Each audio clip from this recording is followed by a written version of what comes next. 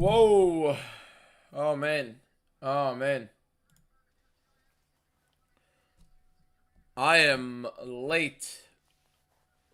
I woke up a little late. Oh, my God. The lighting is interesting. I don't know if I'm going to be doing that. You know what I mean? What's going on, boys? It's like 9 in the morning for me. I woke up pretty late. I stayed up late. I feel like the lighting... Should I just, like, close the window? I feel like I'm a little pale here. What's going on, everybody? Marcy, where's DBM at? Come on, do you say BDM? It's DBM. Stop it, Amaru. It is kind of bright. The sun's kind of... I kind of want sun in my face, though. But I look like a vampire. I look like a vampire, so it's a little bit weird, isn't it? Yeah. Thank you for the follow, Amar. What does DBM mean? Literally no clue. I literally just pulled it out of my ass. There's literally nothing there. Sold another eBay card. Wow. Oi. Need that sun in your face to start the day to get that dopamine. Well, yeah, it's always better. And so I'll probably bring it down a little bit later, but it makes the lighting look horrible on the stream. It literally makes me look like a vampire. I'm not even joking. I kind of see it. It's not looking that great, but whatever. Buddy's just picking favorites. Alma Khan is an underdog. Literally, second fight of the night is an underdog. Khan Alpha is an underdog. 2 of the first 4 fights I have on the card are underdogs. Abus Magomedov, underdog. Rafael Fiziev, underdog. I have 4 underdogs in the card. You want me to pick the whole card as underdogs? I'm blending in with the wall. Bro. I think we're going to have a very fun card.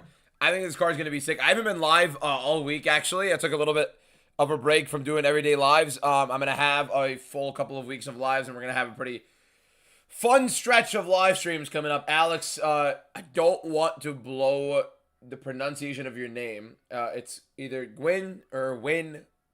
So that's what I've heard from most people. So thank you so much for the live gift. Appreciate it. Just pick the left side. Brutal. Bro, what do you want me to do? I broke it all down. Dustin Poirier was here. He sat in that room. Yeah, Dustin Poirier was right here. I don't know what they're talking about, Dustin Poirier. That's a fake photo, fake video. AI is crazy. When is it starting? They're getting the first fight of the night starting to line up right now. Do you think Ferreira getting knocked out only 3 months ago is going to affect him? I do feel like it'll be a little bit of an effect. Recently came across some of your old videos where you actually look so much better now. Hope you will get your 6-pack. Thank you, Kohuk. The 6-pack probably won't be for a bit. I mean, I'm trying my best, but even the hard cut right now that I'm on is a little bit difficult to get a 6-pack. Reyes is going to destroy the other guy. I don't know. Javier Reyes looks a little bit weird. I don't like his fight against Douglas Silva de Andrade. When is a UFC 6 live? I want to badly. I don't know if I'm going to. I mean, we'll see. I don't know. I have a couple of different ways to think about these things. Do you rate RoboCop? Yeah, I think RoboCop's pretty solid. The Fluffy fight is going to be an interesting one, isn't it? The Fluffy fight's going to be interesting. I think Torres will take it just because of the damage from the last 2 fights. Viziev, it hasn't been too short of a come around, right? Alex, thank you for the clap, the oranges, and the community, and the thumbs up. Thank you so much for the gifts, Alex. Have you heard about the Terrence McKinney interview with Jobless MMA? No. Is it on right now? Yes, the first fight of the night is coming on right now. UC, thank you for the follow. Oh, that's what I gotta get the clock up. Let me get the clock up, boys. Let me get the clock up real quick. Where did I put the clock before? It's like right there. I think I put the clock right there. Okay, so let me get the clock going real quick. Clock. Oh shoot. Yeah, no, it's got to be like I got to open like a new window. I got to make sure the audio is not on here as well, by the way. Oh, it is. Damn it. Okay. We are live, boys. We are live. All right, let me just get the clock on here real quick on the screen just so you guys can see the clock. Where is my clock? New window. Here we go. God damn it. What are we thinking in the main event? Who do you think is going to win, McGregor or Holloway? I think Holloway's going to win. But by the time I make it the predictions video, I'm gonna be picking McGregor because I'd rather die than go to that event and not be supporting McGregor. Clock. You're right now at the event. Yeah, I feel like the Baku event's pretty cool. People always talk about how sick Baku is in there, so that's pretty cool. Let me minimize this tab. Let's put that like right there. And then start the countdown, and then let me get that going. Let me get this this clock going real quick. And then well, I mean, what exactly do I do here to make it smaller? Do I like? God damn it. Sorry, I'm trying to figure out the clock so we can have the same fight clock on the stream, boys. Woke up a little bit late.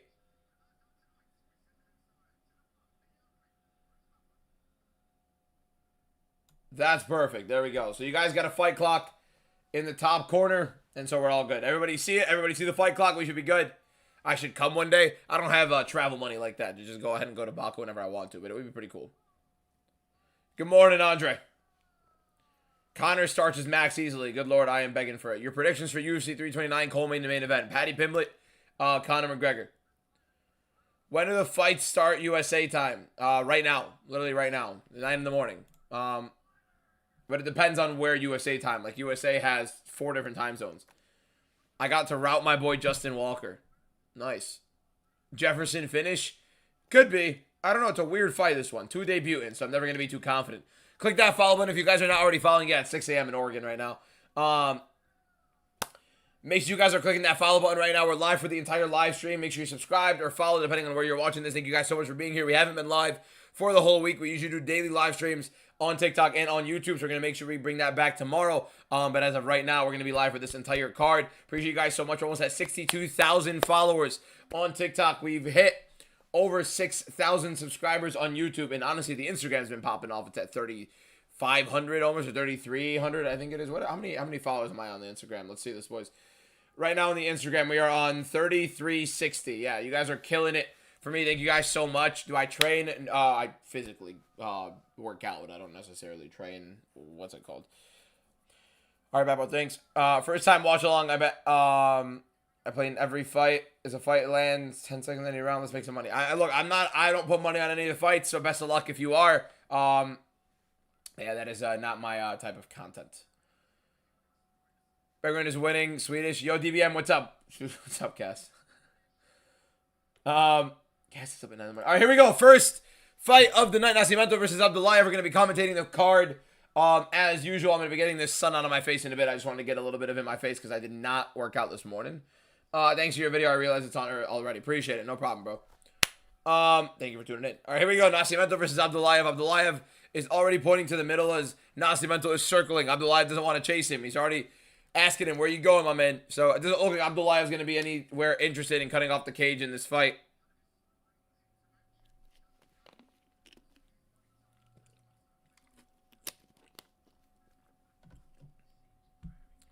Nascimento fainting in. Abdullayev still on the outside.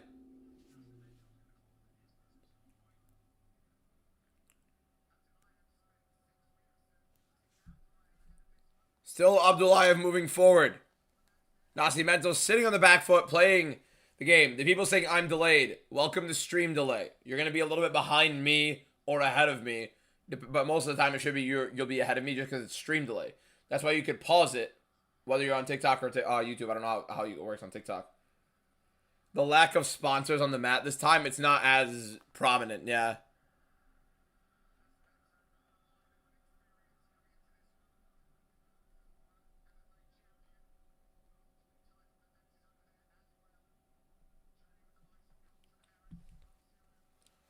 Abdullayev and Nascimento. This is going to be a boring fight. If Nascimento's going to keep fighting like this. 1-2 from Nascimento on the outside. Am I watching on Fight Pass on Paramount Plus? I have to move my mic a little bit closer. What do we got? Come on.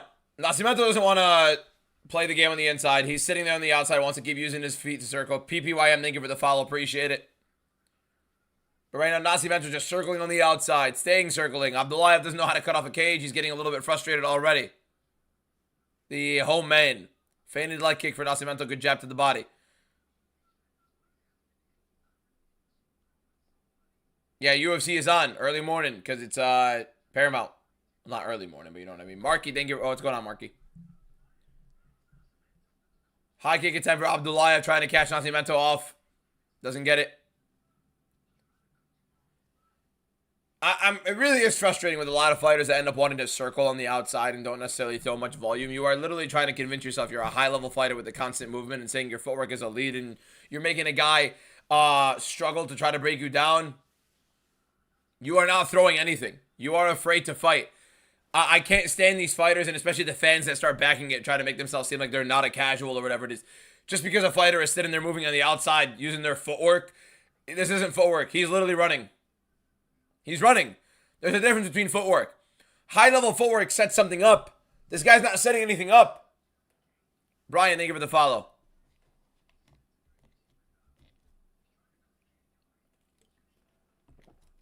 And it's even worse when the other fighter doesn't know how to cut off the cage at all. Abdullayev isn't throwing. Nascimento's trying to counter. Yeah, both guys are trying to counter. Great breakdown. Neither guy is throwing because they want to play counters. One of them doesn't know how to cut off the cage. The other one doesn't know how to freaking stand. He doesn't know how to use his footwork to actually get in the inside. And also to say that Nascimento's looking to counter. Nascimento's literally constantly moving. You're going to be looking to counter if you sometimes plant your ground and get your guy willing to come in. Try to lure your guy into a certain situation, which he kind of is at times. But a lot of the time, he's literally just circling. Like, what's this game plan? I don't get it. I don't get the game plan. You're just solely trying to frustrate your guy. This event is in Azerbaijan and Baku. He's clearly winning the round. Yeah, nobody's debating that. Good right hand right there from Nascimento. That's just cope. Like, okay, you picked your guy. I picked him too. It doesn't mean we're going to support him fighting like a complete loser. Like, this is a load of garbage. Big looping left hook from Abdullayev just misses. Nascimento starts tripping up a little bit. Big right hand from Abdullayev. Kind of little looping telegraph shots from Nascimento. Now Abdullayev is trying to chase him. Nascimento is literally sprinting and circling. Not a great look for him. He is on the double leg though. Why is Nascimento fighting like he's never fought in his life? Nascimento is fighting like a guy that you would tell, oh, if you survive a minute with this UFC fighter in the octagon right now, you'd get $500,000. This is like one of those TikTok gimmicks. Like, oh, what are we doing here? Why is he here?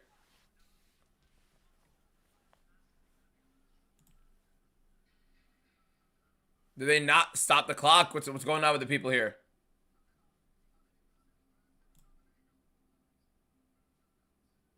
What'd they just stop it for? Was it a low blow? Hey, this round sucked. This fight better not go like this the whole time. Nascimento low blow. I'm going to be honest with you guys. It's very... Look at this. The ref said go. Nascimento didn't even leave the black line. He stayed behind the black line the whole time. I legitimately would not be surprised if Nascimento lost that round. But I think he won it. Lexi, what's going on? You think Nascimento is burning more energy, though? No. I mean, yes, he's burning a lot more energy. He's definitely losing his cardio. He's getting his cardio. He's losing calories. He's definitely still in the cut. And you guys see that Khabib card I packed, bro? What's your opinion on Abus Magomedov? I think he's going to win this fight. I think he's a pretty good grappler. You always lose, bro. I'm 70% on the year, so no. Quite literally, objectively false. Charles will pick apart... What are we doing? Who won that round? I think I personally would say Nascimento won it, but it's a weird one. Did I pull a banger? Hold up. Let me bring this card for you guys to feature it on the stream.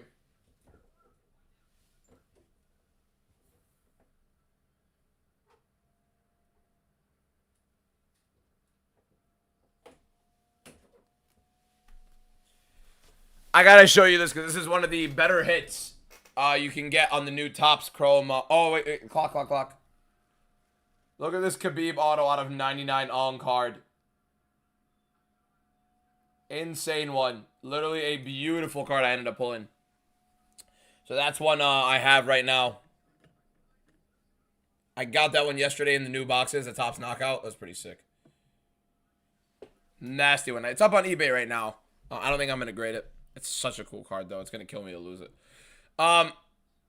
comps going for. I don't know. Like, comps are weird. Like it's difficult to find any comps in any sort of relation. Like there aren't any that I could find of 2025. So what I didn't buy the card. I got it from one of the boxes that I bought. The Topps Knockout 2026 that just came out. Sick box, by the way. Repacks are always better. Nascimento right now and Abdullayev, it's literally the same exact fight. Oh, big right hand. Nascimento counters with. Kind of used that. Was actually using his footwork to set something up. He was actually stepping into it. He shuffled to the right, ends up exploding to the left.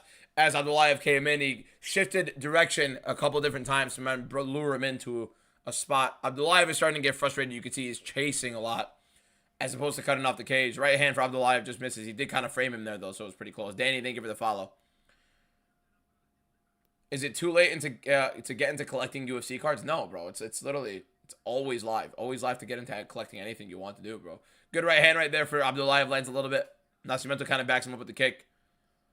Abus is not getting slapped. Abus is getting in on the takedown, and he's going to take him down. Right hand for Abdullayev. Kind of got through there. And I think he felt it. Getting a little aggressive here. Nascimento's footwork is going to have to start opening up some big situations for him because he cannot keep sitting here and stay on the back foot like that without any sort of success. Bro, having that Khabib card sitting in front of me is actually ideal. I love it sitting there. The showcase is nice, but in front of me is beautiful. Good outside low kick right there for Abdullayev. Nascimento's somewhat on the front foot now, but he's like hesitant to advance. Fight so bad you just spilled your coffee. That would definitely make the experience of the fight a lot worse, as bad as it is right now. What's next for Murtazali after his French twister? I don't know, bro. Murtazali's going to be interesting. What the ref just do? Did he really stop it to tell him to close his hand? They're in this second round right now. Right hand just missed for Nascimento. Tried to explode for it. Looked like he threw it as like a hammer fist. Like he didn't know what to do. The posters are from TikTok Shop. Good rip to the body right there for Nascimento. He throws things so weirdly. He literally throws things like he doesn't want to fight. When he's throwing things, he's like either ducking his head so badly or he's like pulling his head as he's throwing it. It's so awkward. He has no intention of getting into a fight today. No intention. Donchenko is literally early prelims. He's third fight of the night, I think. Second or third if they didn't change the order. Ref don't want a game versus Gon Aspinall situation. Yeah. Connor right there for Nascimento. Good left hook. Right hand to the body for Nascimento. Really not much is landing in this fight. Abdullayev now getting a bit aggressive. Now getting a bit frustrated. Who's in this card that has a chance to become champion? Nobody. Literally nobody on this card has a chance to become champion. Donchenko's a fun prospect, but... Oh, Yakhyayev. That's it. Yakhyayev actually has championship material, like, to him. 25, 26 years old. Light heavyweight is so bad, he can definitely progress. Anybody else? No. Look how pale I look. Because the sun is hitting through the clouds, too, so maybe that's just cope. What's going on, Cash? I'm doing well. How you doing, bro? This fight is boring. Big misses from both guys as they enter. Might have been a headbutt. Big right hand for Nascimento lands on the front of the head of Abdullayev, and Abdullayev is still walking him down here. I think Nascimento's winning. Another stoppage to the fight, bro. Come on, man. That is another foul for Nascimento. This guy's... I'm seriously, if you're the UFC, why would you ever renew this guy? Why would you renew him? You guys are Hunter Campbell, Dana White. Would you renew Nascimento's contract? Or would you keep him on the roster? Would you cut him is my question. Big overhand for Nascimento. Nascimento's a live underdog? That's not... No way. No way. No way. He's clearly winning the fight. He's the only guy landing. It was short notice up a weight class. Yeah, short notice up a weight class. Let me take this fight and fight like a coward. No. Him being a live underdog is wild. I don't think he's lost any round. You can maybe argue Abdullayev round one, I guess, but... Right hand just misses for Nascimento. Maybe they're taking in like the Baku. Right hand for Abdullayev, though. Big shots! Oh, big right hand after the bell for Abdullayev. That was after the bell. That was a big shot after the bell. Hey, I don't know, man. That was bad. The crowd screaming for real. Yeah, they've been watching nothing for 10 minutes. I could see, look, I'm honestly, after that sequence, like, you could say you shouldn't have one sequence change the round when nothing's happening the whole round, and it's by far the biggest moment. Was good MBD. When nothing's happening the whole round, yeah, you could definitely have it leading to the other guy. You know what, boys? I can genuinely see it being 1-1 or 2-0 either way. I'm not going to be mad at any scorecard here because Nascimento deserves to lose. He landed so many more strikes. They're very, very minimal. And if anything, they're barely even landing. This is garbage. This is outright garbage. Aiden has money on Nascimento. Aiden has direct money on Nascimento. Or he has some sort of forfeit to it because I don't know what it is. Thank God you're not biased today. I am never biased towards my predictions. You can never argue my bias towards any prediction. I literally watched Ilya Taporia get the brakes being out of him. Thought he was down 3-1 with the whole chat saying 2-2. Did they take a point? Did they take a point? It could be 2-0 Nascimento. It could be 1-1. It could be 2-0 Abdullayev. This fight's so bad that I wouldn't be mad either way. And I'm honestly hoping Nascimento loses. Big left hook right there lands for Abdullayev. Nascimento tries stepping with the knee. Abdullayev catches it, takes him down. Abdullayev looking to get on top. Nascimento's like afraid to stay still. Big shots from Abdullayev there. Kevin Borjas maxing. Some shots right there from that elbow was to the back of the head. Nascimento is there to complain. He's not there to fight. He's not there to fight.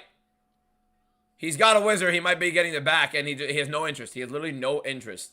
No interest in getting in there. I promise you guys, by the way, I'm not counting this towards my record. They're 2 debutants. I couldn't give less of a shit. Robin, thank you for the follow. Big rips to the body for Nascimento. Now he throws a right hand. Now he's actually advancing. Gets out of the way of the takedown attempt. Jab to the body for Nascimento. Rip to the body for Nascimento. Teep to the body for Nascimento. Overhand right for Nascimento. Now he's getting active. You know, it took him 10 minutes, but here we are.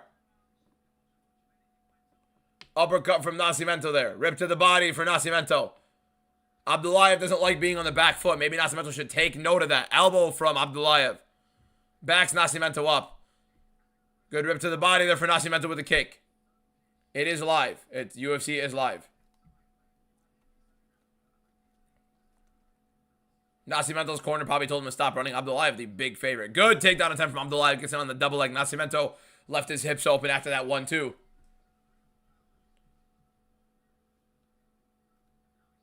Yeah, now we're watching UFC. The first 2 rounds are basically acting. You shouldn't have predicted it beforehand and said you're not predicting this fight. No, I said this fight doesn't count. Because my guy lost and it's a debut versus a debut and it doesn't fit my narrative, so I'm not going to run it with. Big elbows right there from Abdullayev.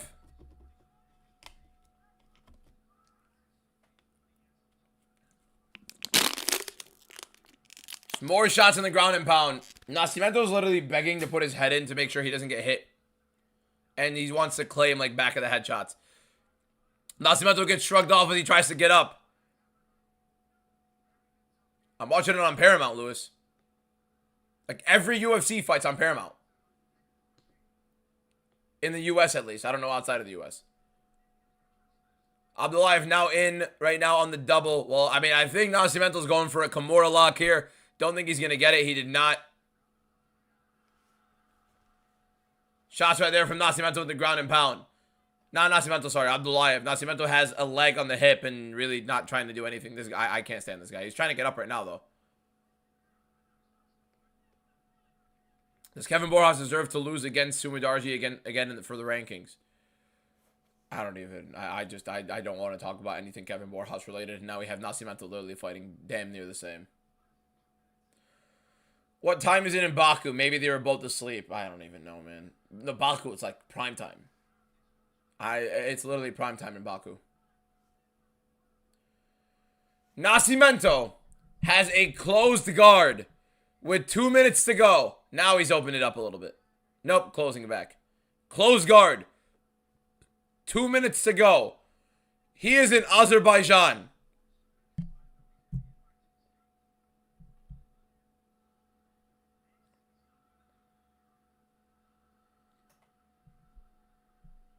This is crazy.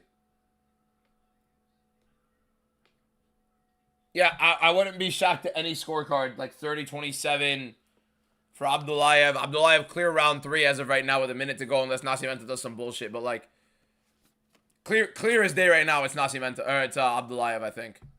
Well, I mean, I don't know. You really could. I hope Nascimento loses. I beg he loses. I think the fight's so close round 1, round 2 that the judges would not care to change their scorecards. That's what they do, man. Abdullayev deserves a win much more than Nascimento, and he's in his home. Big right hands from Abdullayev in the ground and pound.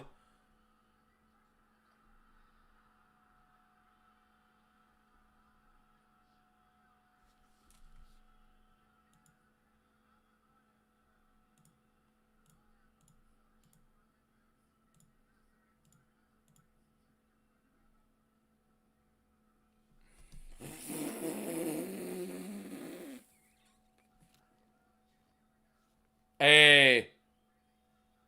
Hey, look. I don't get me wrong. He was going to lose the fight either way, but that was bad.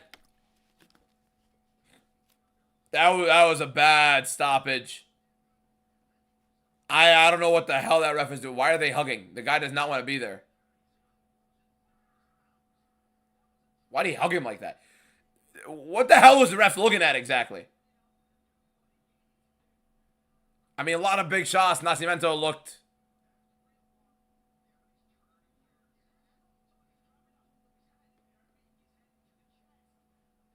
I mean, he's fighting.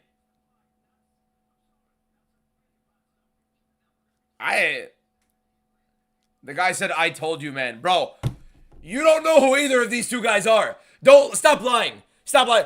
People saying, I told you. You have no clue who either of these fighters are. Literally no clue. Neither of them have fought in the UFC before. Over my dead body, you're watching something that's not like LFA or PFL or One Championship. What the hell? What did Abdullayev even fight in? Can you tell me what promotion he fought in? You don't know. Nobody knows. Nobody knows who the hell these guys are. And no one's gonna know who they are.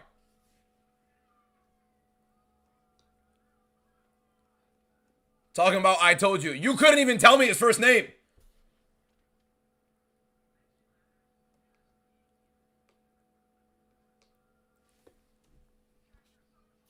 Just study tape.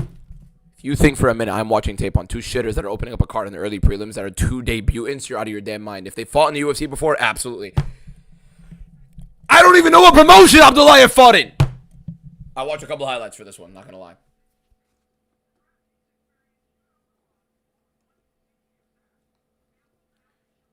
No one on the main card even ranked. Yeah, but at least they fought in the UFC before. Oh, bro, this guy talked about UAE Warriors. Get the hell out of here, man. You're talking about you watch UAE Warriors on a regular day basis. You're out of your dead mind. Lying to yourself. Someone earlier said future champs, by the way. Neither of these two are ever going to be touching anywhere near a belt, let alone a ranking. They're not touching a ranking. I picked all the favorites in the main card. No, Abus and Fiziev are both underdogs.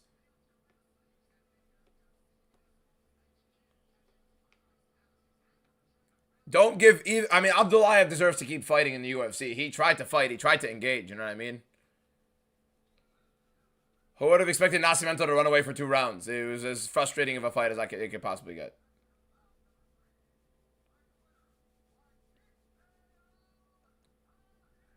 I legitimately cannot stand Nascimento. I never want to see him fight in the UFC again. That is the most frustrating fighter, bro. Like, no, I gotta take a picture. I might. I mean, they're doing the interview with the Azerbaijani guy in Azerbaijan, so I mean, fair enough. Yeah, no, Nascimento's got to go. Literally, never give this guy another chance in the UFC. There's literally no reason. There's literally no reason to give this guy a chance in the UFC. Why would you want this guy fighting under your organization? Thoughts on that stoppage? It was a horrible stoppage. It was a really bad stoppage. But Nascimento was going to lose either way, so it doesn't really change anything. Rivals, thank you for the 2 roses. Chubbs, thank you for the rose. Fiziev or Torres, the guy I have circled on my screen. What do you mean Fiziev or Torres? It's literally on the screen. It's Fiziev.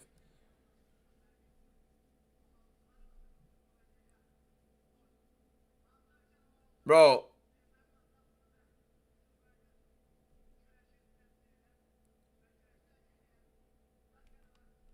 Bro, that was a bad stoppage, man. Literally, as he's stopping it, he literally has a collar tie. But he was losing. He was losing either way. Like, it's not like he was gonna lose. Bro, hold up. I'm gonna record a TikTok of this guy. Jefferson Nascimento, literally never want to see this guy again. I never want to see him in the UFC again. There's literally no reason to ever have him in the UFC again.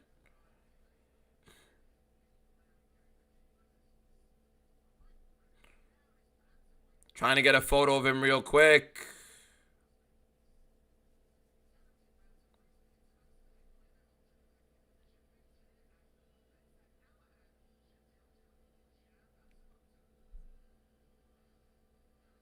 All right, we're about to film a TikTok of this. Hold up. We gotta film a TikTok on it because I never want to see this guy in the UFC again. We gotta make sure he's never in the UFC again. We need to push the propaganda. Put you guys in the TikTok. I can't risk that.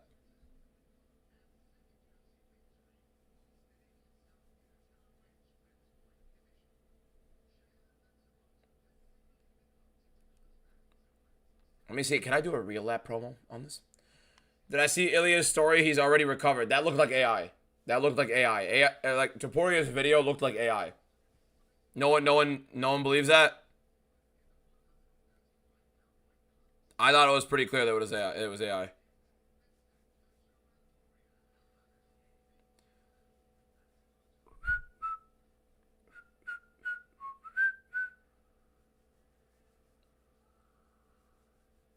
Send the ref to the gulags.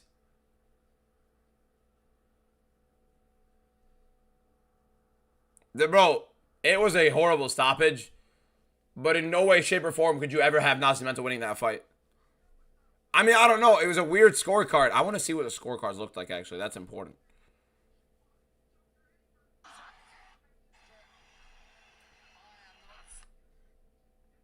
All right, let me film a TikTok on it real quick. Time to film a TikTok. I feel confident.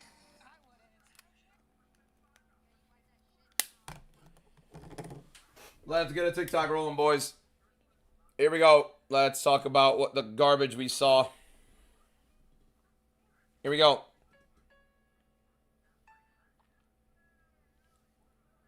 I better never see... Whoops. I better never see this guy in the UFC ever again. I swear to God, that is the most insufferable type of fighter ever. Never give him another fight in this company. This guy ran away for the entirety of the fight. Never wanted to engage. He's making his UFC debut in enemy territory and decided to circle the entire fight. Never used it to set up anything. Literally refused to engage at all. Anytime his opponent would try to cut off the cage, the guy would sprint away. He's not a fighter. I can't stand when people complain about grapplers. These are the worst type of fighters. The guys who act like they want to stand on the feet, act like they want to strike, and circle and run the entire time. That is the most boring thing to watch in the sport. He's literally trying to do nothing. Early stoppage, 100%. He deserved it a million times over. He did not deserve to have a chance to hit those scorecards. Cut him. Never bring him anywhere near it. I could care less that he was undefeated. I never want to see him fight in the organization again. He should never be on a Paramount Plus screen again in his life. There we go. That's done. Was I serious that Hulk wins against Pereira? Yes, absolutely. Appreciate you, Drew, my guy.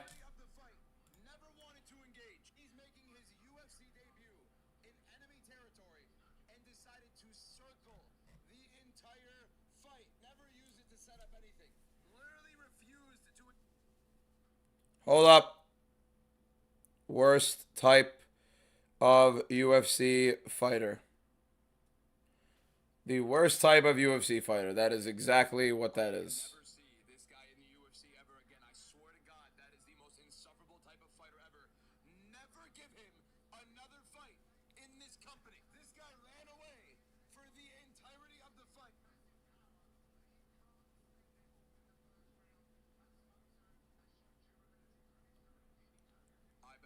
All right, I'm posting it. Here we go. Should be good. Oh man, by the way, he literally should never fight in the UFC again. Look, hey, chat right now, type in the chat if you guys would actually have Nascimento fight in the UFC again, because there's no way. Just subscribe. Appreciate you, my man.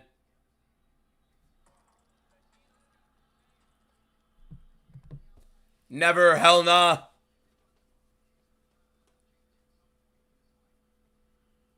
No Scream, it's a little early in the morning for me. Thoughts on the first fight? Hopefully never have to watch either of them fight again. Abdullayev has an opportunity to fight again, but that guy can't cut the cage off to save his life either. This is the fight I'm waiting for, boys. This is one of the fights that I'm like itching to watch. Make sure you click that follow button, by the way, if you're not already following. And let's get it going. This is one of the best fights for me to watch here. I am excited to watch Almakhan. My hair is tragic right now. I got no texture and it's flat as hell. I just woke up. I didn't even shower yet, bro. It's rough.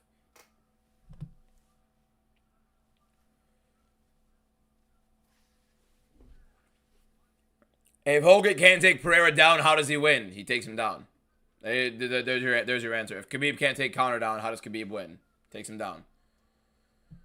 It is 9:45 in the morning. Yeah, I woke up late, honestly. I stayed up pretty late. Almakhan's actually really good. They've both fought very tough level competition, by the way. Like, both of these guys have fought pretty tough level competition. It's going to be one of the sickest fights we're going to watch in a while. Almakhan is 28 years old. Jean Matsumoto is 26. Two top level youngsters in the division. I think Almakhan's going to win this fight. I'm actually shocked that he's the underdog. And it's in Azerbaijan and he's the underdog as well. Even though he's from Kazakh. He's from Kazakh, right? Yeah.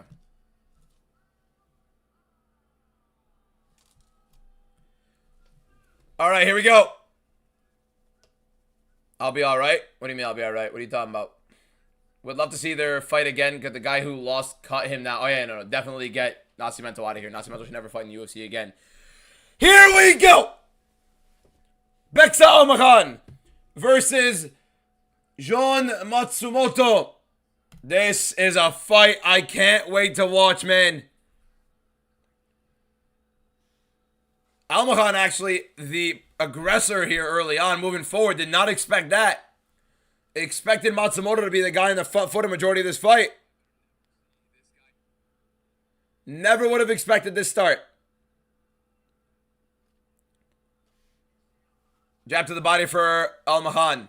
Haven't really seen Almakhan be the aggressor much in any of his fights either, so I may be a little bit against Brad Katona, but really he does like to circle in time, so we'll see.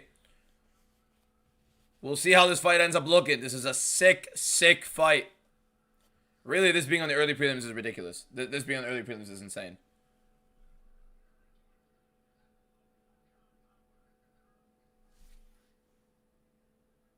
And Matsumoto's pretty durable himself. He takes a lot of damage in these fights. So we get to see... Oh, shit. Whatever. I'll fix that in a sec. Here we go. Almakhan now marching forward. Really not much volume early on. Minute gone by. 1, 2. Oh, good right hand right there from Matsumoto on the counter. Honestly, Almakhan looked pretty telegraphed there. Left his chin wide open. Good right hand counter. Low kick right there from Matsumoto, but a good right hand counter down the pipe for Almakhan. Oh, because my hair. Oh, okay. I feel you. Appreciate it.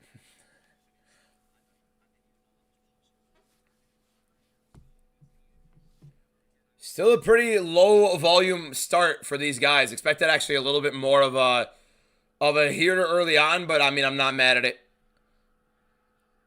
Couple entries right there for Almakhan, getting a little aggressive in that.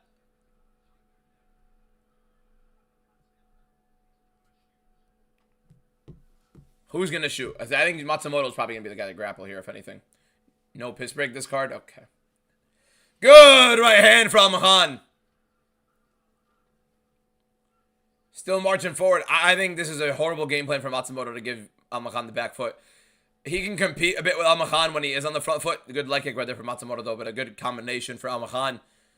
He can compete with Almakhan if he puts him on the back foot, but the problem is if he gets put on the back foot, I don't think he's going to be the greatest positions here. Crowd is chanting for Bekzat. Couple outside low kicks right there from Matsumoto. Seems like a part of his plan here. Good jab from Al-Makhan there. Beautifully timed. Lazy kick from Matsumoto. Right hand to the body for Al-Makhan.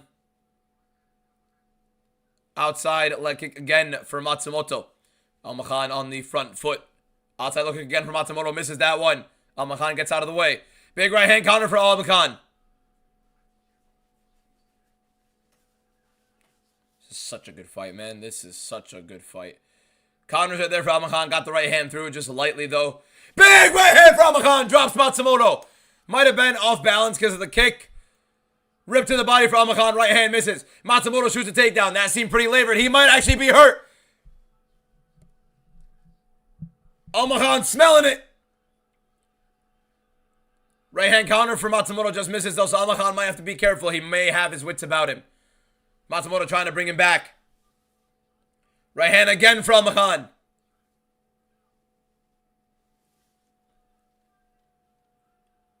Big right hand for Al-Makhan. Looks like a sniper here. Now Matsumoto moving forward. Left hook. Weird setup for Al-Makhan. Looping uppercut, but the left hook lands. Matsumoto right hand partially lands. Left hook misses. High kick for Matsumoto misses. Another takedown for Matsumoto. Again, Al-Makhan, one of the better defensive wrestlers and grapplers in the division. This guy is good. Beautiful double underhooks and shrugs off Matsumoto. Al-Makhan has ridiculous defensive grappling. Ridiculous. Good right hand down the pipe for Bekzat. I promise you guys, this guy's a top 10 bantamweight in the UFC. But hey, his left leg is chewed up. It is red. Look at Al-Makhan's left leg. It is bruised. You can see some swelling on it already. Big shots from Matsumoto, and he gets it on the takedown. Good volume. Al-Makhan does a good job shrugging him off the double. Matsumoto trying to switch to a single. Great defense from Bekzat right now. But let's see if Matsumoto can ride the ankle. Elbow from Al-Makhan. He is down to a knee. And now Matsumoto's under the butt. So Matsumoto might be able to get this takedown. But let's see if he can get control here. Couple shots. Al-Makhan, ridiculous defense, man. I don't know how he got up from that. Good body lock right there. Very persistent from Matsumoto. Lands an elbow. Has Bekzat inside control. Big elbows from Matsumoto, but it was at the end of the round. Definitely a Bekzat Al-Makhan round for sure, but a good takedown right there from Matsumoto to end the round. Just how good is Alexandre? He's the man. Umar or Song Yadong? I have Umar, but it's a pretty good round. That was a clear, what's it called, round, boys? Al-Makhan round. Everybody agree, right? Hold on, let me get the lighting on. Gotta fix the lighting here, boys, because, yeah, that looks a lot better. I'll fix the hair in a bit. It's not worth it right now. Yeah, we'll worry about it later. Card rate 1 to 10. In terms of entertainment, it's like an 8.5, 9. I think it's a very entertaining card. In terms of names, nothing crazy. Al-Makhan survived the hardest surnames in the division. Yeah. Is it live? Yes, we've been live watching the card for this is the second fight of the night now. It's been 43 minutes into the live, which is annoying that we're on the second fight of the night, 43 minutes in, but nonetheless. Here we go. Al-Makhan versus Matsumoto. The jabs are getting through. His counters are getting through. He looks a lot more explosive. Who's the guy that ran around on his debut? Very good that you don't know his name, and keep it that way, because he doesn't deserve to have anybody know their name. Good entry right there from Matsumoto with the right hand.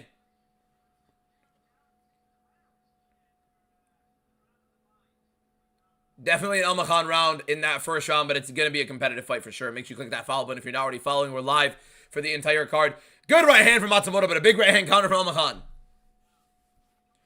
A lot of Matsumoto's entries are very, like, telegraphed. They're very slow entries. It's weird. Al-Makhan tried to explode a little bit too much there. Beautiful hips. It's a great entry by Matsumoto on the takedown. Unbelievable hips to get to the side for Al-Makhan and get his legs back. Unbelievable. Big right hand right there for Al-Makhan. Might have gotten an uppercut for Matsumoto there, though.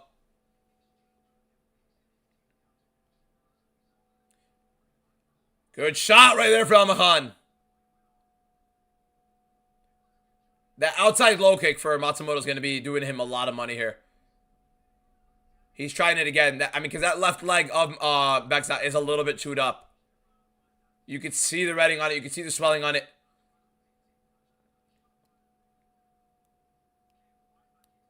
Another really good leg kick from Matsumoto. Look how red the leg is of Almahan, man. Look how red that is. Steve, thank you for the follow. High kick attempt from Matsumoto. Right hand just out of range. Matsumoto's never really seemingly understood how to close his distance. Good right hand right there for Almahan. The 1-2 lands. Good right hand counter for Almahan there. Kind of, again, very slow entries for Matsumoto. The jab for Almahan lands beautifully. Right hand lands partially for Matsumoto. Right hand down the pipe for Almahan. Right hand out of range for Matsumoto. Good jab from Almahan there, but the leg kick for Matsumoto lands. How did you like the Love Island episode last night? Do not talk to me about that. Do not talk to me about that. I will start going off on it, and I don't think we need to be talking Love Island in the middle of UFC. I think I'm be losing my mind here. Good counter hit there for Almahan. Misses a lot of them, though. Lands a good right hand. Leg kick just misses for Matsumoto. Matsumoto missed a lot of them. Good jab from Matsumoto. Good jab from Almahan. Big uppercut from backside Almahan. Matsumoto trying to shake it off. Big right hand counter for Almahan. Finding the mark. Why is he like sluggish though? I watch Love Island religiously. Elite show. Don't rip on it if you haven't watched it. Left hook for Matsumoto lands though. Matsumoto's durable, man. He's so durable. Big shots from Matsumoto with the pressure. Now the takedown. I mean, Almahan's underhooks immediately being able to get down there is ridiculous how good this guy is in terms of takedown defense.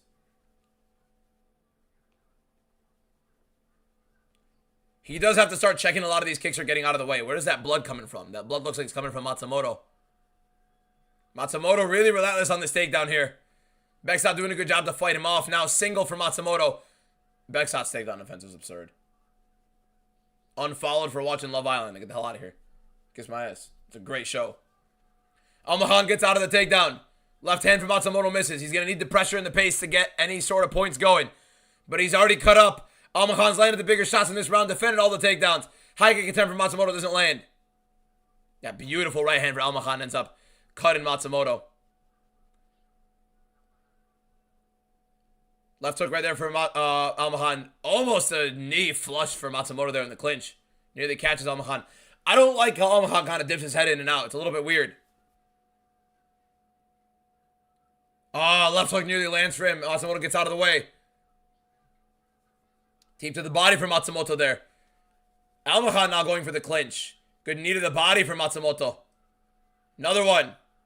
Just constant aggression from Matsumoto. Bexot. Good knee to the body, framing off.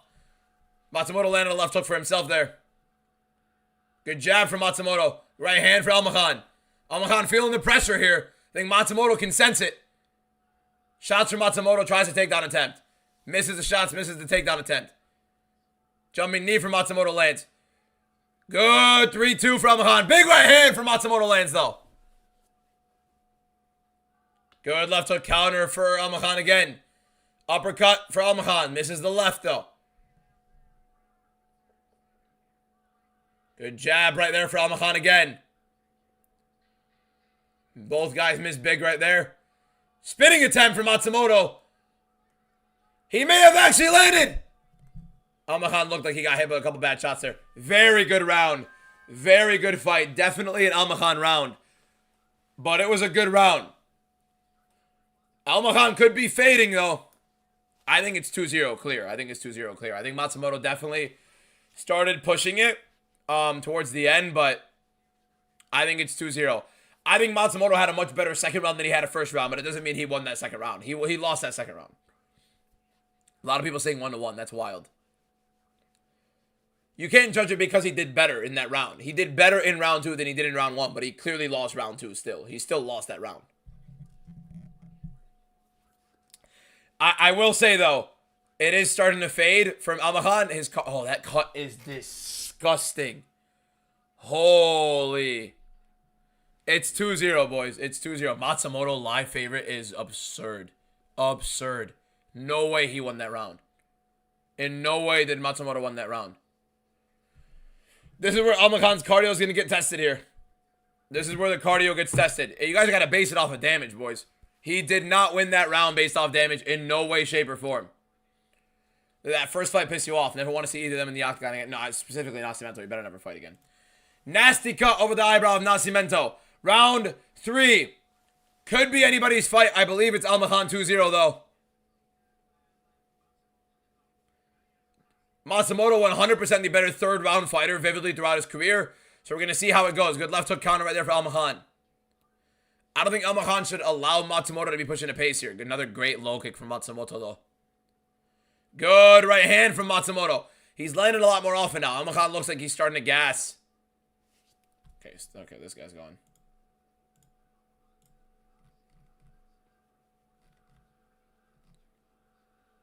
Another great low kick from Matsumoto there.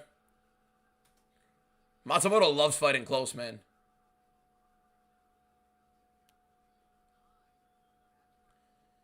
Almahan trying to counter. Goes in with a 1-2, though, actually. Lands the jab. Doesn't get the right hand, though. He did not like that low kick. High kick attempt for Matsumoto. Tried to set it up. Almahan did not like that low kick there. Look how red his left leg is. Left hook, right hand counter for Almahan. Doesn't really land it flush. Big uppercut right there for Almahan. Big right hand again from Almahan. Don't love him on the back foot here, especially late in the fight. Giving Matsumoto his pace in round 3, not ideal. Couple body kicks right there for Matsumoto. Another good low kick right there. Almahan's calling for a nut shot. He called for low blow. He got the low blow.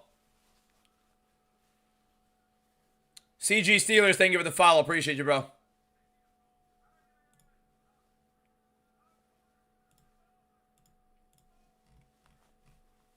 Yeah, I banned him. I banned the guy. I banned the guy.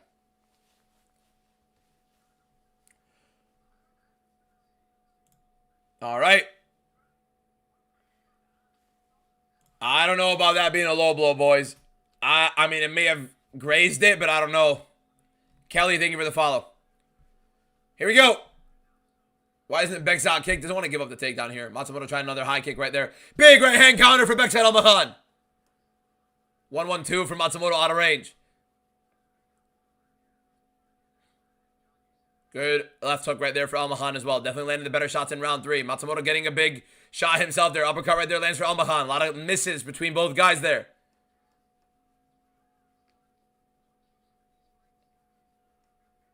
Shot right there for Almahan. Matsumoto has a chin. That Bisping is right on. Good knee to the body right there for Matsumoto. Or for Almahan, sorry. Left hook, but the uppercut misses. That low kick for Matsumoto is wearing for him. Good right hand right there for Almahan.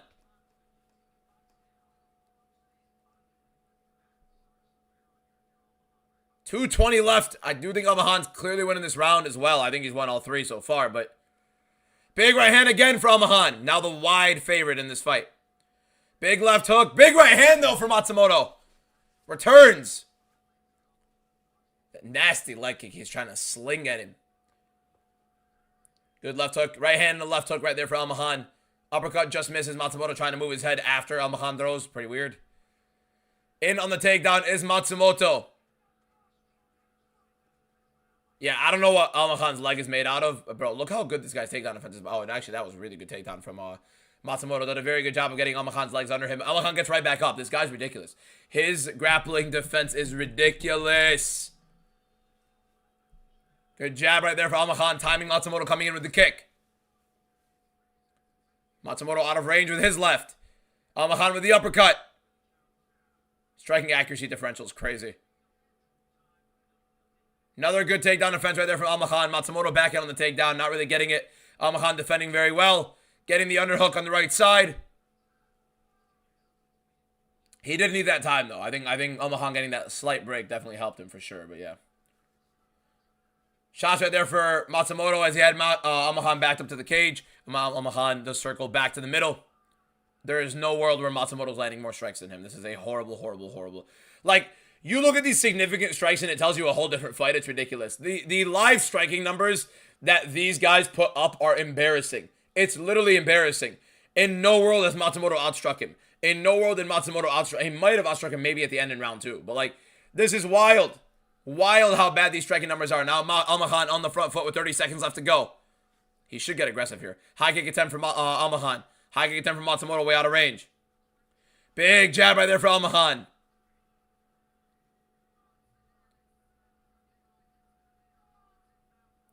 Jab right there for Almahan to the body. Matsumoto thinks he won. Almahan's trying to slug. Matsumoto doesn't want to. Matsumoto believes he won. I think that's clear. I think it's clear as day and Almahan win, by the way. Clear as day, Bexa Almahan win. It shouldn't even be a conversation. Bexa Almahan, I thought won all 3 rounds. I thought that was pretty clear, to be honest. I mean, worst case scenario, you give Matsumoto round 2. The people going on Matsumoto, damage is the #1 scoring criteria. You guys decide to go away from damage when you have money on a fighter. It's hysterical. Matsumoto did not do much damage, if at all, in round 3. And it was a very, very clear Almahan round 2, round 3, and round 1. Round 2 was kind of close. I give it to Almahan still pretty clearly. But hilarious. Hilarious that any of you guys think Matsumoto had any of a chance of winning that fight. He tried to get some takedowns. He tried to use his grappling. He didn't even get it. I hate fighters that point down and do nothing. To be fair, Matsumoto literally said no. So, I mean, Almahan pointed down. Matsumoto literally said, no, I don't want to fight. Bexa was clear. Do I ever put money on the... I never put money on anything, no. Almahan 100% won that fight. 30-27, in my opinion. At worst, 29-28 if you want to give him round 2. But without a shadow of a doubt, it should be clear as day Almahan won that decision. Clear as day. Not even a question. Let's hear the decision. I think the main card's pretty sick. I think it's a very fun card. I don't think it's going to be like a big star-studded card, but it's a fun card.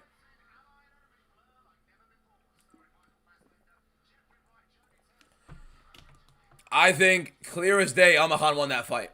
Clear as day. 30-27. Should be clear.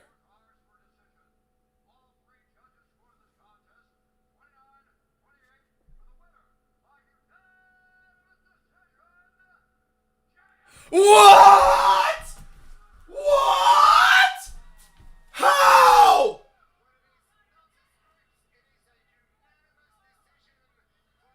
What?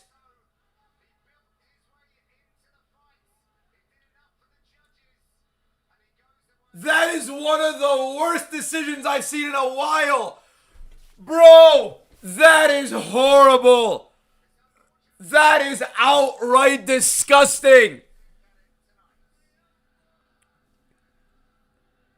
He closed like 80-something%, by the way. That is disgusting. That is one of the worst freaking... That is insane. That is an embarrassing robbery. Embarrassing. How the hell could you give Jean Matsumoto rounds 1 or 3? In no way. I thought he had all 3 rounds. Almahan won all 3 rounds. Damage without a shadow of a doubt. That is one of the most disgusting pieces of garbage robberies I have seen in a while. There is no world where Almahan lost that. I can't believe that. I can't believe that. No. In no world did Matsumoto win that fight. In no world. One of the clearest wins in a while that they've robbed somebody of. Wild. Insane. I gotta post a video on that. Hold up. No. That was one of the worst robberies I've seen in a while in the UFC. That is insane. The MMA DBM official committee of MMA decisions overturns that. Clear as hell robbery. Clear as hell robbery. I'm 1-1. I'm 1-0 because the first fight was debuting versus debuting, so who gives a shit about that? Easily a robbery. That was nasty, man. That was disgusting.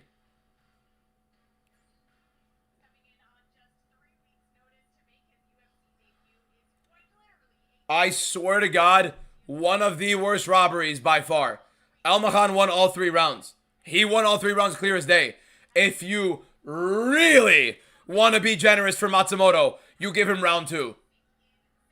We're talking about damage. We're talking about damage. Get a grip of yourselves. Oh my God, man. Bro, that was embarrassing.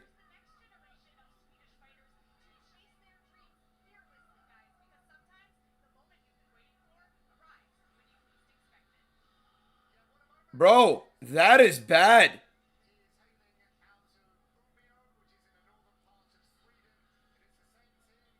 That is outright disgusting. Outright disgusting.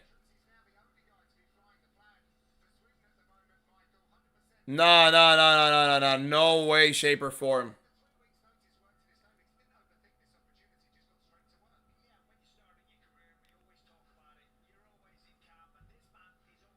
Hold up, bro.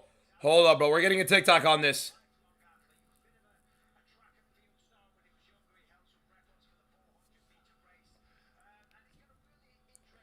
We're going to post a video on this right now. That is one of the worst robberies in a while. In a while. Straight up disgusting robbery.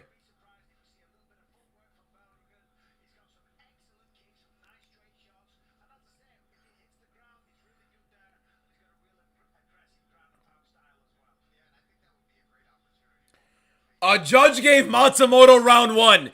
A round he got dropped in.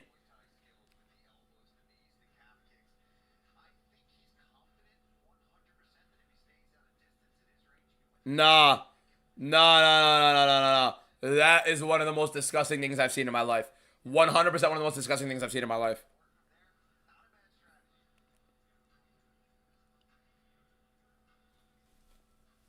I'm about to record a TikTok of it real quick, boys. Let's do it.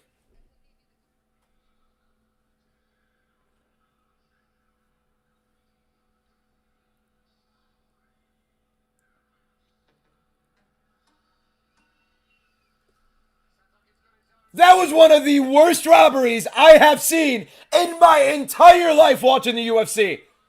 All 3 judges, all 3 Nimrods, giving this guy 2 rounds. How? No. Scoring it for Jean Matsumoto. That was nah, no. There is no justification for it at all. One of these idiots gave him round 1. He got dropped in round 1. This is a damage-based scoring system. What are we not understanding? Almakhan put him on his ass in round 1. Matsumoto had a slightly better round 2 than round 1, but he got cut up and hurt bad. Almakhan 100% landed the better damage in every single round by a significant margin. And Matsumoto's grappling didn't really do much for him. Unanimous decision. All 3 judges saw it in favor of Matsumoto. Get those guys on a bus away from the sport. Then you have Matsumoto's corner saying that takedown guarantees you the round. Then you got the corner saying the takedown guarantees you the round. It's damage-based scoring. And I guarantee you the judges are like, yeah, let's just follow it. One of the worst scorecards I've seen in my life. One of the worst robberies I've seen in my life. Without a shadow of a doubt, Almakhan won all 3 rounds. It is not even a conversation. It is damage-based scoring. Get a hold of yourself. If you thought Matsumoto won it, stop lying to yourself. 100% one of the biggest robberies you've seen in your life. Damage-based scoring. This guy whooped ass, and he got scammed. There you go. There's the,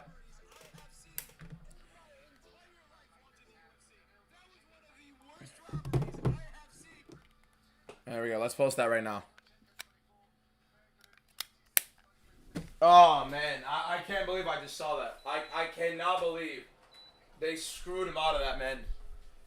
What a screw job. I think he was like, by the way, I think he was live, like, at the end of the fight, like, 85% or something like that. That's how bad it was. One of the worst robberies in UFC history. Look how they're trying to immediately go into the next fight, too. Just trying to get out of the way. Nasty, nasty, nasty robbery. That was straight up theft. Straight up theft. Bro, they gotta, what's it called? They can't let those judges judge another fight. They cannot let those judges judge another fight. That was nasty, man. That was a disgusting, disgusting scorecard. Disgusting.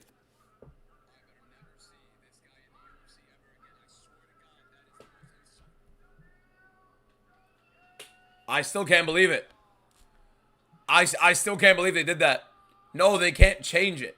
They never change a decision for a UFC fight unless someone pops for steroids. It's one of the worst in UFC history. It's 100% one of the worst ever.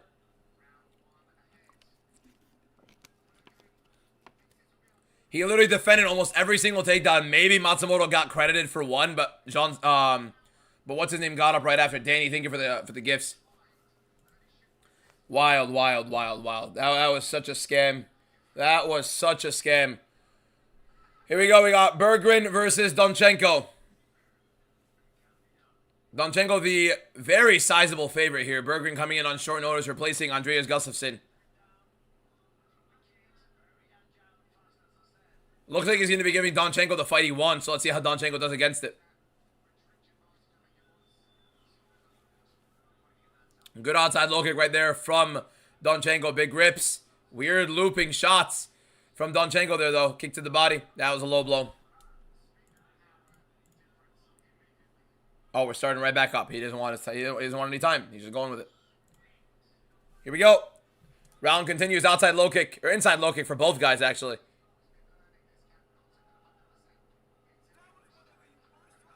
Donchenko's looping a lot. He's actually telegraphing a lot of these shots. He's leaving himself way too wide open.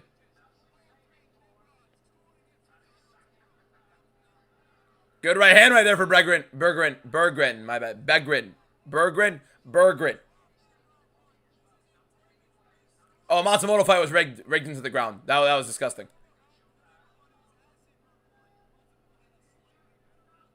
Bro, a judge gave Matsumoto round 1. He got dropped in that round and didn't really do anything in terms of damage.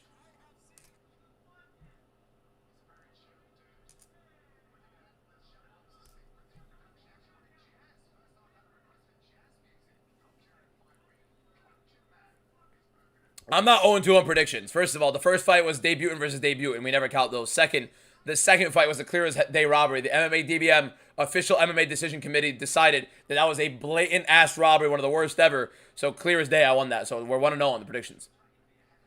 Right now, Donchenko is fighting as a big favorite, and honestly, Berggren is giving him some fight.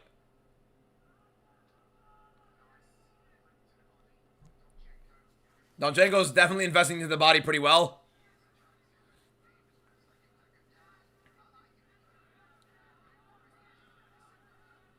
Hilarious. Some people are saying Matsumoto clearly won rounds 2 and 3. He got cut up bad. Oh, big right hand for Donchenko lands. And a big left hook. Buckles Berggren a little bit. Good teep to the body as well. Berggren's hurt. Donchenko sniffs it. Really good poker face for Berggren, but he got hurt to the body and hurt up top. Donchenko trying to find the mark there. Looking like a knockout for Donchenko here. Good right hand return for Berggren, though. He definitely got out of the way pretty well. Good circling, trying to get his wits about.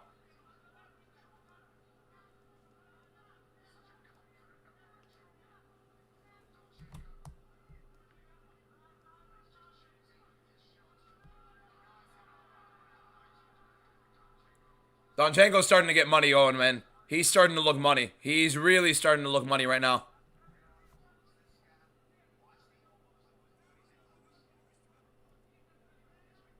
Right now, Berggren's trying to clinch him. Big swing for Donchenko there.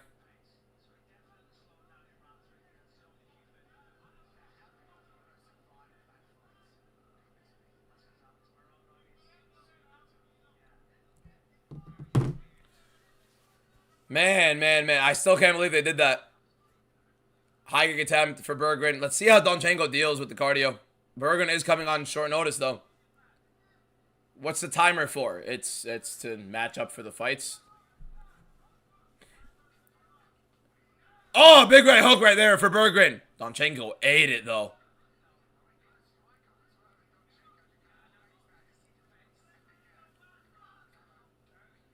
Bexat won all 3 rounds. You think otherwise, you're lying to yourself, or you have money on the fight. Don't know what to tell you. Pretty clear as day that it's otherwise. Good outside low kick right there for Donchenko. Or you're just listening to commentary and Bisping has money on Matsumoto. It's probably that. Really good outside low kick right there for Donchenko. He's not as high level of a prospect as they make him out to be, though. This guy's not that great. Really good rips to the body, though. Good teep to the body. Investing in the body big time against a short notice opponent. Am I live on YouTube? Yes, we're always live on YouTube and on TikTok for these watch-alongs. And honestly, just any live stream. We're live on both.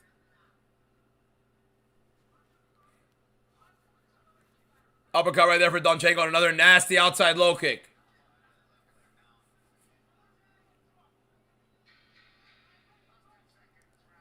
Good outside low kick right there for Donchenko again. Definitely a Donchenko round. Good rip to the body as well. Misses up top, though. And there it is. There's the Donchenko round. Yeah, I still can't believe that. I still can't believe that. It's a clear 3-0 for Bexat. 2-1 if you're being super ridiculously generous. Yes. I should collab with Casual Take. I've done it. We've done a bunch of stuff together. I've had Casual Take on my what's it called? My UFC Jeopardy. One sec. Be right back.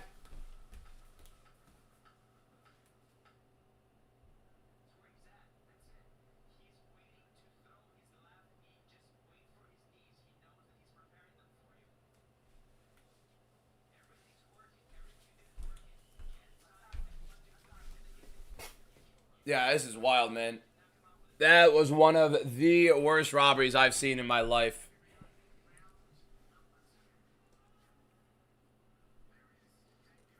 One of the worst robberies by far I've ever seen in my life. By far. Not even remotely close either. The guy was like 85% at closing. Really good return kick from Donchenko to start round 2.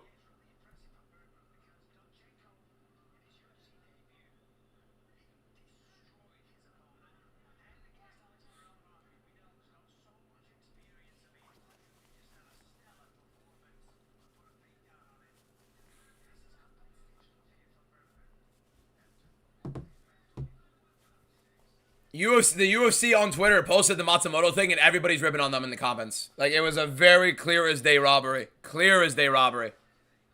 Great outside look right there from Donchenko. He's landing a ridiculous clip right now. 66 strikes already. I don't know if that's true, but he's landing a lot.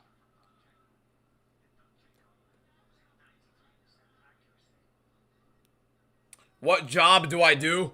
I'm on social media. This is literally, I make my money off of social media as of right now. I work with Home of Fight. We're going to be at UFC 329, the McGregor card with the Home of Fight mic, and we're going to be doing a bunch of stuff with there. A bunch of giveaways. Going to be pretty cool, so. Isn't that cool, boys? Home of Fight mic. Isn't that cool? Isn't that cool?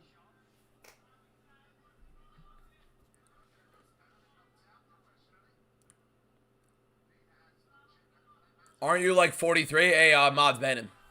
Oh, high kick for Donchenko. Drops him. Beautiful right high kick for Donchenko. Big shots. Berggren's hurt, man. He's hurt bad. And Herb Dean stops the fight. Knockout for Daniil Donchenko. Beautiful, beautiful, beautiful showcasing.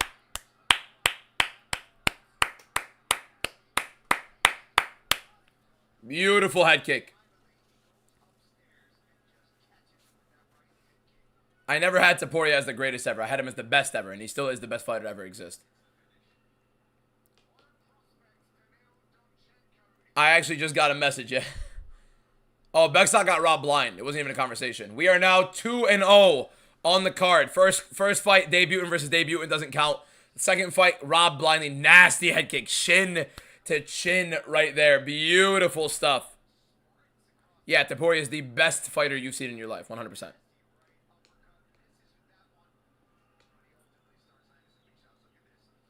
Look at that, look at that, look at that. Nasty kick, man. Through the guard.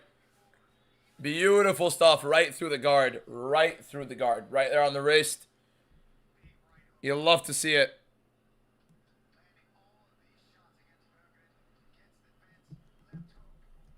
Commentator said never been knocked out and got KO'd. Yeah, there you go. He actually has never been knocked out, to be fair, but yeah. Remember awfully when he robbed Zhang? Yeah, it was Yi Jia. He robbed Yi Jia in Australia in January 31st, February 1st, depending on where you're watching it. But beginning of the year, he robbed Yi Jia badly. Like, clear as day was a Yi Jia win. Camille, thank you for the follow. Appreciate it. How does Jean win that? He didn't. He didn't win it. Guys. Let's tail back. The Jean Matsumoto decision win, right? The MMA DBM official committee of MMA decisions announced that it was a robbery, horrible scorecard. We've overturned it. Beksa Almakhan got the victory. Clear as day. So, no worries. We fixed it. Easy money. Imagine Ilya goes on the T-Ferg run.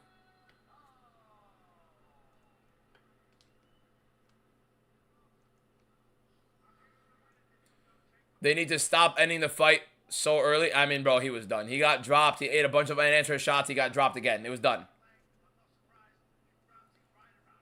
They should do the AI thing for judging too. No. Did you just watch what the AI just did with the rankings? No. Pat Sabatini is currently the number 7 featherweight in the world. We don't. No. How you feel about Donchenko? Very fun fighter, very exciting to watch, but he's never 100% gonna win like that. Your so-called best fighter of all time was battered by an old man. He was competing well, he dropped him, he got poked in the eye after having broken orbitals, fall like an idiot, don't get me wrong, but he also got poked in the eye badly in that one while having the broken orbital, and on top of it, George St. Pierre got knocked out by Matt Serra. John Jones lost to Dominic Reyes. Who else are your best fighters of all time? The only guy you could argue heavily for is Khabib. Islam Makhachev lost to a guy that you probably don't even remember his name. They changed the second fight results. Yes, MMA DBM's official committee of MMA decisions decided that that was a very blatant robbery, and it's now an overturned victory for Beksa Almakhan. As a matter of fact, it was overturned to Almakhan by knockout. Awfully Reyes and how confident. The guy I have circled on my screen, and I'm not super confident. It's a pretty weird fight.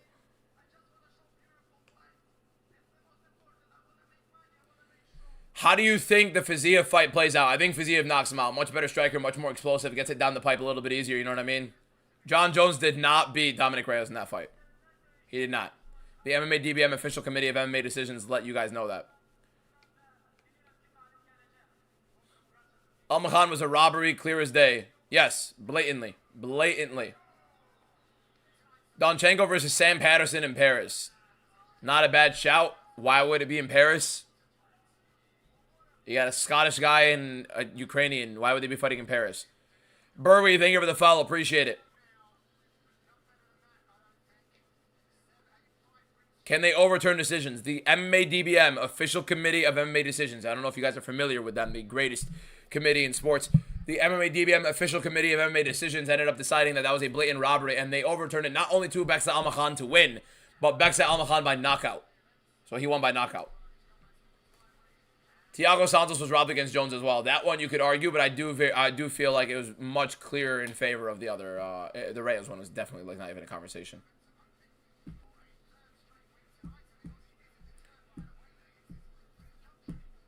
The thing is, I keep saying like who overturned it and nobody's listening. Like the people are like wondering, like, oh, what about my bet?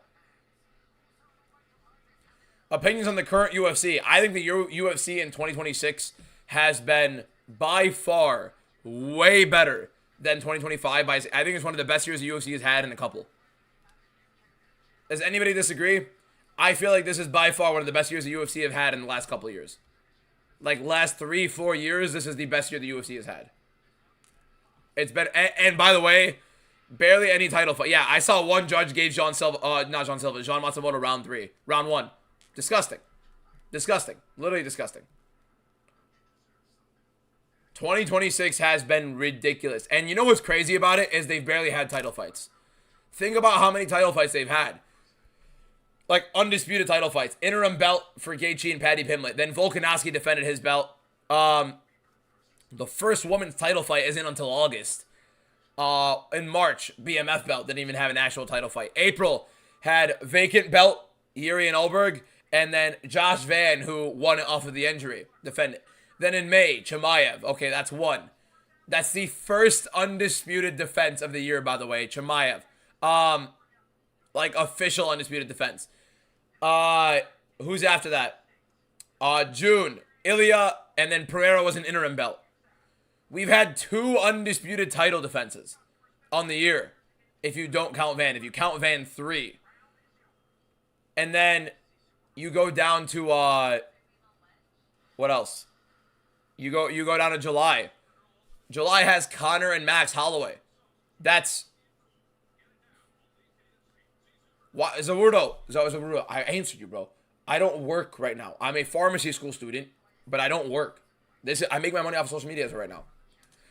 I am planning something with my friends. If you guys like sports cards, first of all, look at this Khabib I pulled. Case hit, collagographs, Khabib autograph on card. Out of 99, one of the sickest cards you could pull on the entire new Topps Knockout 2026 deck. That is beautiful. I was screaming when I got that. That's why my voice is cooked right now. But yeah, me and my boys are opening up a pretty fun business. It's going to be pretty cool. If you guys like sports cards, we're going to be running something similar to that. UFC, soccer, a bunch of stuff. What Topps pack is your go-to? Let me tell you guys this.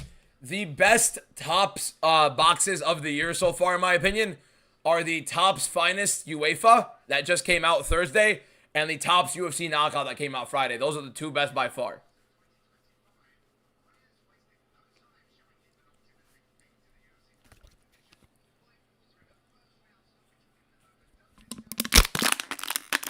What does overturn mean? Oh, that's not my garbage.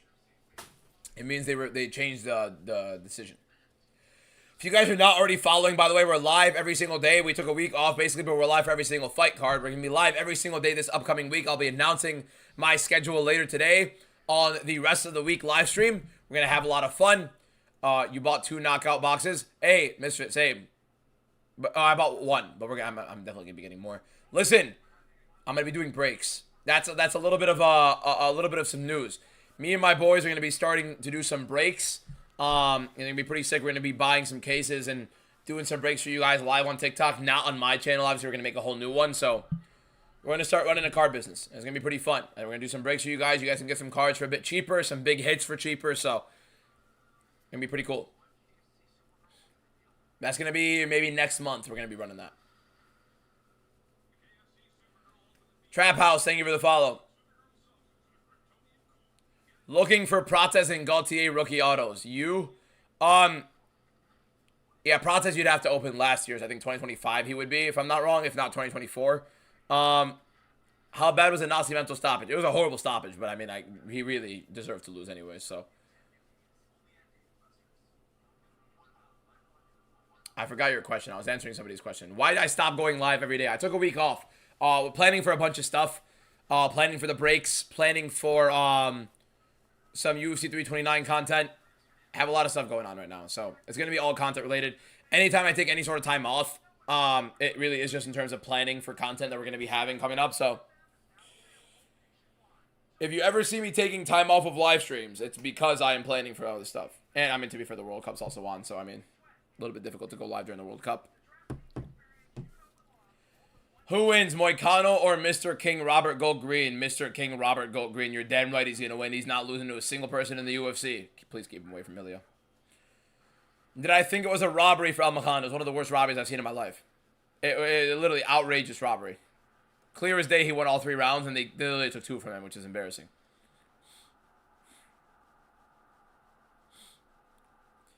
Why do you have Asu winning? Way better grappler, and honestly, I don't think Charles Johnson is all that. I think people overrate Charles Johnson for 2 very fluke wins. I mean, really, really, really some of the greatest fluke wins in the history of the sport.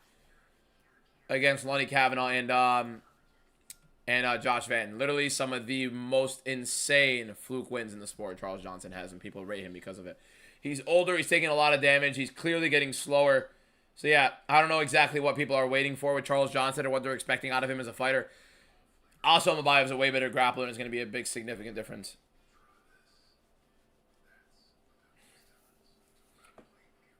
Oi! Why am I picking Awfully? I think Reyes is way too sloppy. I think Awfully can manage his distance pretty well and honestly get some good position.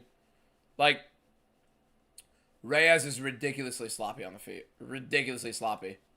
I think Awfully can actually take advantage of that, which is hilarious to even think about. Bexa, I thought won all 3 rounds. I think 1 and 3 weren't even negotiable.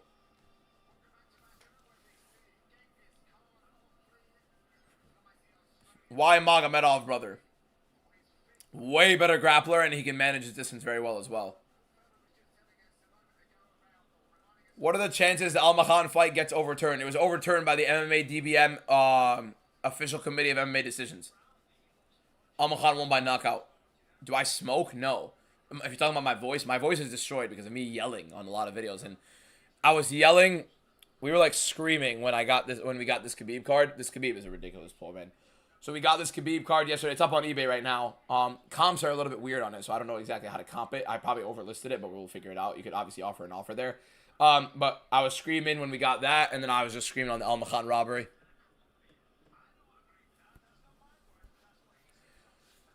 Top 5 UFC fighters. Today, right now, it's Yan, Topuria, Makhachev. Between Arman and Shafkat, I'd probably have to go Arman. And no, Volk's not a top 5 fighter right now. Who is a top 5 fighter outside of that? Oh, Chimaev. That's a 5.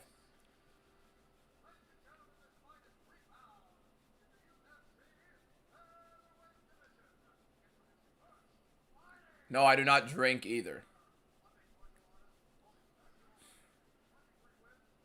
Ilya is no more top 5. Yes, he is. Just because he lost doesn't mean he's not one of the best fighters in the UFC. If not the best. I still say he's the best. Hold up. Here's a great IQ test for the chat. Boys, in the chat right now, everybody type, would you pick Ilya Topuria or Justin Gaethje in a rematch? Who would win in a rematch? Ilya Topuria or Justin Gaethje? Type in the chat right now. Who would win in a rematch? Ilya or Justin Gaethje? Who would you pick?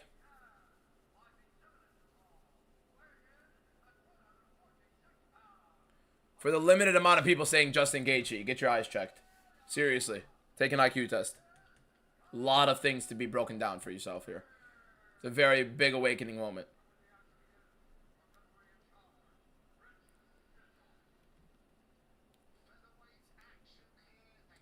Justin's gonna be old as hell by the time Ilya heals. It's really not that big of a difference. If they were to rematch tomorrow, fully healthy. If they were on the card today, fully healthy, who would you predict?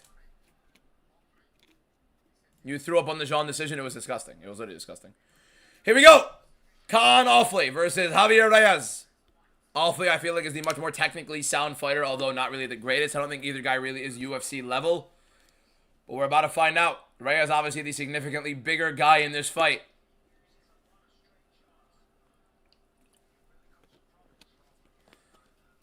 Somebody said you understand that Ilya got absolutely demolished. Ilya Topuria hurt Justin Gaethje and had him down on the ground. He had a pretty good round 1, although probably lost it.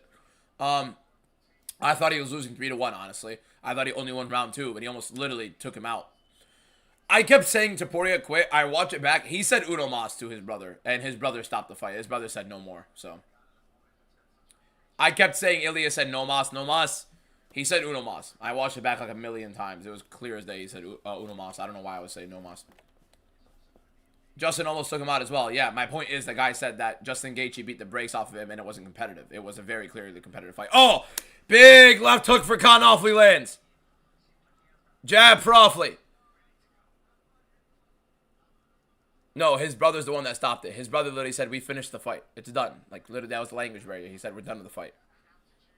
And then his cornerman went to go stop it after. But his brother literally called the shots. If you think his brother's in the corner and anybody else is going to make the decision, you're out of your damn mind. Big right hand for Khan Offley.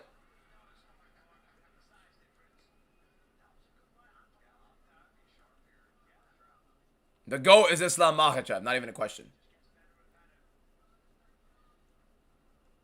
Uppercut right there for Offley as well. He's landing some big shots. Reyes is eating them.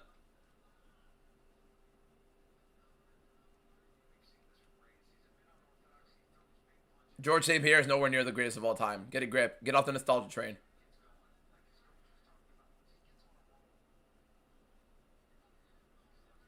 Another good shot right there for awfully good jab, keeping Reyes at bay. Reyes leaves his head up like this when he's throwing. So telegraphed. Literally horrible.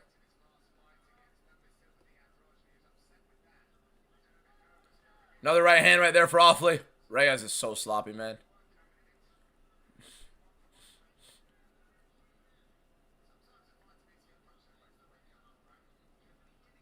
Teep right there for Reyes, a little bit out of range. Big looping right for Reyes. It's going to be easy for Awfully to get out of the way of those, man. Outside low kick right there for Awfully. Reyes trying to loop some strikes in, doesn't get any. Awfully circling. Reyes cutting off the cage. I think Reyes landed a left hook there, but Awfully landed a good uppercut. Thoughts on the Emma Khan robbery? One of the worst ever. Good right hand to the body for Awfully. Finding the mark a lot here. Inside low kick right there. What weight class is the Magomedov, the German? Middleweight, 185. Yeah, the people that use the term casual, it's hysterical. It's literally one of the most insane things in the world. To be fair, the majority of the people that do say casual are themselves casuals. They're like trying to gatekeep the sport. Like, oh, I know more, you shouldn't watch it. You're a casual fan. Like, you started off as a casual fan. Everybody starts off as a casual fan. Trying to belittle people for not knowing every intricate detail of the sport is hysterical. Yeah, one judge gave Jean round one. Yeah, I know. It's I'm telling you, it's not a real decision. He won the fight. Buckshot won the fight. I'm not even going to acknowledge anything otherwise. Right now we're on Khan Awfully versus Javier Reyes. Awfully looking sharp in round one. Big right hand for Awfully. Drops him. Big follow-up shots. Reyes not moving. Going in for the double. That Reyes now down. He's holding on for dear life. Awfully landing his blows. Posturing up, a minute to finish it. Reyes looks like he's got his wits about him. Awfully going for the arm triangle now. Great stuff from Khan Awfully. He's in the mount. He's getting the arm triangle going. He's got to pass the mount. And he makes him tap. Big underdog win for Khan Awfully. Another big underdog. Now, this one was clear. I actually had no clue how Reyes was the favorite there. No clue how Reyes was the favorite. He's horrible. He's outright horrible. The guy's chin... By the way, he wasn't just the favorite. He kept growing as a favorite. Sana Makruz, thank you for the 10 roses. Appreciate it. Clear as day for Awfully there. He just looked like the better fighter through and through. Wasn't even a question. Wasn't even a question. Beautiful right hand down the pipe. Reyes' chin is like right there the whole time. Never a single bit of his game isn't telegraphed. Reyes is horrible. He's literally outright horrible. Nasty right hand. I mean, it's literally just easy to get there. Easy to get. Awfully's improved a lot. He's definitely improved. I don't think he's great. I just think Reyes is literally horrible. Still lost against Yijia. Complete robbery there, but... Do you think Islam could be 3-division champion? No. We are now 3-0 on the card, with the first fight being a... You know, obviously. Well, we're 3-0 on the card. I think it's pretty obvious what it is. Still better than the current Dominic Reyes. Yeah. I don't know. I don't know. How good is Yijia? No. Yeah, Awfully clear underdog. I mean, I had no clue how this guy was an underdog on this card. It made no sense. How am I 3-0? It's pretty obvious. First fight is debutant versus debutant. Literally nobody cares about that. Nobody knows who those guys are, so that doesn't really count. It's not even a UFC fight. If it's a debutant versus a debutant, it's not a UFC fight. It's two guys from the regional scene fighting, and they just decided to put them on Paramount. So that one doesn't count. Bexot, clear as day robbery. MMA DBM official committee of MMA decisions overturned that. Pretty clear and obvious. So that's 1-0 right there. Donchenko, obviously 2-0. And then right there, Khan Awfully, 3-0. So pretty clear. Which chat do I pay attention to more? TikTok or YouTube? They're side by side. I'm literally looking at them both at the same time. Reyes just effed up my parlay. I mean, hey, bro, I told you Awfully, bro. He can't fight. He's horrible. Discrediting fighters is crazy to say while on a computer chair. I'm saying it's not a UFC fight. It's two regional fighters. I'm not discrediting the fighters as fighters. Although Nascimento is literally tragic and horrible. Literally tragic and horrible. Disgusting. Should never fight in the UFC again. Does not belong in there. You think this next fight goes the distance? Ruzaboyev and Puliayev could. I'd be, it probably will. It's weird, though.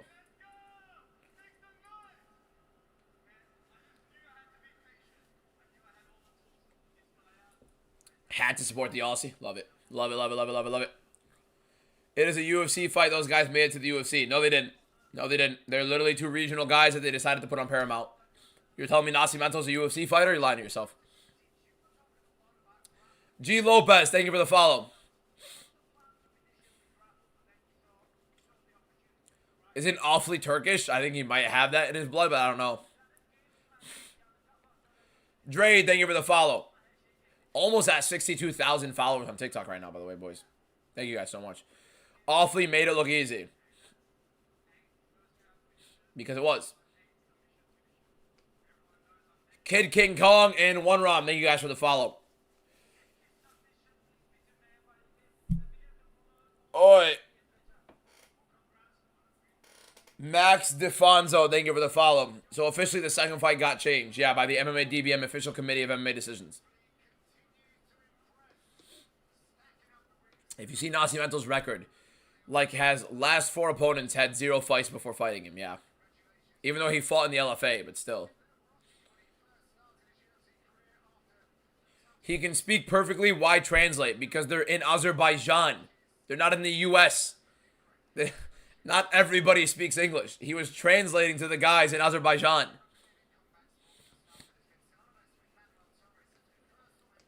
So young guys making their UFC debut is not a UFC fight. No. 2 debutants making their debut against each other is not a UFC fight. Those are 2 non-UFC fighters fighting in the UFC against each other. Not a UFC fight. If it's a debutant against a UFC fighter, yes. If it's a debutant against a debutant, that's a regional scene fight that they shoved onto Paramount. Bexot thoughts, one of the worst robberies ever, by far. Not even a conversation. Literally cannot convince me otherwise. It's not even a conversation. We're 3-0 on the card. Great start. Can we get a Merab fight? We're waiting for the Jan Merab announcement. I don't know what the UFC's waiting for.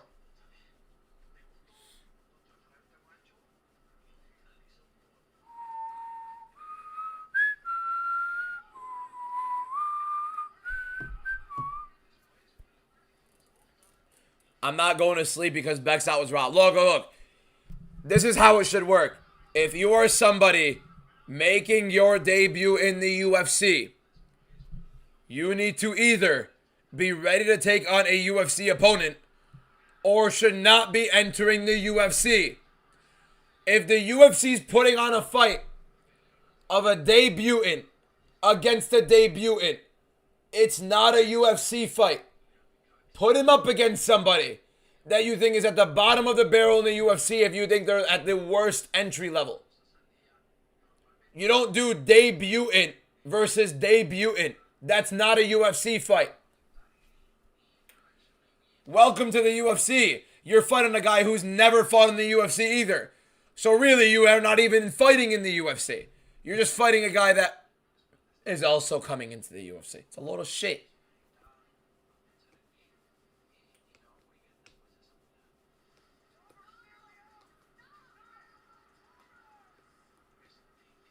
Cody Keenan, thank you for the follow. Great underdog call. Yeah, it was clear as day. Should be 2 underdogs so far on the night with Begsaw. But yeah, you know how it goes. It is what it is, bro. It is what it is. Alan, thank you for the follow. What percentage chance do you give Ruzaboyev? I think it's really a 50-50 fight. I think it's a lot closer to 50-50 than I think anything else, really. I don't think it's that wide of a margin for either guy. Puliayev can make him look stupid.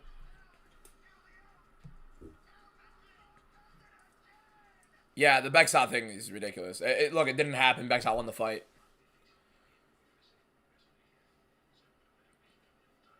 Saladin Parnasse turning down turning down UFC offers. I think they're paying him dirt. That's why. How's the record so far tonight? We're 3-0. 3-0. First fight, debuting versus debutant, not a UFC fight. Second fight, clear as day robbery. Begsaw won that, and then obviously the last two we won. So 3-0. What chance do you give Abu Smagomedov? Like 70. Favorite 3 for a parlay. I don't put money on fights, my man. King Green genuinely slimes out everyone on this card on the same night without breaking a sweat. And he wears a gold chain doing it. Conor or Max?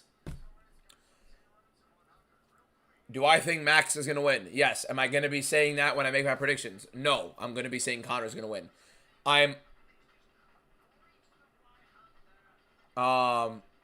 I'm not saying debutante. You can kiss my ass. That's such a snarky ass way to say it. I don't care if that's how it's pronounced. It's debutant. Debutante, kiss my ass. That's just gay. Weird. Like,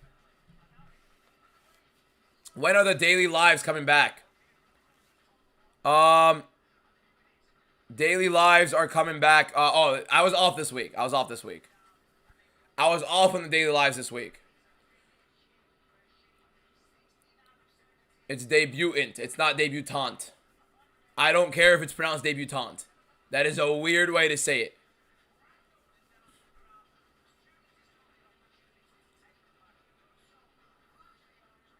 Chara Bullet's overrated? Yeah, but I mean, Michelle Pereira is horrible.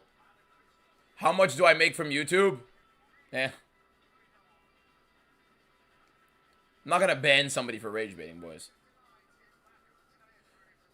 We should rush them judges who robbed Almahan. We're not rushing anybody, bro. Relax. But they definitely don't deserve to have a job. I'm just saying. Parnes is a lot better than Patchy makes in Keita, by the way. Way better.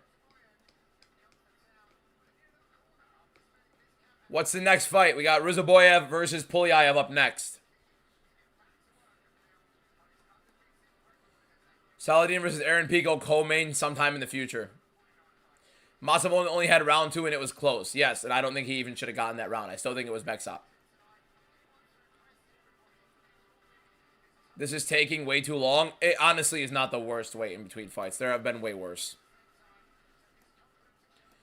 Reyes is not UFC level. Not even close. We got a Galaxy. Yo, yo, yo, yo. Bro, so I have it covered because of the chat down there, man. Hold up. Let me put the chat up here real quick. We got a Galaxy from Remy Needler. Thank you so much, Remy, for the Galaxy, you legend. My bad. I missed. I don't know how I missed on the screen. It puts it on the bottom of the screen. That's why. Thank you so much, Remy, for that, you absolute legend. W Remy in the chat for the Galaxy. What a freaking goat. Rivals, thank you for the rose. Appreciate you, bro. Thank you so much, Remy, my guy. And thank you, Kush, for letting me know as well. Or whoever would let me know on the Galaxy, because they did cover it for me on the chat. You owe me from Cop? Nah, I didn't owe me anything, bro, but I appreciate it. Thank you so much. Chirpy, thank you for the follow. Prime Michael Chandler, Loki had potential. No, never. Never in a million years. Stop it. I do not put money on fights, boys. That's not my type of content. So if you're asking for that kind of stuff, unlucky. Can't stay long, man, but hope your day's been good. Peace and love, King. Appreciate you, Brandon, my guy. All love to you, too. Appreciate you for being here to begin with. How do I send Universe? I don't know what the hell that is, and that sounds expensive. Brandon, thank you for the heart, me, my guy. Appreciate you, bro. Is Khan Offley the greatest prospect in UFC right now? Not even remotely close. At all. Not even anywhere near the possibility of him ever becoming it. No. What are you talking about? Am I an expert on UFC? No, I'm not an expert on the UFC. I'm the expert on UFC. It's called the UFC Ball Knowledge King. You guys got to lock that in. The is a very, very, very, very, very important detail in that sentence. Conor McGregor. I can't wait to watch this guy live, bro. I can't wait. I'm sitting in the nosebleeds. I can't even lie. In the Miami card, I sat lower level as a very 6 seat. I'm sitting nosebleeds for Conor, and it's going to suck. But I'm going to watch it anyways. Where did I go to school to study UFC? Well, initially I was into the Academy of UFC Ball Knowledge right here in my abode. And then we went to the University of UFC Ball Knowledge right over here, and then ended up clutching up big. Massive, massive projection there. What's your favorite UFC card you have? It's right now. It's the one I just pulled yesterday. It's this Khabib. I've shown it a couple times on stream now. Khabib out of 99 on card auto collagographs from the new Topps Knockout 2026. Case hit, ridiculous card. It's the best collagograph you can get out of all of them, by the way. Unfortunately, it's out of 99, not out of 8. Would have been like ridiculously priced if it was otherwise, but still. Do I have my own promo code for Home of Fight cards? No promo code for Home of Fight cards, no sir. But we are a part of the Home of Fight team. Look at that, boys. Look at that. How much more official does it get? Look at that. We're gonna be bringing this mic to the UFC 329 Conor McGregor versus Max Holloway card, and we're gonna be doing some good content with them over there. Some good Home of Fight content, some good content with myself. We're gonna be doing some big giveaways. Make sure you guys are tuned in. Prediction for this fight. I think Rizaboyev can win by knockout. It's a little weird fight. I think he's going to get on the inside, close the distance, and they're going to have a pretty weird one. The UFC didn't even post Matsumoto's win on their interview. Yeah, of course not, because it was absurd. It was literally outright absurd on that decision. I cannot believe they actually did that. I still can't believe that was their decision. I still can't believe they made that decision.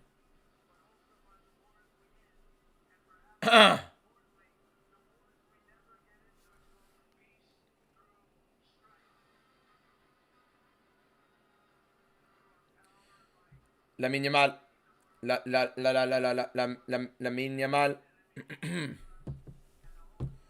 King Green slimes out Prime John. King Green's the greatest of all time. Nobody can argue otherwise. If you argue otherwise, you're lying to yourself. Why did the 2 first fights get canceled? They didn't. Oh, if you're looking on like the website, they weren't the first 2 fights, but like there were injuries and stuff. Austin Thunder, thank you for the follow. Appreciate it. Who's buying this Blue Chew garbage? Oh, is Blue Chew the Viagra type thing, right? In it? Do you like MMA Guru? Good content. Max should win, but the universe wants Conor to win. Can't wait for the walkout. Feel you. Rivals against A11. Thank you for the follow. Conor, thank you for the follow. Got like 3 Blue Chew ads. Yeah, I mean, money's money, right, man? You get money for an ad, you put the ad out. Unless they're asking you to do something particular. But why did I pick Nascimento? No clue you're talking about. The fight didn't exist. Why do I get ads during the walkout? Because Paramount are complete scumbag, dirtbag pieces of garbage, and they don't want us to actually feature the fighters because the UFC does not actually care about their fighters. Euro MMA, thank you for the follow.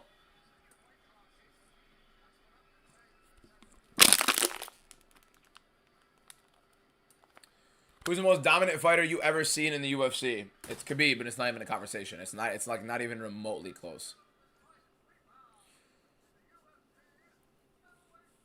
Who's the let's go finally. Here we go. Ruzaboya versus Puliayev. This one I'm not as interested in. Moving forward though, I think almost every single fight I'm like excited to see. Almabayev and Johnson is gonna suck, I reckon. I reckon that fight's gonna suck, but I don't think otherwise. Like anything else is gonna be too bad, right? I think you got this one wrong. I think, by the way, I'm gonna switch to a standing desk. I hate sitting for a while. I'd like to like walk around, stand up, and stuff like that. So, I think sooner than later, you guys are gonna see my streams be stand-up streams. I like it a lot more. I think it's a lot sicker. It's a lot more fun.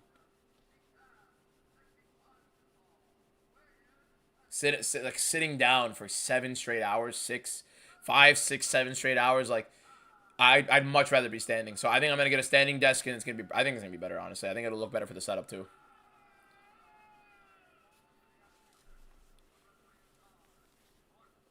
It's already a stand-up stream. What do you mean it's already stand? I'm not standing up. I'm sitting down right now. I don't know what that means. Benno, thank you for the follow. DBM gonna be pacing. Yes, I'm literally gonna be walking around. Am I overweight? I'd still say I am. I would still say I am, but like I'm 213 right now, and I was 320, so I'm not really too worried about my weight right now. Well, I'm on a cut, but still. The TikTok shop posters, yep. All right, here we go. Ruziboyev versus Puliayev. Puliayev really good at distance. He's going to be on the back foot this whole fight, trying to keep his range and keep Ruziboyev on the back foot. See if he can land anything at distance, but Ruziboyev can definitely be the better guy on the inside. The TikTok posters are cleanly printed, bro. Really nice prints. Ruziboyev marching forward, trying to cut off the cage. Puliayev using his footwork to try to keep himself on the outside and pick apart Ruziboyev at distance. Let's see how that works for both guys. Ruziboyev not really getting aggressive when he's cutting in the cage right now. Last fight for Ruziboyev was a pretty bad robbery. He 100% lost to Dustin Stoltzfus, and he got it. Am I out of? Yes. What's my age? I'm 24. What fungal pops do I have? It's a lot of like, oh, that's a great follow-up to me saying I'm 24. It's literally all Dragon Ball and Naruto. There's like a few Marvel ones. I have an Eevee. I have a Gamora. I have, I think I got rid of the rest of the Marvel ones. And then I have a Winnie the Pooh. Winnie the Pooh's the GOAT, so gotta have Winnie the Pooh. What's the black ankle thing for? Probably something in oh, I almost landed that leg kick. Ruziboyev now on a takedown though, and he gets Puliayev down. Ruziboyev could be a bit tricky on the ground here with submissions. So here we go. Got the body lock against Puliayev. I do like that he got him down.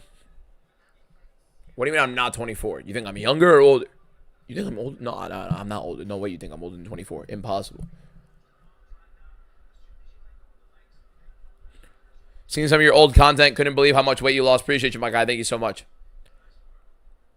Ruziboyev right now in on the body lock. Puliayev trying to get out of this takedown attempt. Ruziboyev trying to suplex him. See if he takes the back here. Puts in one hook.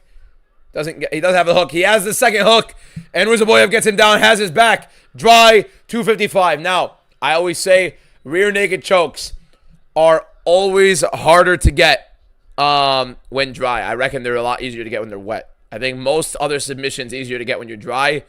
Rear naked choke or chokes in general a little bit harder to get to slip through under the chin, especially when they're tucking it. So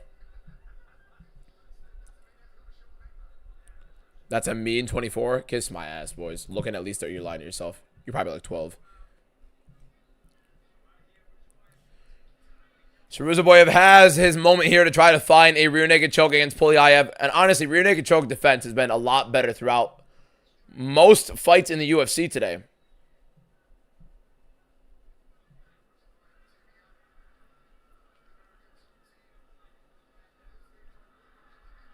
And here we go. He is across the chin now, but Puliayev flat in the hand. People saying looking at least 30.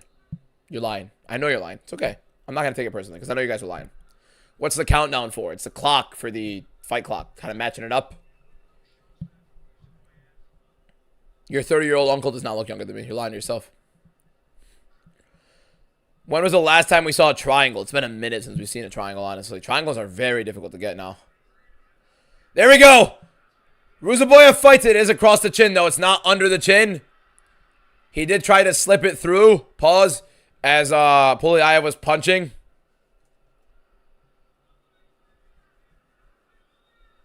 Thought I was 25, so 24 tracks. That's what I'm saying.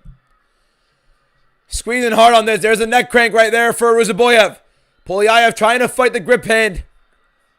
That is a nasty crank. He's out cold! Oh my. Oh my. Holy.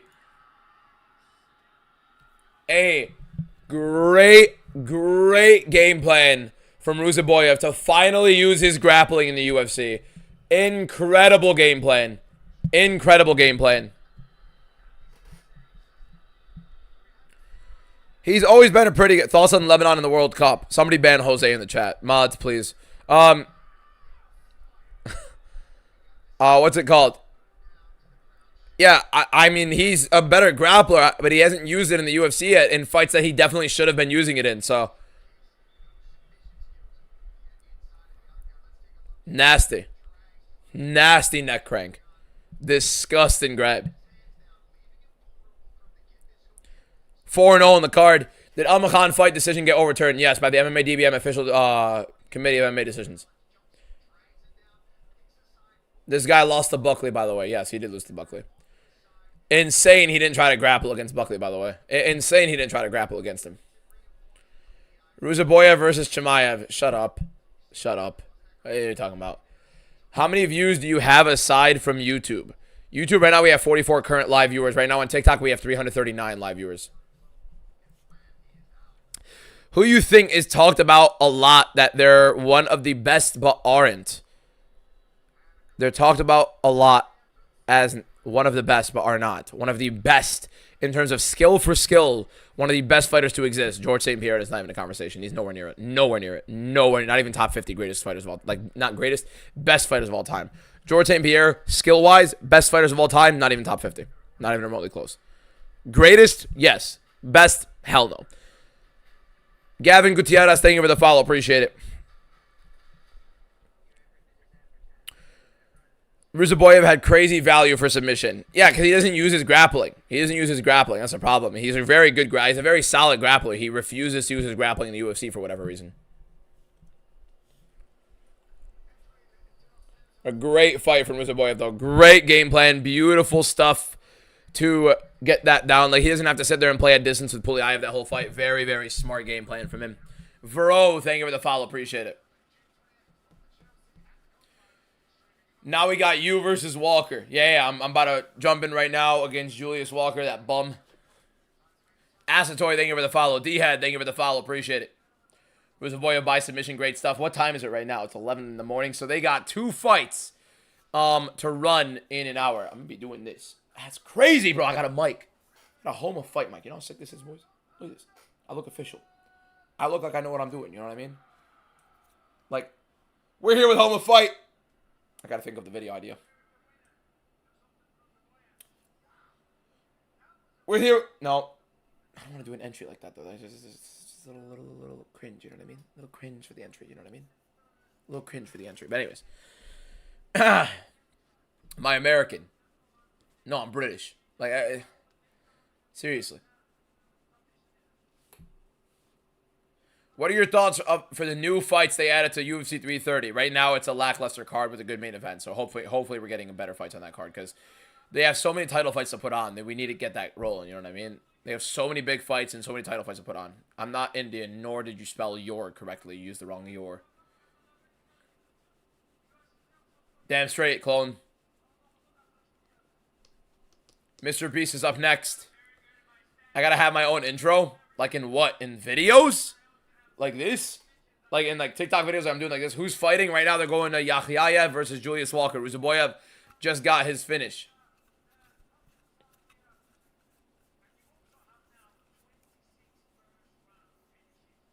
26 first round finishes is insane. Insane. What's your nationality? Lebanon. Lebanese. For vlogs, we're gonna do like a vlog-ish thing for 329, hopefully. I gotta figure out how it's gonna go.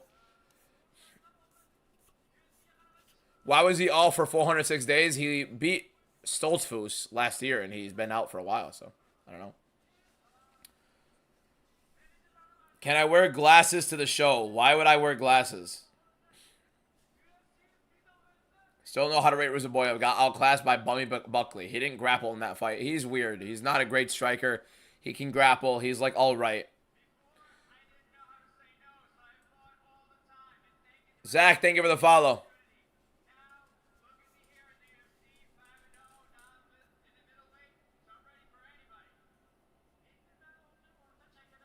Yakhyayev by knockout or submission, honestly. Whatever he wants.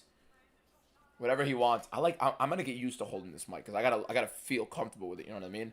I got to feel comfortable going like this to somebody like that. Like, guys, go ahead. Let me know. You guys want to open the Home of Fight Cards packs? Let's do this giveaway. Let's do, you got 3 trivia questions. You get all 3 right. You get this free Home of Fight Cards repack. $60 pack. You can get some big shit out of this. Let's think of it. Never let the hand drop. And also, not even just never let the hand drop, never let the mic go. They want to grab the mic. They can grab the mic all they want, but they're never going to be touched. They're not going to take it out of my hand. Not going to take it out of my hand. I can't let them take it out of my hand. Is Ruzaboyev good in your opinion? He's all right. All right at best. I don't think he's in anything necessarily crazy. I think he's all right at best. At best, all right. At best, all right. Steals your mic? Nah, no one's taking the mic out of my head. Out of your damn mind.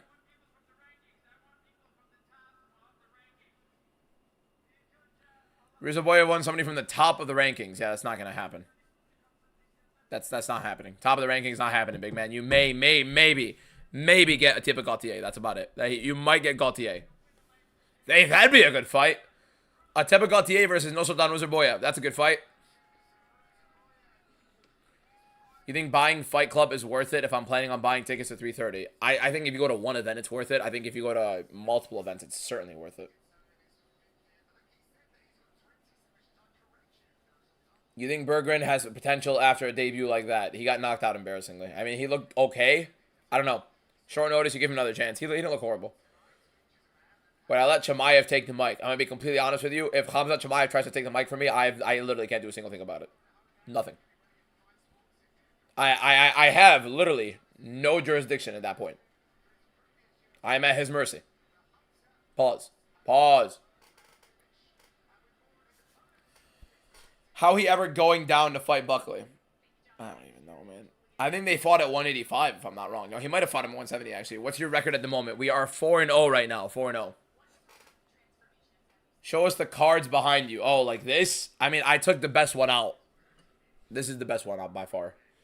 Khabib, Collageographs, auto. I got a Yamal out of 75 as well. Lamine Yamal out of 75. Lamine Yamal out of 75. Other cards do I have? I have a couple of Yamals. I have a Gareth Bale, Ultraviolet. Astrovision of LaMelo. I have a Sapphire selections of John Jones case hit. So, we got a bunch of sick cards we're going to have on display for you guys. I'll post a photo of it later today. You know it's okay to come out the closet. It's 2026. We'll accept you. Mods, ban the boss in the YouTube stream, please. I'd appreciate that. Thank you. How tall is that one guy in your profile picture on Insta? Oh, my cousin? Oh, bro, he's like 6'3", 6'4", something like that. 6'2" to 6'4", something like that. I'm 5'9". There's your gauge. You know you gotta have to buy hoofies, yeah? What? I don't think you're talking about the fighter. I knock out Khamzat Chimaev with Rolling Thunder. Or thank you for the follow. I think your loss is Torres fight. Nah, he's not going to lose. Fizia's not losing to Torres. That'd be embarrassing for Fizia, honestly, if he loses to Torres.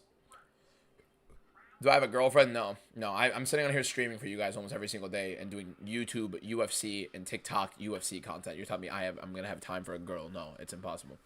That and pharmacy school. Like, you're out of your damn mind. We missed the activity of Marab. Yeah, unlucky.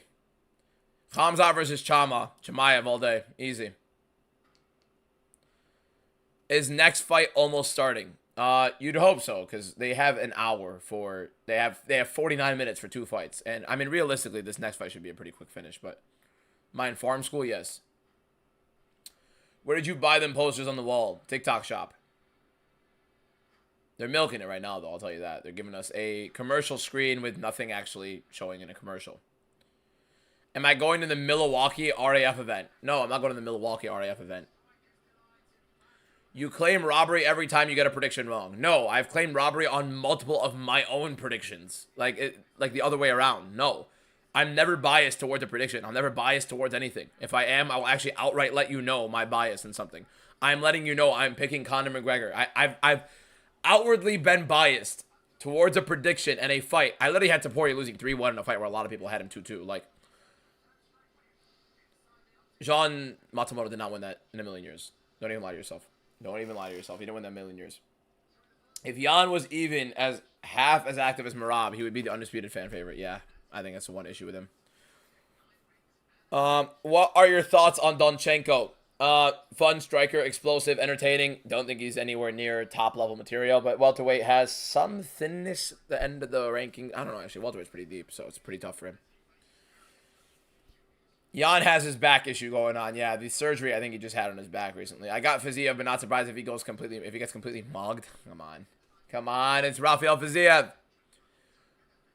What's your thought? I'm not reading that out loud. What's your thoughts on the Matsumoto fight? I thought that was a clear robbery. Blatant as day, 30-27 from Bexa Almahan. You want to be generous, you can give Matsumoto round 1. No, round 2. That's it. Donchenko is super young though, so it is a little bit early. Thoughts on Yusri Belgarawi? Fun striker. I mean, a little bit complacent at times, but am I still pure? Yes. What kind of weird ass questions are these? What timing are you on right now, man? If you, I already read that. Will knows money. Thank you for the follow. Will, appreciate it. Should I buy a new knockout set? I think the best sets, the best card boxes to buy so far in sports right now in terms of your value is the Topps UFC Knockout 2026, the one that just came out yesterday, and the Topps Finest UEFA for soccer on Thursday. They just came out. Those are by far the two best in value. By far. What do you say about Abdullayev win? I don't know. Give us room tour. What's in the card case? I'll post it on my story. What's in the card case? Like there are a bunch of sick cards. This is the best one. Soccer one's gonna get you right. I got 3 Yamadas yesterday, which is ridiculous. This was the best card from yesterday. It's either that or the out of 75 Yamada I got, but this is a ridiculous card.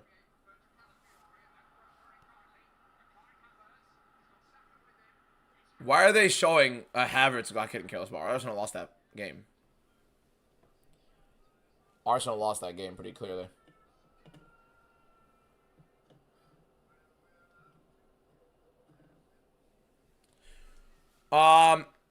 Remy, thank you for... Oh, I've been missing some of the gifts. Remy, thank you for the Dolphins. Thank you for the Rose. Thor, thank you for the 129. Love you so much. It's 137.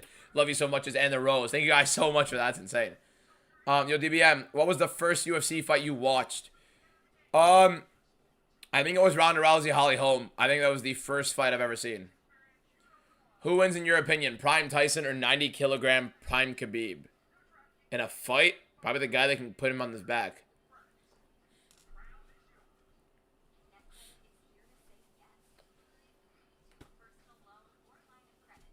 Why you think Foreman over Eric? I don't think Eric Nolan can set the pace he wants to set, and I think Hassanov can set the pace just as equally and land the much bigger shots.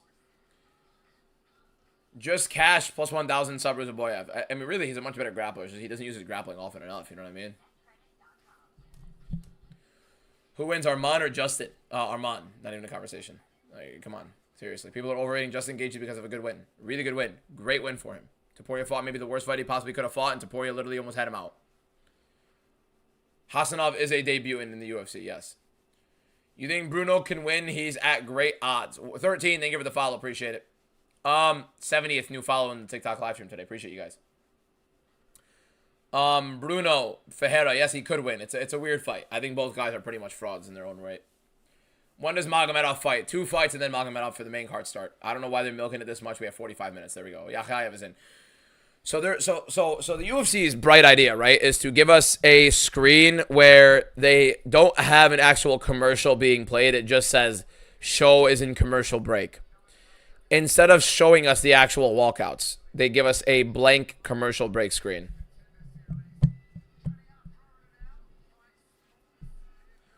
We believe in the McGregor title run. I love that. Love that. Now we get to see Yakhayev in full action here.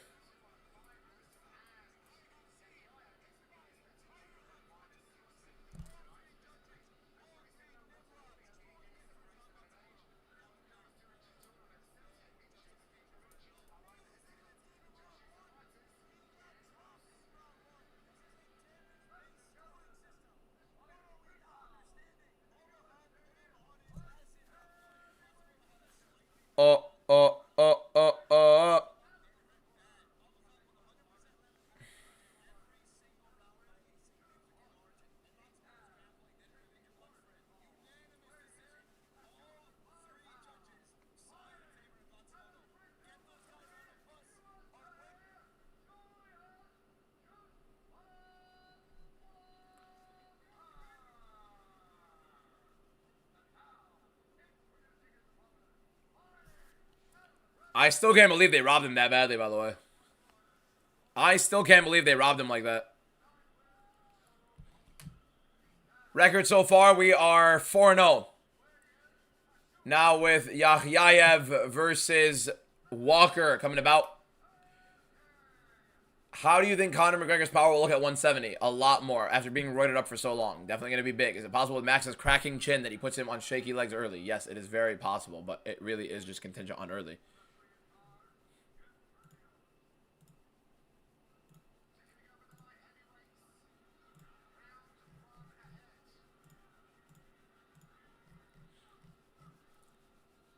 I'm telling y'all, Conor's stinging Max early. I mean, I hope so, honestly. I'm really rooting for Conor to do it, man. Here we go, Yayayev versus Julius Walker. Oh! Oh! Oh my God! Oh!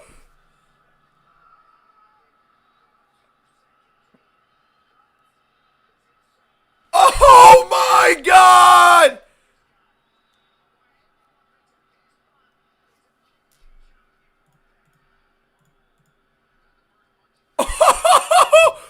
A little touch glove. Us! Little touch. Us! Little us! Us!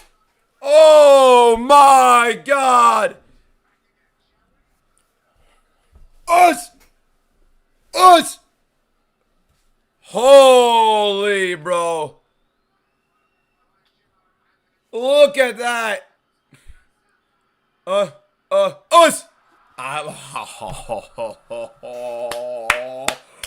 Look at that, bro. One of the fastest knockouts in UFC history. Is Yakhyayev a better prospect than Navajo Sterling? Not even remotely close, yes. That might, I think, is like the third, and he's saying third. I think third fastest knockout in UFC history. He touched gloves, by the way. Third fastest knockout in UFC history, and he touched gloves. He touched gloves. He took his time. Like, it wasn't like he bum rushed it. He literally touched gloves, stepped back, waited a bit, then landed the right down the pipe. Bro, I mean, realistically, you want to break it down without the glove touch, fastest knockout in UFC history. But, like, and by the way, that was a late stoppage. It was a late stoppage. That's how crazy that was. Thor, thank you for the 30 roses. Appreciate you, my man. And the 9 more. Love you so much. Or the 1 more. Holy, man. Out cold. Right hand down the pipe like it was nothing. This fight made no sense, by the way.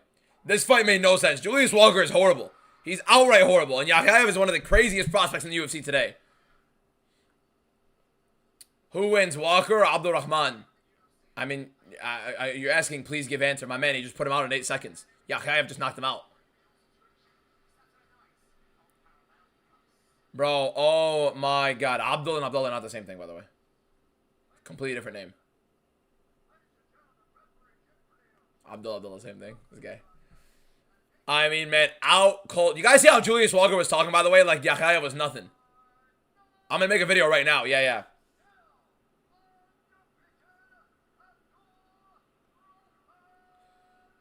One of the fastest knockouts in UFC history.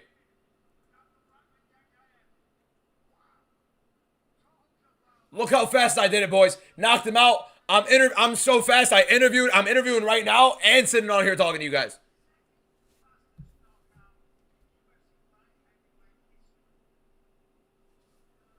All right, I gotta get a video.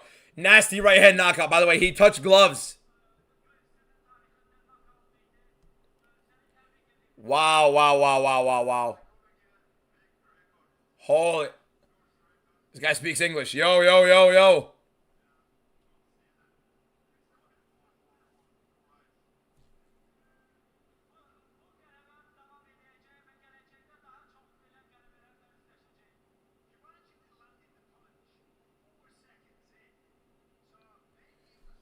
He landed the punch he landed it 4 seconds in, right? 4 seconds in. And he touched gloves.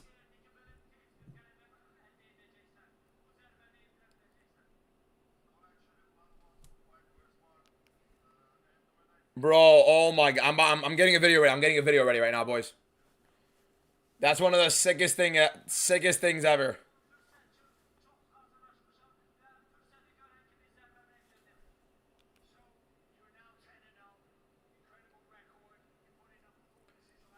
Yeah, get him a ranked opponent. This guy's legit, man. This guy's good.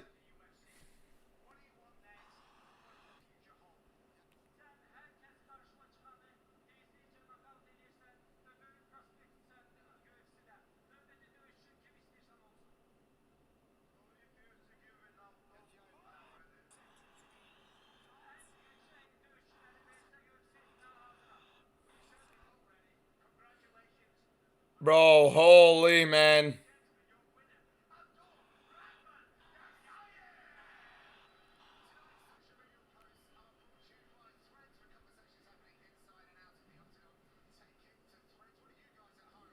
Hold up.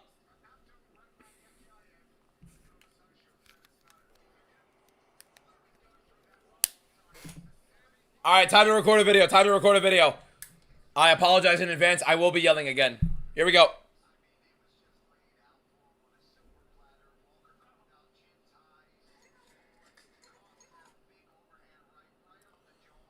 Ah! Whoa. Whoops. Missed it. Oh my God! 8 seconds! He put him out in 8 seconds! And he touched gloves. He literally wasted time and got one of the fastest knockouts in UFC history. Give this man a ranked opponent right now. He deserves to be fighting towards the top. Abdulrahman Yahyaev just put Julius Walker's lights out in 8 seconds, and it was a late stoppage. He was bouncing his head off the canvas, and the ref let him keep going. Right hand landed 4 seconds into the fight, and he touched gloves. He literally wasted a bit of time in the beginning. This could have been the fastest knockout ever. Realistically, without the glove touch, it basically was. This guy was dribbling his head off. This is one of the best prospects in the UFC today. He is getting better and better. I think he's, 25 or 26 years old? Put this guy towards the top. Light heavyweight sucks. He is what we need. He is a finisher. He breaks and destroys every single one of his opponents. And my man, 8-second knockout. What more do you want? Realistically, it was like 4. Mr. Beast with one of the fastest knockouts in UFC history!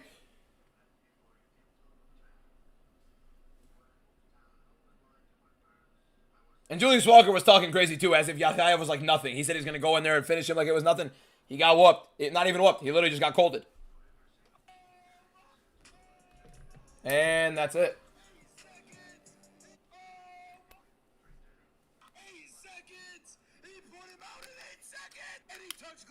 I can't believe we just watched that. That was sick.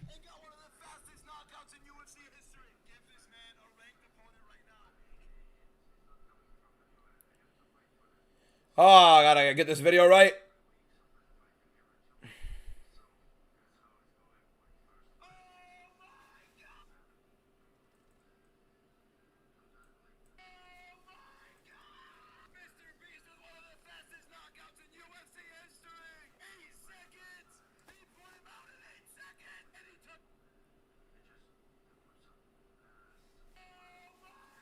Trying to get the video right, boys. I'm gonna wake my dad up, bro. It's my dad's been awake.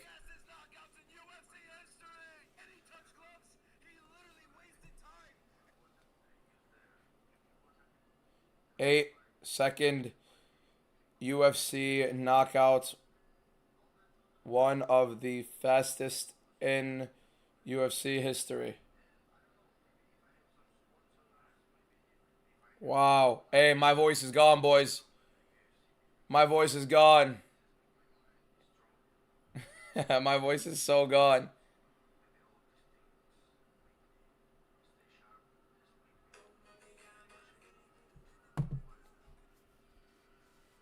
$62,000 followers right now on TikTok, by the way. Thank you guys so much. We hit it.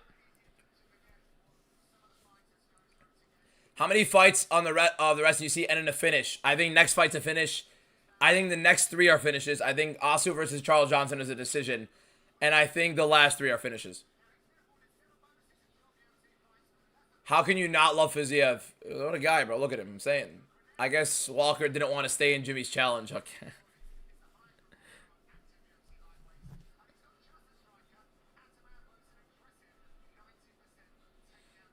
That, bro, what a knockout, man.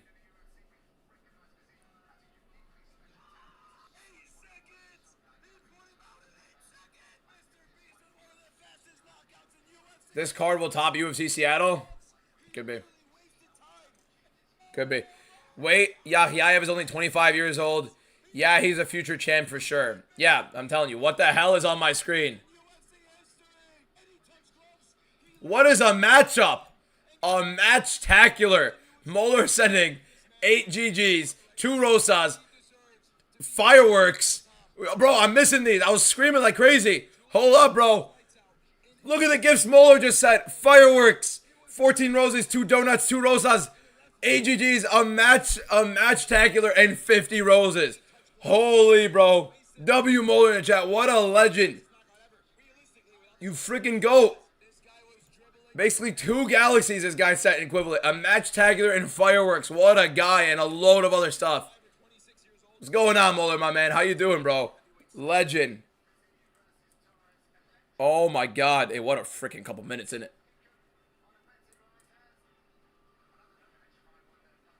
Wow, wow, wow, wow, wow. What's going on, my guy Moeller? Julius Walker slimes out. Sergey Pavlovich. All right. First time watching you record a video behind the scenes. That was cool. Enjoying the stream. Appreciate you, my guy.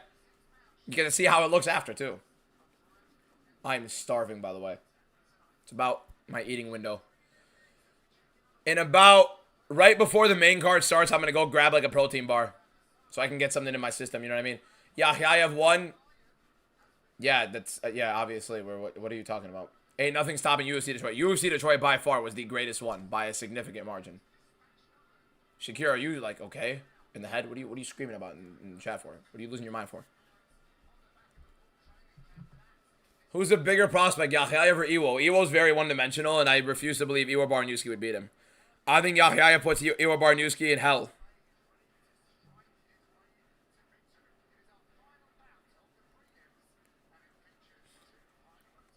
How would Yahiayev versus Sterling go? Yahiayev would grapple him into oblivion, or he would knock him out. Sterling is way, way too complacent on the feet for this guy. And even if Sterling starts having success on the feet, the grappling difference is night and day.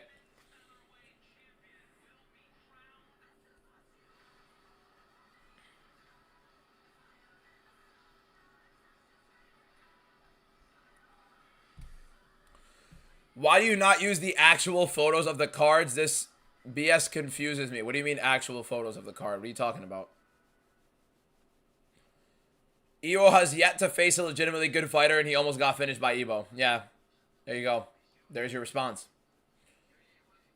You think Abdul's a top 3 light heavyweight? I've been saying he's a top 4 at worst. Is Hasanov legit? He's good. He's good. Give me a fun fight.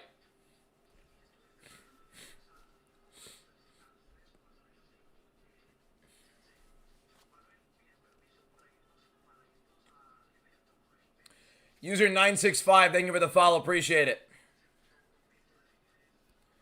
I missed the 8-second knockout. Can you give me the play-by-play? Touch gloves, stepped back. Dodge the jab, right hand over the top. Us. And that's it. That's what happened in the fight. Do you go to the gym or train martial arts? I go to the gym. I don't train martial arts, though. Thank you for the follow, Dot. Appreciate you, my guy. They should give him Dominic Reyes next to get a quick ranking. I feel yes. I feel yes. Thank you, boss man. No problem. Alfie, thank you for the follow. Appreciate it. What do you think of Nolan's path to victory is? Cardio in a weird way. Like, I don't think he could break him down like that. I don't know. Munchkin, thank you for the follow. It's a brawl. His path to victory is a brawl. JP Blake Slay, thank you for the follow. Appreciate it. Torres is about to get the shit being out of him in this fight. What's your favorite card this year? Favorite card of the year. Favorite card of the year, huh? 327, but I'm a bit biased because I was there in person. It was sick. I think 328 might have been better for the most part, if I'm not wrong. 328 was insane, man. I can't remember. I have to go back and check. I have to go back and check.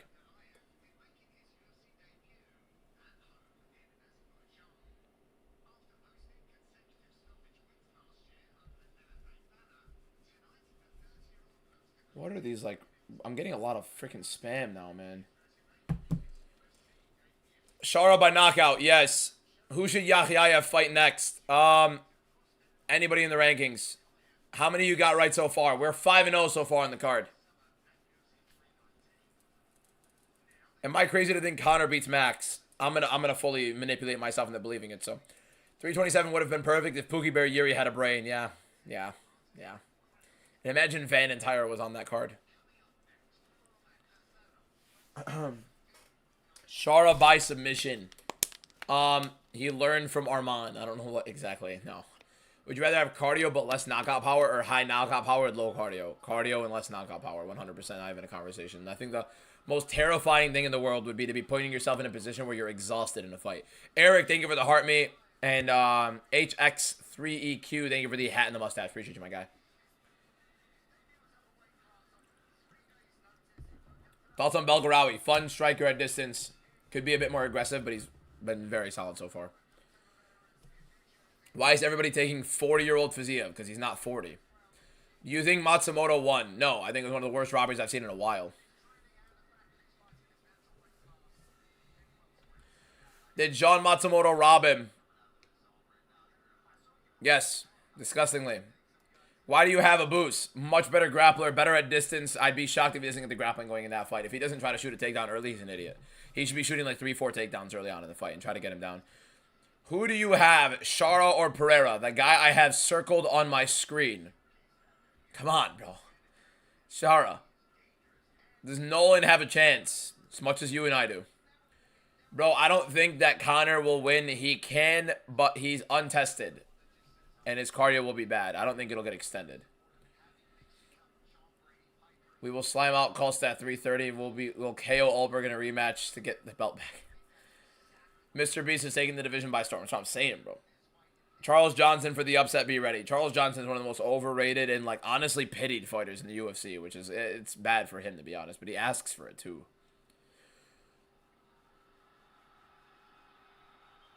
I like Johnson fight any fighter knockout. Charles Johnson? Any fighter by knockout. Brother, no. That fight's going to a decision. Asu's going to want to grapple. Asu's pretty durable overall on the feet. Charles Johnson's not the greatest, hardest hitter in the world. Landed a couple flukes, and people think he's a good knockout artist. He's not even anywhere near it. Johnson likes to extend fights. Johnson really good in terms of the, what's it called? Submission defense aspect, and Asu's going to have him on the ground a lot. So he can't defend takedowns well. He gets up pretty well, and he doesn't really defend himself in the takedowns, but he defends the submissions. So it's going to a decision. Charles versus Arman 2. Thoughts? Arman. Clear as day. Maybe by finish. Who do you think will win? Shara or Pereira? Shara. The guy I have circled. Businessman Bennett, thank you for the follow.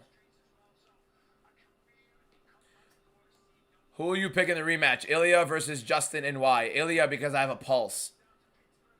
Do you think Van can beat Pantoja in a rematch? Yeah, he'll beat the brakes off of him. I don't know. Pantoja can get his back and could be pretty weird, but... Yahya versus Iwo. Yahya takes him to hell. Charles Johnson title shot after the next win. Charles Johnson's never touched the title ever in his life. Pound for pound, worst haircut of all time, by far. What are your favorite types of fighters? Piotr Yan, Kevin Vallejos, Ilya Taporia, that kind of style. Guys, who is fighting now? It's going to be Hassanov versus Eric Nolan. Alessandro Costa versus Cody Durden, 329. So Costa took the fight. Huh. Interesting. Interesting.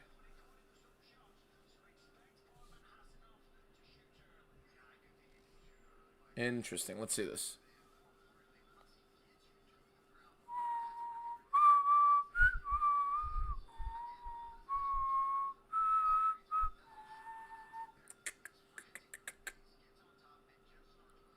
Bro, look how crazy that is. Actually, I feel bad showing that. But Polyaev was out bad, bro.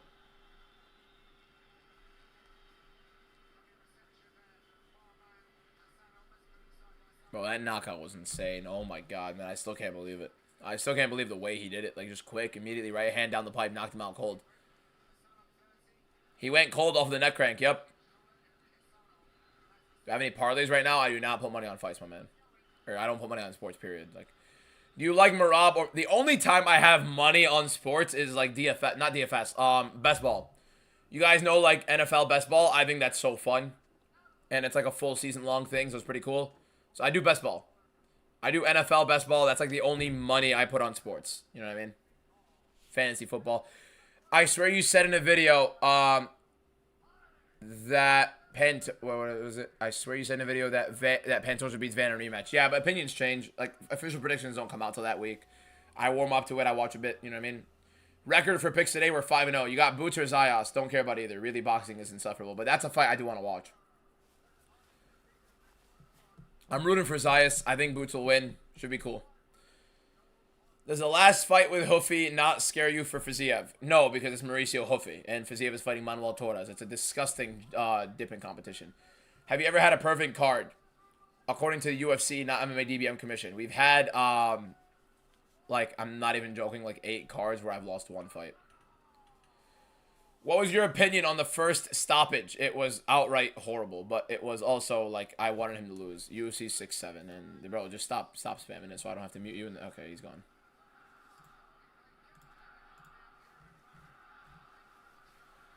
Y'all ready for UFC Dallas next week? You gave me an idea, Danny. UFC Dallas next week, Saturday. Do not miss out. UFC Dallas, Saturday. Trust it. Oh, the clock! I'll do 4:30. I'll do 4:30. I'll do 4:30. I'll do 4:30. I'll do 4:30. Big swings right there for Hassanov trying to back Nolan up. I'm going to start it at 4:30 on the clock, boys. Jan versus Merab in October. I shouldn't be all the way in October, man. It should be in the summer. Merab's had summer, so. Immediate takedown from Hassanov there. There's the clock start. Beautiful body lock right there. Just nasty demolition so far from him. Whoops. Looking to get the back. Nolan is fighting it off, though. I mean, the grappling difference is going to be a pretty big showcasing, right? Let's see. Good body lock right there from Hassanov, but Nolan doing a very good job constantly getting back to his knees, so we'll see how that ends up. Hassanov taking him right back down. Wide favorite for Hassanov in this fight. Now much more of a favorite than he was to start. The UFC Dallas is about to be crazy, boys. Ewo versus Evo 2 is going to be crazy. Let me know what fights you guys want to see on UFC Dallas. I'm only going to say it once. This is the only time I'm going to say it. Let me know what fights you guys want to see on UFC Dallas. You DM me it, and that's the only chance you have is an entry for UFC Dallas fights next week, okay? So if you have an entry and you want a fight to be showcased on UFC Dallas, DM me, okay? DM me.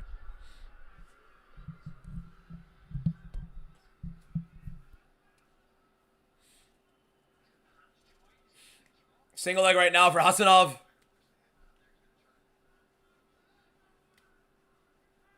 Okay, they have to be fights within the same weight class. We're not doing Ngannou versus Dariush.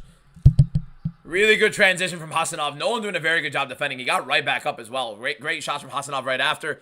Nolan doing a very good job defending again. UFC Detroit was 1 of 1, man. UFC Detroit was 1 of 1.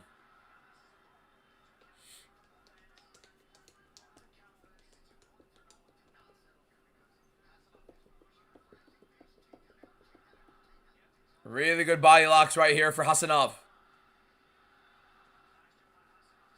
Right back on top. Got a good cut right there on Nolan as well. Ilya versus Dariush? No. Edgar, thank you for the follow.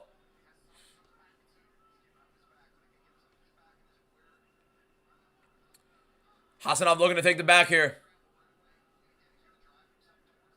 Gets Nolan right back down.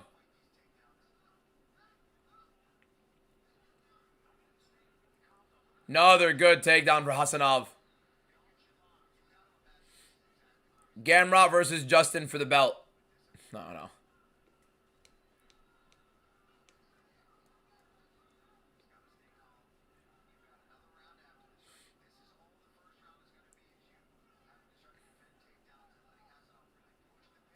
No. Another good single leg for Hasanov, getting him down. He's got to be able to put hooks in. Nolan's done a very good job to posture, immediately get back to his knees, and avoid any position for Hasanov to have dominantly on the ground.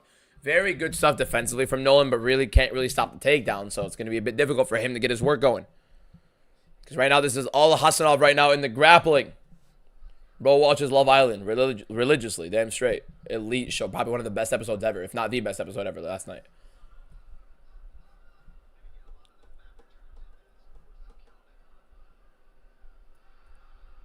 This card is so bad. I don't think Alex has ever enjoyed a UFC card ever in his life. He probably loses money on every single card, and that's all he's focused on.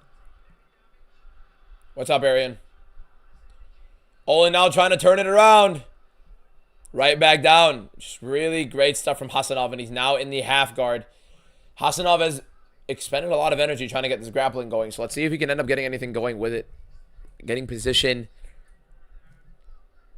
Good wrist ride right here for Nolan, trying to get himself back up. What am I wanting Love Island for? What am I watching it for? It's great TV. Kamel Dogan, thank you for the follow. Appreciate it. This card is incredible, yeah. Who do you think has the best upset chance? In the main card, main event and the first fight. Abus and Fiziev. The guys I picked. Last night's episode was crazy. Is what live right now? The fights, yes. What's your dream fight? Ilya Makhachev. Really nice elbow right there for Hasanov. Do I actually watch Love Island? Religiously, yes. Very clear first round for Hasanov. We'll see if he can keep up the grappling pace in round 2. Who you got? Benoit Saint-Denis or Patty? I've completely changed my prediction on that one. I'm 100% going to be going for Patty in that one. I think Patty's going to destroy him. I think Patty's actually either going to knock him out or he's going to submit him. Patty Pimblett's going to finish him.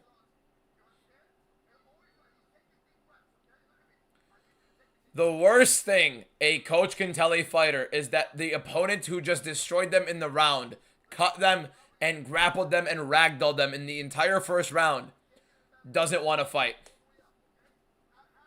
Danny, thank you for the follow. Now, the rest of the advice is good, but telling him your opponent doesn't want to fight is hysterical. Jones and Francis would have fed generations, yeah.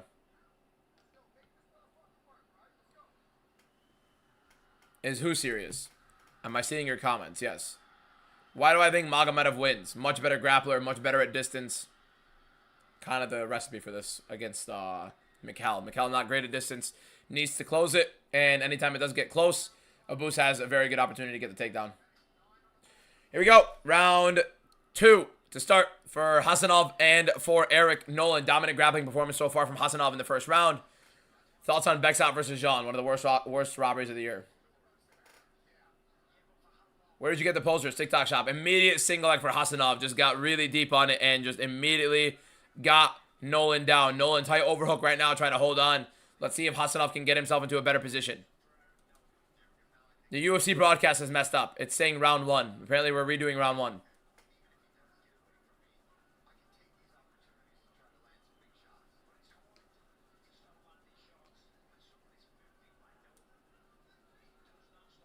Oh, beautiful outside trip. That definitely wasn't comfortable for Nolan's leg either. Right into the mount. So now we have Hasanov with the mount. Nolan doing a very good job getting off to the side. Using the Kimura grip. Hasanov grapples. Great from Nolan to get out of the position. Hasanov right back on the grappling though.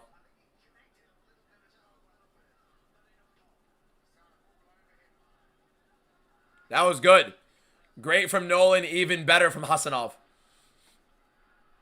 Ian Gary talks a lot. Yes, clearly. How bad was the robbery? One of the worst ever.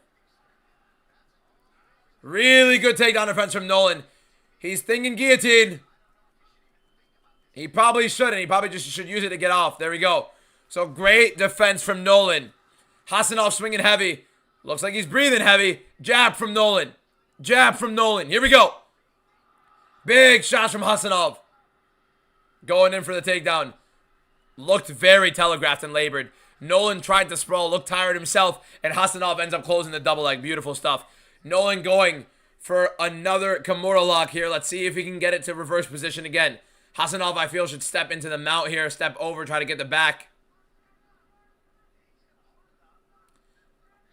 It still says round 1. Now they switched it back to round 2. They just fixed it.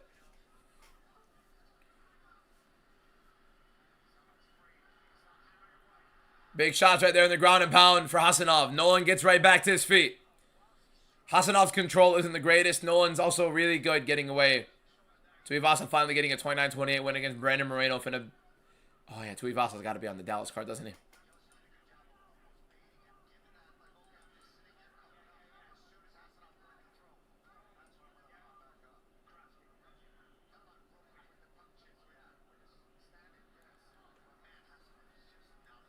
Hasanov is just relentless with the grappling pace, but Nolan is game. He is game, yes.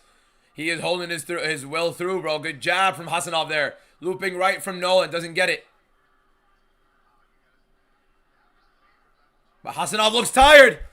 Jab from Nolan. Hasanov on the back foot. Eats a jab. Eats another. Right hand for both. Oh my god, he's exhausted. Hasanov is exhausted.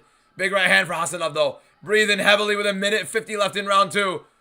Nolan's making this guy work, and he's going to break him. Nolan walking him down. Both guys swinging, but Nolan's also exhausted. Hasanov got the body lock. Beautiful transition, even with him being exhausted. Great stuff from Hasanov here.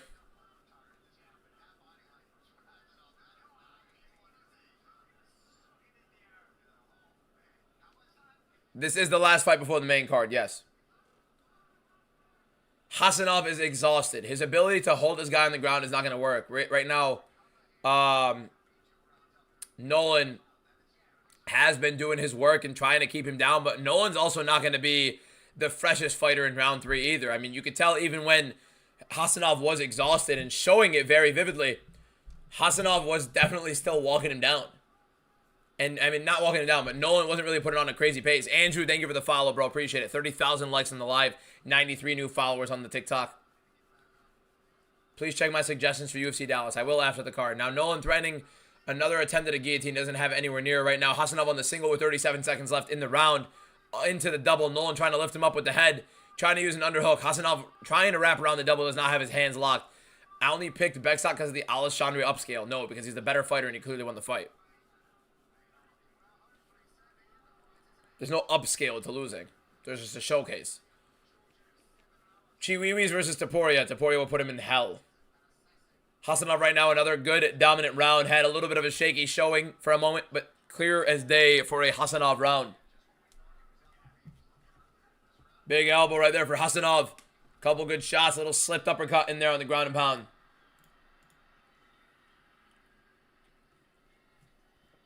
(2-0). 2-0 in favor of Hasanov.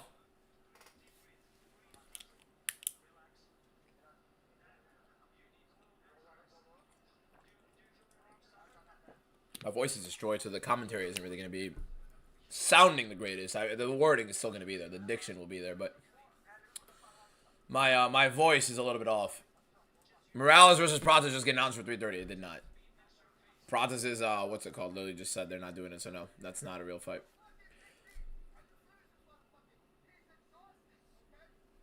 Yeah, Nolan is fighting through it right now.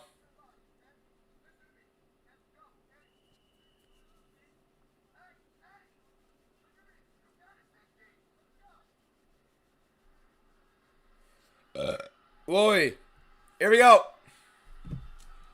Chiwiwis versus Taporia. Yeah, that's definitely a big shout. Jack Della Madalena Lover. I don't know why anybody would ever be that. Here we go. Round 3 of Hasanov versus Nolan. Hasanov looks exhausted.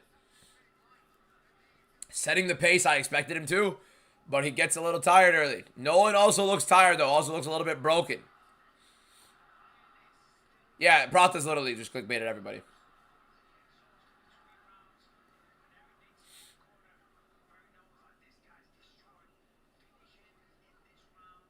Hasanov staying at distance, trying to use his jab, but just looks very labored.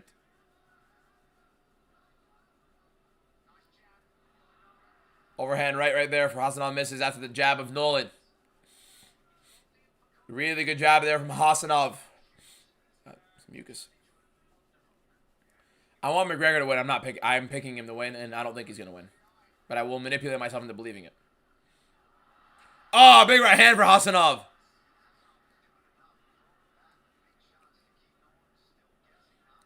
Nolan's a lot more tired than people are giving credit right now. He is a lot more tired. Somebody said Nolan easily winning is either lying to himself or rage baiting. 1-1-2 for Nolan out of range. Hasanov on the back foot right now with Nolan aggressing, but not really putting much in. Oh, big right hand for Nolan in the counter. Hasanov trying to loop big shots, and he's ducking his head in a lot. Nolan's going to be able to time him big here. Nolan's trying to find the mark here. Good left hook from Nolan. Jab from Hasanov. Right hand just misses big for Nolan. Hasanov was there. He just missed it. Hasanov looking for the takedown and gets out of it. Nolan reacted big. Definitely can get a takedown here, Hasanov, if he shoots it. There we go, and he does. Gets in on the body lock right now. Gonna definitely wear some time out of the area. Hasanov keeps dipping. Yes, the uppercut would be a very good shot for Nolan there. Hasanov keeps dipping his head, leaving himself wide open to get there. He's very telegraphed. He's very labored in his approach. Nolan framing on the neck, and he does a very good job getting off of the clinch. Let's see. 3 minutes left. Does Nolan have a finish in him? Another takedown entry for Hasanov. Guys, so strong compared to Nolan in this fight. Super slow entry. Can I show you the screen? That's a felony. No, I cannot do that. Beautiful takedown attempt for Hasanov, getting in on that. And side control for Hasanov with 2:38 left in the round in the fight. And it looks like it's going to be a Hasanov win. Nolan also gassed, by the way. And there we go. There's the mount for Hasanov right there. He needs to shove his hooks in to the back. But Nolan does a very good job of cradling off to the side before he gets into the fetal position, because then he ends up getting himself with his framing with the knees. Make sure he avoids the hooks in from Hasanov, and now Hasanov has only a body lock control instead of his legs. Really good job of Nolan getting out of the mount. Bad job of Hasanov being unable to fight that off. Hasanov looks like Pico, not even in the slightest. Does this card look good so far? It's been a great card. After this, we're going to be 6-0.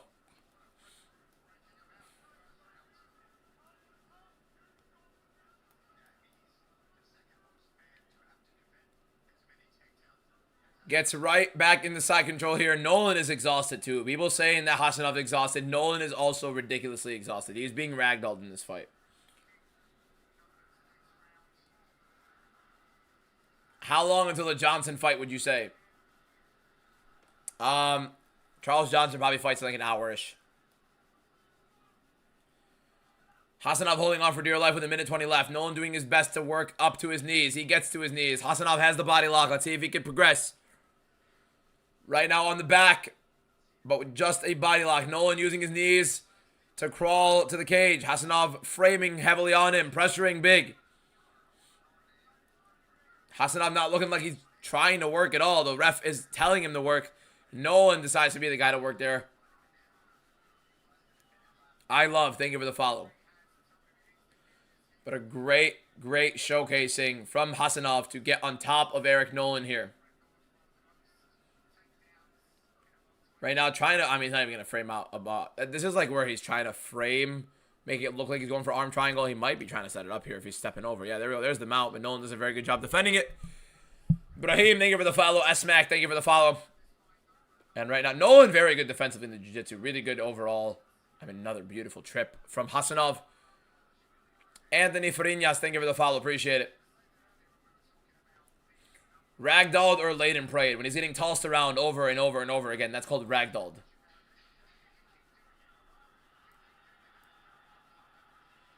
Oscar, thank you for the follow. Appreciate it. Both guys are not really great. Hasanov has ridiculous wrestling. Nolan is gone from the UFC. Good debut for Hasanov. You would like to see a bit more action. I think Nolan did a very good job defending a lot of the positions, so he made it hard for him, but yeah. How long until Alice Scarrow versus Ferreira, you think?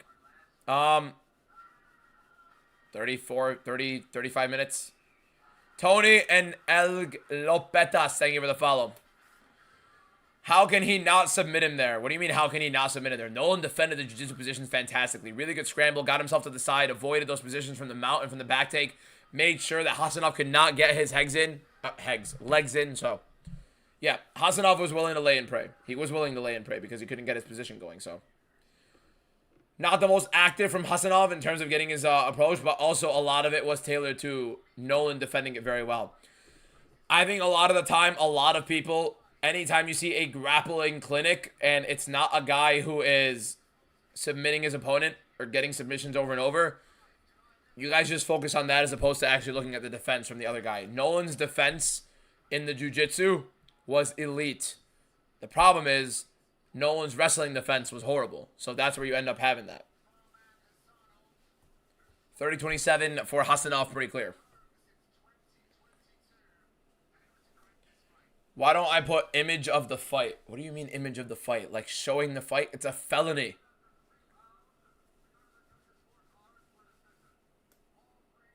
It probably should have been stood up at some points.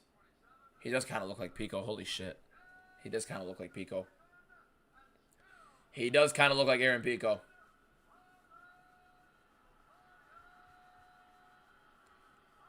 Hasanov wins it. 6-0 on the card. All right. Real quick, boys. Let me just go grab like a banana and a protein bar real quick. Let me get some breakfast. And I'll be right back. We have the whole card we're streaming live for. The main card is coming up next. Do not leave. Do not miss out. We're live for the entire card. I'm just going to go grab like a banana and a protein bar. So give me 1 sec, boys. Stay here. We'll be right back. Literally like 1 to 2 minutes max.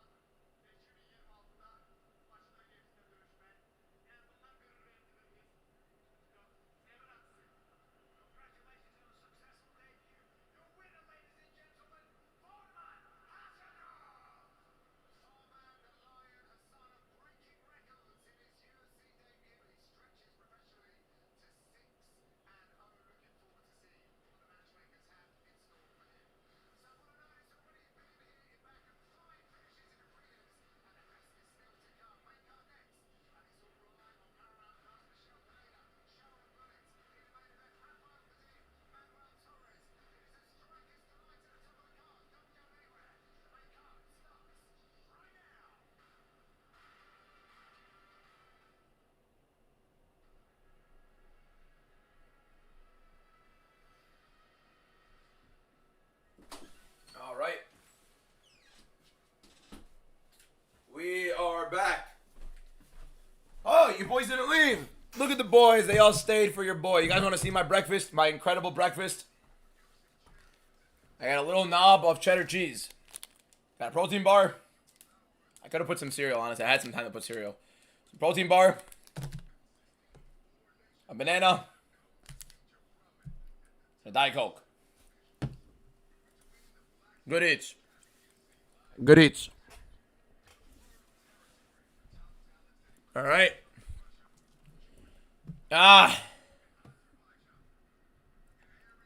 Thoughts on Darius versus Pratas getting announced for UFC Dallas? No. Same weight class, boys. Same weight class.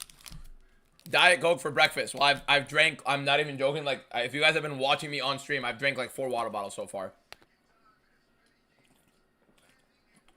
Breakfast, what time is it for you? It's noon. It's 12 o'clock p.m. I don't eat till 12. I have a fasting window for the cut. I eat between 12 and 7.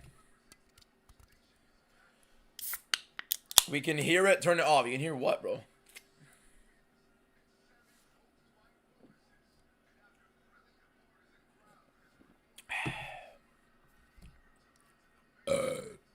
Sorry. That was disrespectful. That's my bad. What's Bruno's chance to win? Be honest. I think it's definitely like more like 55-45, 60-40, something like that. I think he has a chance.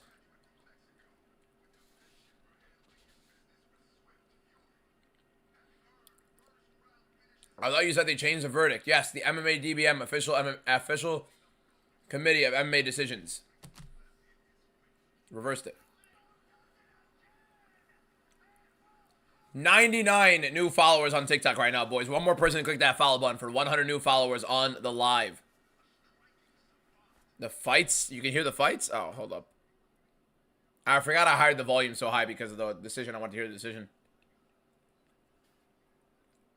Yeah, good eats. I have a protein cereal that I did not bring. That I definitely wanted to because I didn't have it yesterday. I eat it every day. Romeo, with all due respect, bro, listen to what I'm saying. The MMA DBM official committee of MMA decisions reversed it. You're looking on Tapology. Bro, come on, lock in. O'Malley got to be at UFC Dallas. He should fight either Talbot or Chiwiwis. I will take suggestions for UFC Dallas next Saturday in my DMs. Instagram DMs, TikTok DMs. Hit me up.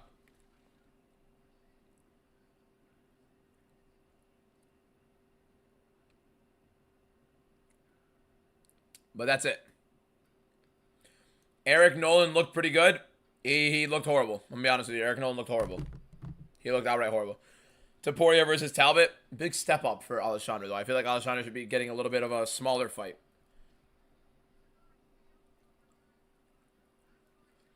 MMA DBM committee most credible. That's what I'm saying. Are you sure about a boost? Pretty sure. Pretty sure about a boost. I'm getting a haircut today. I'm starting to look like a freaking... To be fair, I don't have any texture in my hair right now. It's literally like flat and all that, so... You got Fiziev by finish or decision? I got Fiziev by finish.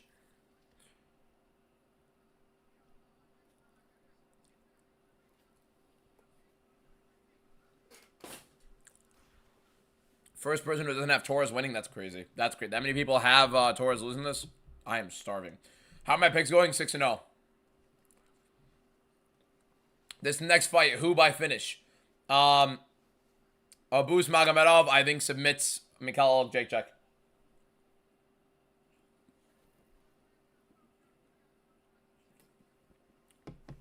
What you got for breakfast? It was a Diet Coke. I finished my banana. I had like a little knob of cheddar cheese. I got this Bear Belt cookies and cream protein bar. Is it going to show the media rankings or meta rankings? We're going to find out. If it shows meta, then Fiziev is not ranked. Everyone I've seen so far has Torres beating Fiziev. Thanks for the new profile picture. What are you talking about? Is that me eating a banana as your profile picture? How did you get that quickly? How did you change it that quickly to me eating a banana?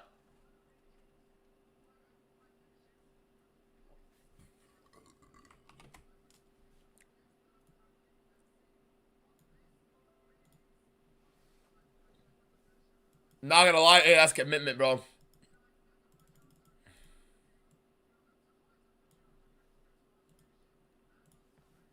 How? Let's go, Abus. I think Abus is gonna win. I think Abus got it. Abus got it locked, boys. Abus got it locked. It's not meta. So they're gonna be showing the. Oh wow, they're still showing media rankings. What's the point of doing the meta rankings then? Why bring the meta rankings in and put them as official rankings if you're not even gonna use them as your rankings? What's the point?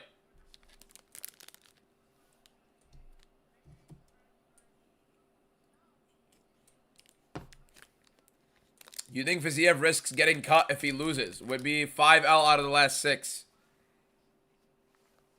It's a great question.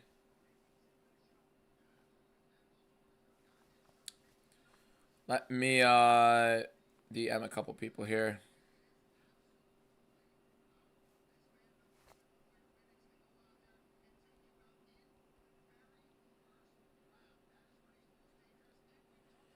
Oh, oh, oh, oh, oh, oh.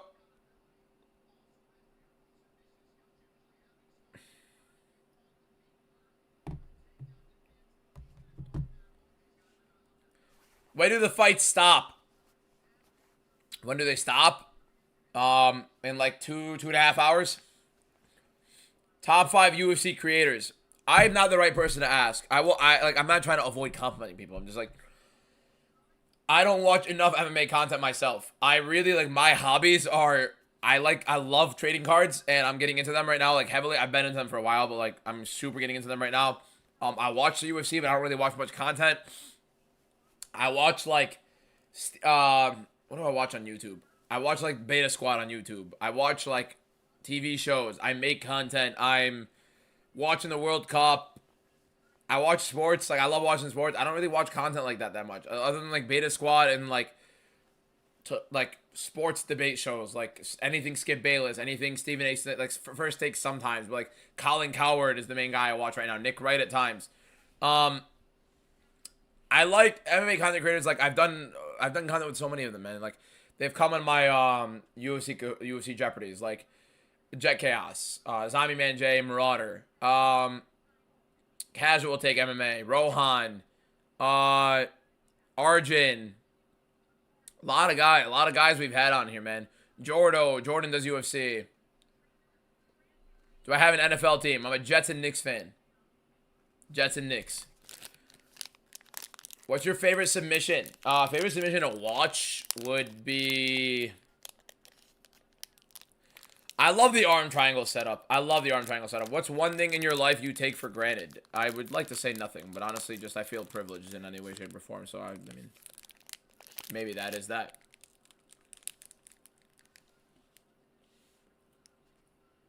Oh, my family. Ridiculously great family. Like, in the house and extended family. Much love, Remy. You don't gotta say anything, but hopefully he wins, and I think he's gonna cook. Darce is also very sick. Beta Squad is goated. Yep. We need bedtime versus Kenny UFC Dallas. Thoughts on Jason Jackson in the UFC? He is pursuing the UFC. He's like 35 or 36 years old, and he can definitely make some fun fights for a bit, but not long until he's on a massive decline.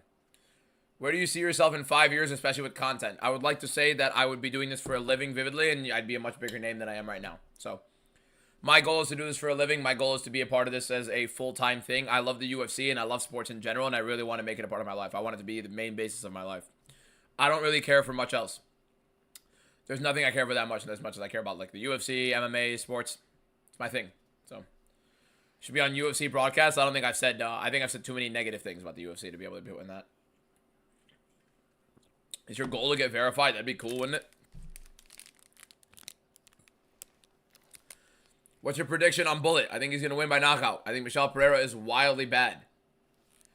Ever thought of fighting or going pro? No, I'd rather not take damage to the head. Love the heel hook. The heel hook is like nasty to even think about, bro.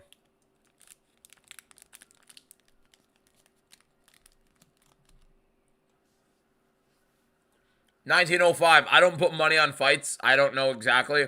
My predictions are on the screen. Your discretion if you do anything with your own money, man.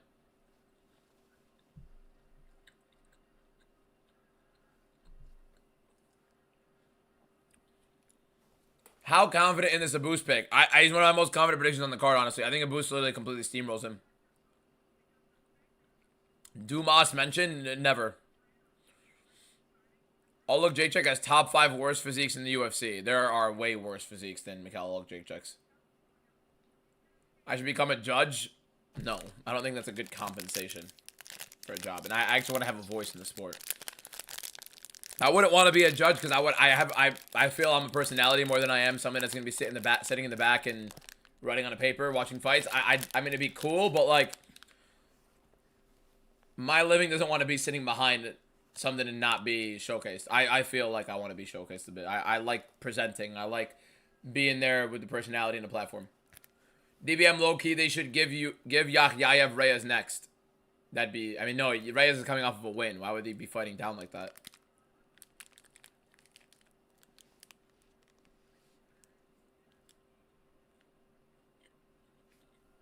When does Magomedov fight? Now.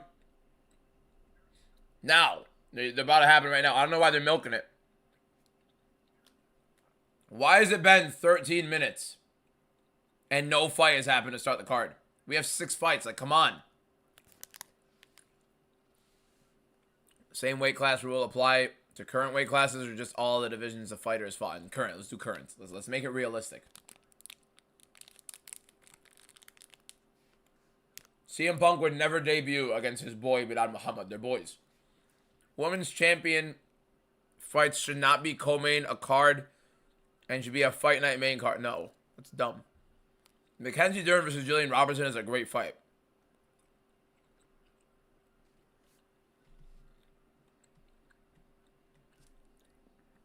Walker and Rakic moved up. Krylov's booked. So who makes sense? Let's find out. Oh, we got an offer for my Mark of Champions Volkanovski autograph on card. Somebody just offered. They offered $33 for it. I have it for $39. I'm going to give him that. So, if you guys like sports cards, UFC cards, soccer cards, etc., I have a bunch of them listed right now on my eBay. So, just literally type MMA I'm on eBay. You'll probably find my account. Yeah, I'm going to give him that card, and we've accepted the offer. 15% off on that Volkanovski card. Good, nice Volkanovski Mark of Champions auto. All of them in great condition, by the way, but yeah. It's another card sold. We have a couple of cards to ship out now.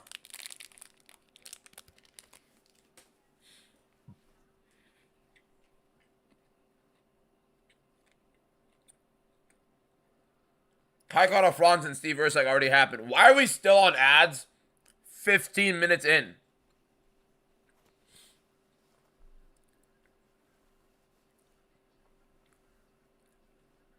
No one in my Discord is live. Yeah, because my Discord isn't a piracy Discord. It's an MMA Discord. Which, by the way, we will have use of the Discord soon. So I'm going to be doing... I want to get into sports cards, should I? I think it's... Look, I think sports cards are great in terms of making money. Buying singles and holding them and stuff like that. I think it's a great market if you understand it. It's like a stock market, essentially. It's actually a lot higher and more lucrative than the stock market, trading cards. How do I pack my cards when I ship them? If it's a card under $20, I put it in an envelope. I put it in it's in a sleeve and a top loader, and then a team bag, and then I tape it on the top loader, and I like with painter's tape, and I put it. How can you join my Discord? Link is in the bio. And then I tape it with the with like a piece of paper in the team bag, kind of like giving it a bit more protection. And then I put it in an envelope. That's like an under $20 card. Any card above $20 that isn't going to be like massive, not like a $300 card or so, I put it, same thing, sleeve, top loader, tape it, team bag, and then I put it between like a little cardboard sandwich, make sure that it has a good enough protection, and then I put it in a bubble mailer. So, yeah. And any card that's going to be like $300 or more, I'll do all of that, and then I'll put it in like a box as well for extra protection. And then like stuff the box a little bit. What happened in the Nolan fight? He got ragdolled for 3 rounds. How do you pack? Oh, that's your shipping packs. What is your eBay? It's MMA DBM. It's MMA DBM. I'll be posting it on my story later today as well. So I'll take like a picture of my showcase. Like there's gonna be that and a bunch of other cards. So I'll take a picture of that showcase right back here. And then we'll I'll show you guys like the main cards that I'm gonna have up. A lot of those cards I'm gonna be sending for grading. So you might not see some of them, like the Bale, the Lewandowski, the Van. The Aspinall, like the Oliveira's, like those are all gonna get graded, but there are a lot of them that are up. Like the Rio is up, the Estevao is up. A lot of them are a little bit overpriced, because it's hard to find comps on a lot of them. So, yeah, I'm watching the time. So if you go to my eBay and you think something's a bit overpriced, send me an offer. I'm always willing to counter. Here we go. Abus Magomedov versus Mikhail Oleksiejczuk. Abus really should be using his grappling here. I'll look at the 205 rankings later. But I know what you mean. Abus Magomedov versus Mikhail Oleksiejczuk.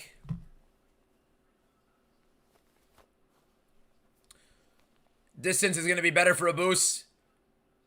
Tries an uppercut up to the body. He has Mikhail on the back foot. That is what Abus needs to do. He has to keep Mikhail on the back foot. He cannot sit there at back. His opening cards haram. Why the hell would opening cards be haram?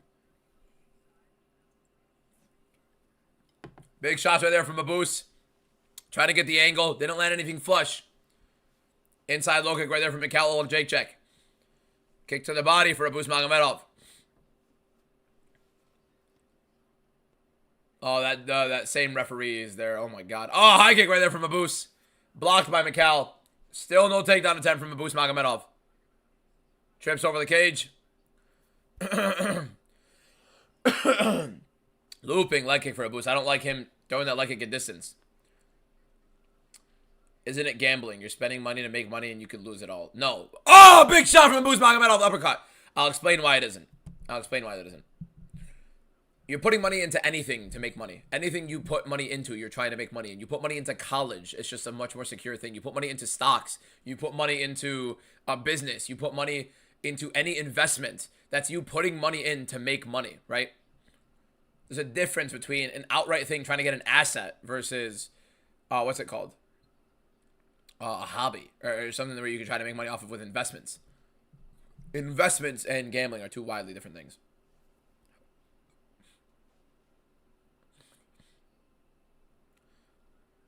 Left hand for Jacek out of range. He's teasing that body shot, though. That left rip to the body for Jacek is pretty solid.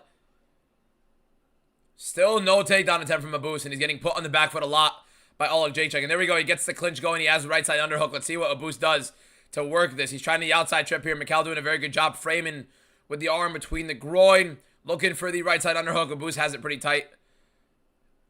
Let's see what ends up happening. Comparing getting a degree and starting a business to betting on someone winning the fight. No, I'm literally not. That's why that itself is gambling. I don't put my what's it called? I don't put money on fights. I don't put money on sports. That is it. You're not getting an asset in that. Putting money into assets is different. Investments are different.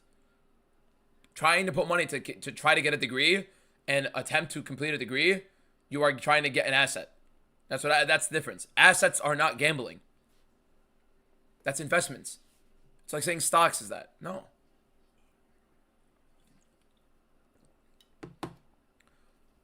Now, there's definitely things with bigger risk, as there are in anything in life. Abus does not like the pressure, and he is definitely... Oh! Nasty stepping elbow from Abus! Mikhail is hurt! He jumps the side guillotine him. That is nasty from Abus. Mikhail trying to defend it. I don't know why Abus jumped there, but he taps! Damn straight! What'd I tell you, boys? Another big underdog hit. Abus Magomedov. Told you, boys. Told you, lads. Come on. Come on. He's good, bro. He's not bad at all. And Mikhail it's just a bad fighter for him. His elbow definitely hurts. He now is a nasty, nasty time stepping elbow. Look at it, not even a step in. It's a beautiful counter right now. Look at that. Oh my God. Right across the chin. That guillotine. I mean, he knew he had it. He knew he had it. No. Sports betting is not the same thing as opening a pack. Opening a pack, you're getting assets. You're getting a card. You're getting something that you can sell, whether you win or lose money on it. Now, opening cards, if your objective is opening boxes, if your objective is to make money off of it, yes, that is closer to that realm. But, like, I don't open the boxes to make money. I open the boxes for a hobby. I buy singles and hold them to make money. That's the difference. Or I buy boxes and then end up selling them later to make money. Insane elbow from Abus Magomedov, by the way. Ridiculous elbow from Abus. Beautiful elbow. Great shot. PSM made. Thank you for the heart me. Hrovat, thank you for the heart me. What a knockout from Abus Magomedov, man. I still have the clock going, don't I? Yep.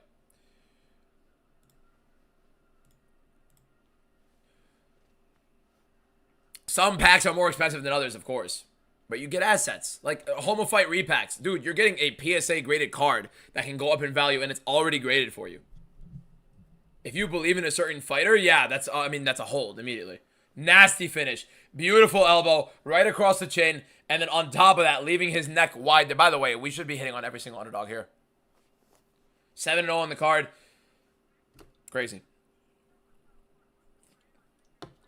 Beautiful elbow. What packs do you recommend buying? Look, I think Homo Fight repacks are good. On the basis of, you're getting a graded card, and if you want to get it sent to you, you can, or you could just sell it back for 90%, or you could hold it. If you think the fighter's going to go up in value or something, you like the grading on the card, whatever, right?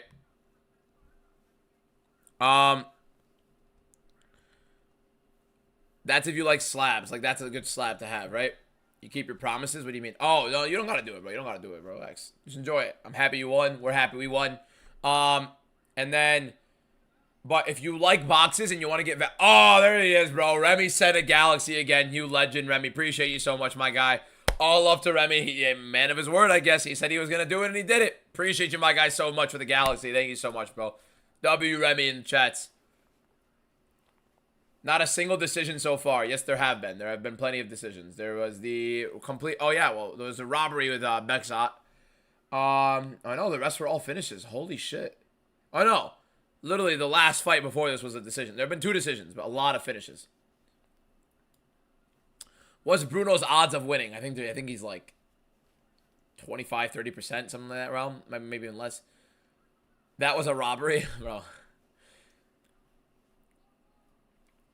Feel like he purposely didn't let go of that sub.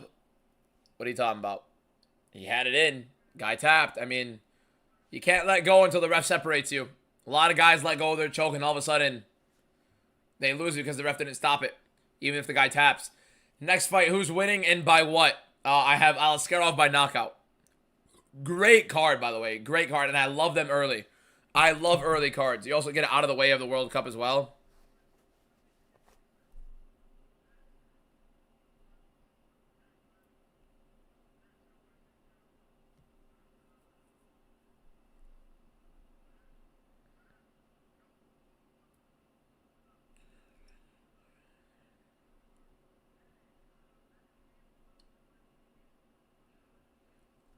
Great stuff from him, man.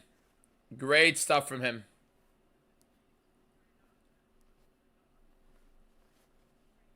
Do I really try to see if Ferris wants to play basketball? Let me see if my boy wants to play basketball today.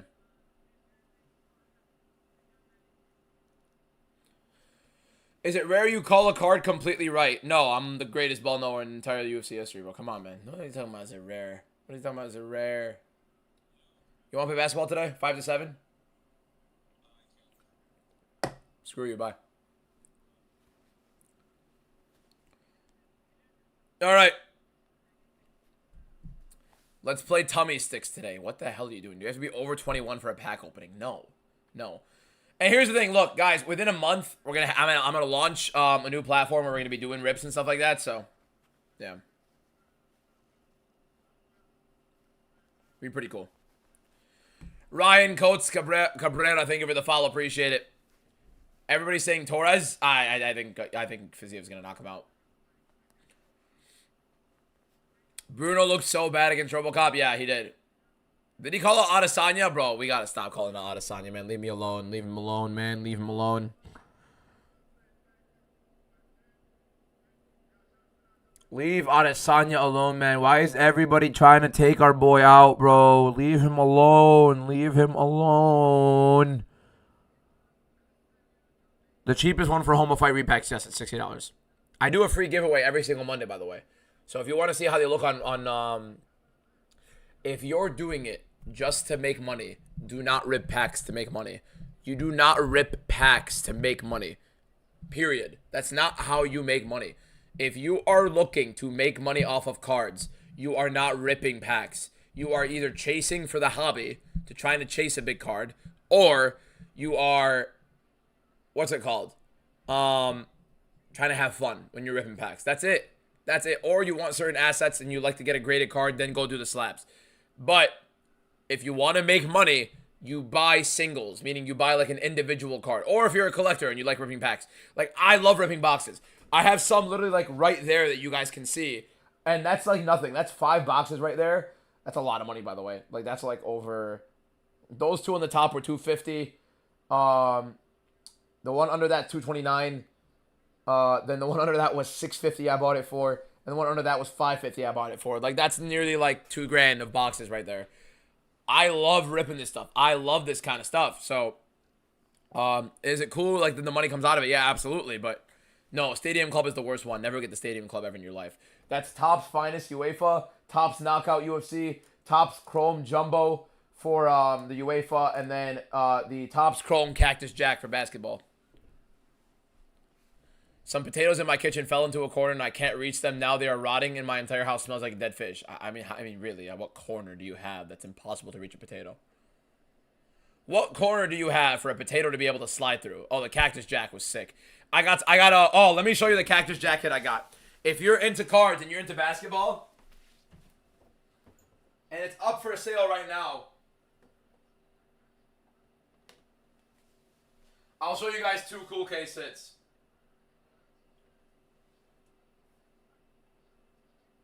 So, this is a John Jones. This is a John Jones Sapphire Selection case hit. If it could focus on it, that'd be great. But John Jones Sapphire Selection case hit. And then the other one is, if you follow basketball, Astrovision case hit of LaMelo Ball. That was pretty cool. So, I have some ridiculous cards up, boys. Some really cool cards I have listed here. But yeah.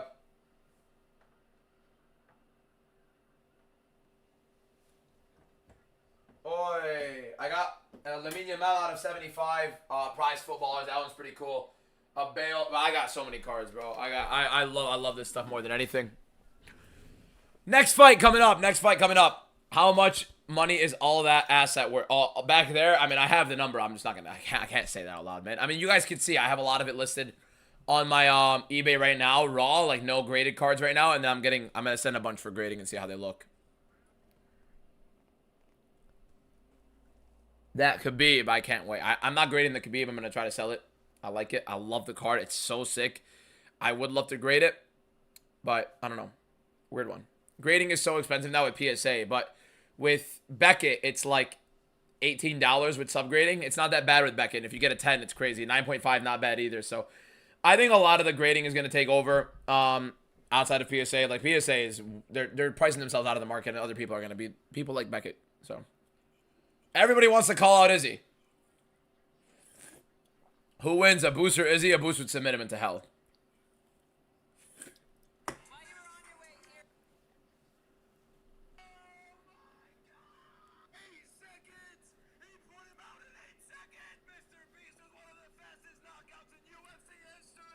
Bro, I can't believe the way. Show us the collection. I can't move my camera or move that. I mean, let me take a photo and like get it closer to you guys here.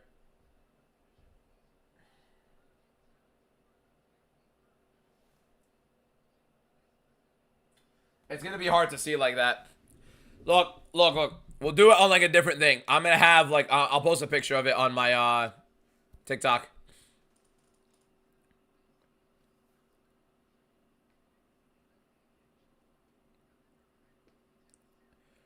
What is your thoughts on the Matsumoto fight? Wild robbery. Wild robbery.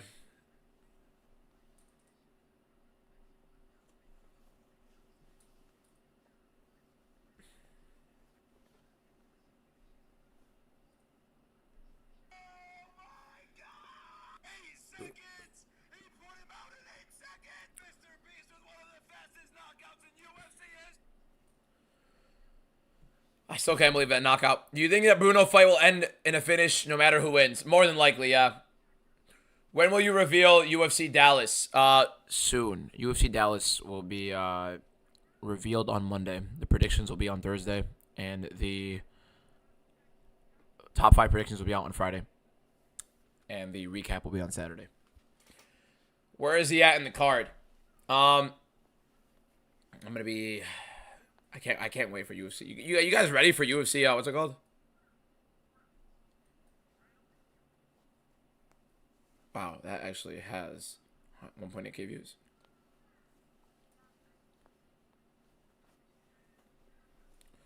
Oh.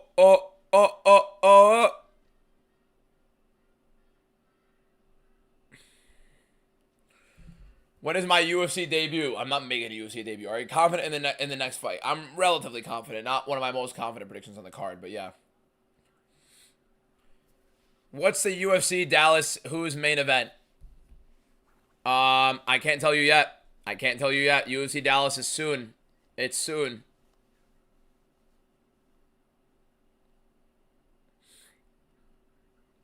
UFC Dallas is soon, though. My top 5 predictions. We're at 25K right now. 63K on the predictions video. Nice.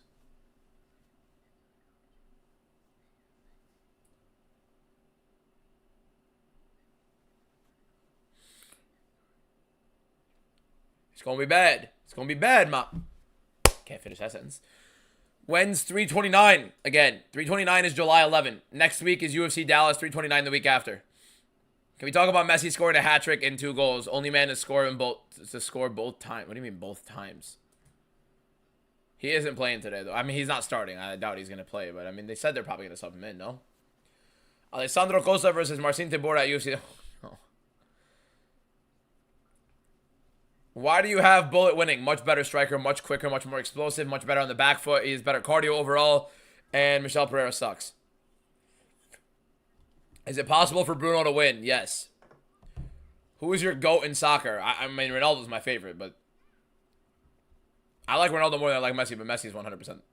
he's greater. You can't even lie to yourself about it. Tim Elliott versus Volkov. All right, bro. Is it possible for Bruno to win? Yes, it's possible, but I doubt he's gonna win. I don't fully believe in him. Messi is the greatest. How confident am I in the rest of the predictions? Asu very confident. Ikram pretty confident. Sadikov pretty confident. Shara one of my most confident. And Fazia one of my most confident. What's the DBM for? Like I always kept thinking about IMDb.com, the movie thing. No, it's I literally just put 3 letters together. I literally have no actual breakdown of DBM. So yeah, nothing crazy. There really isn't anything in particular that DBM stands for. Who would you give Mr. Beast next? I don't know, man. Let me go look at these rankings for UFC light heavyweight and see where they end up kind of having them listed. Because it seems like they're basing it off of the media rankings still, which is weird because they literally just put out. I don't know. Rakic is going up to heavyweight. Menefield deserves to fight up. Johnny Walker is going up to heavyweight. Krylov is booked. Reyes has to fight up. He just won. Guskov probably fighting up. I think Ozdemir is probably the guy you give Yakhyayev, which is actually a pretty tough test. Either Ozdemir or Mirzakhanov, both very tough tests. Light heavyweight rankings need to be fixed. They can't keep sitting here and leaving these guys who announced they're moving up a weight class to keep them in the rankings. So what are we doing here? Database manager? Maybe. I mean, I think it's funny to have it as like something where there's nothing in particular. That means like people could just come up with whatever the hell it is. Bro, that Amahan robbery was actually insane. Yeah, it was wild. It was actually disgusting. Imagine Josh Hogan became champion. Oh my god, that'd be hysterical. I'd love it. I think he'd be funny. Alaskarov versus Bruno Ferreira. How far would a boost go if he had cardio? This guy's good, man. He's good. But he's also very loopy on the feet. Kind of leaves himself a lot open up top. What were your 3 favorites again? My 3 favorite fights on the card. My 3 most confident. I think it was Abus, Shara, and Yakhyayev, if I'm not wrong. Well, let me double check. I can actually go check my video right now. My top 3 of my top 5 were...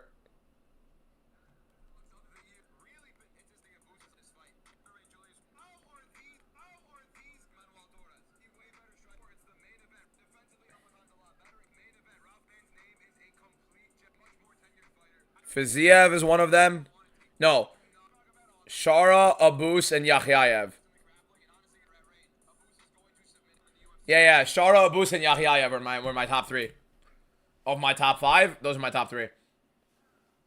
We will be voting for Uncle Chael. We absolutely will be voting for Uncle Chael. There is no conversation about it. That is the GOAT. Too many blobs in the heavyweight division, yeah. And a lot of these light heavyweights are starting to figure that out and be like, yeah, let's go to heavyweight and actually try to win there. Because they can't win at light heavyweight, so they're going to try to beat the worst guys at heavyweight right now.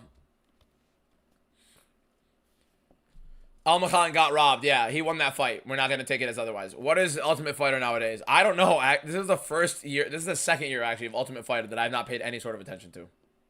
Because it's whatever. Could care less. Here we go. Alaskarov versus Bruno Ferreira. One guy's going out cold, I think. I think someone's getting knocked out badly in this fight.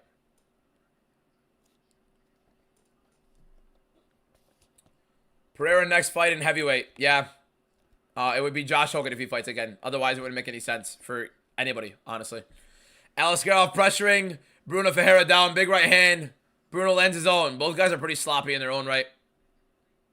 Both guys love to crack. Pause. Jab for Alaskarov.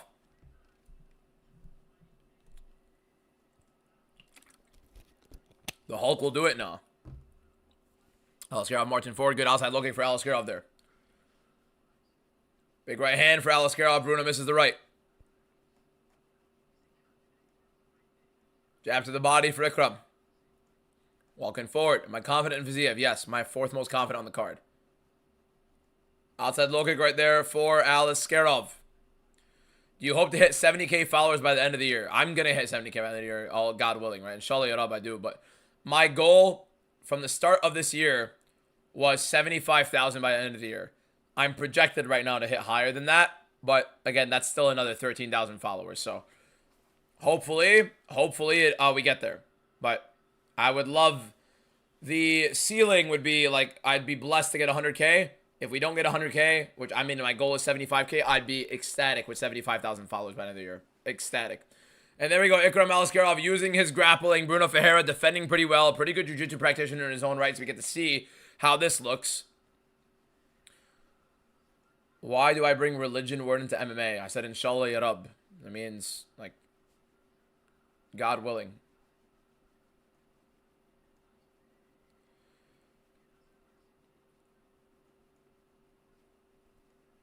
It's just Arabic.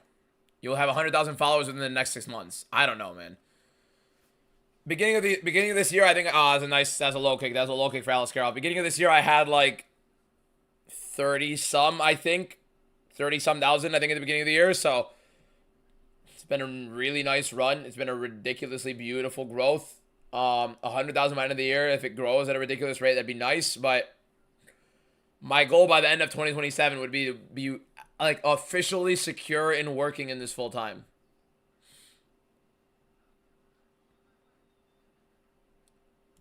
Oh shoot, okay. I'm a little behind on the clock now, but is what it is, not too far off.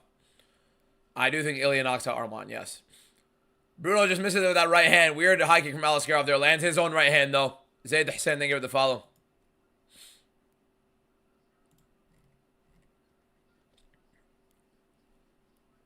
Next most confident prediction. My top 5 predictions were Beksa Almahan, Fiziev, in this order. So top 5. At number 1, it was Yakhyayev. Number 2 was Shara. Number 3, big right hand right there from Bruno, nearly lands big. Knee and a couple shots right there for Alaskarov. 2 was Shara. Number 3 was a boost. No, 2 was a boost. 3 was Shara. Oh, flying knee from Alaskarov and gets it on the takedown. Guillotine attempt from Bruno. Doesn't really get any leverage on it. And Alaskarov right now in the half guard. Let's see how he works here. 3 was Sharov. Or 3 was a boost. One of the 2. 4 was Fiziev. 5 was Almakhan. Those are my top 5. Vic, thank you for the follow. Appreciate it.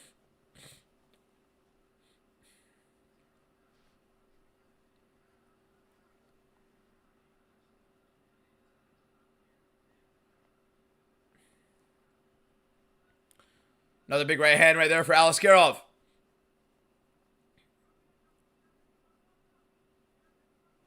Would be interesting to see if this fight not go to decision. Or go to decision, rather. A boost or Ikram? I don't know. I like a boost better, but it's a little bit weird to see how that fight extends, if it does extend, you know what I mean?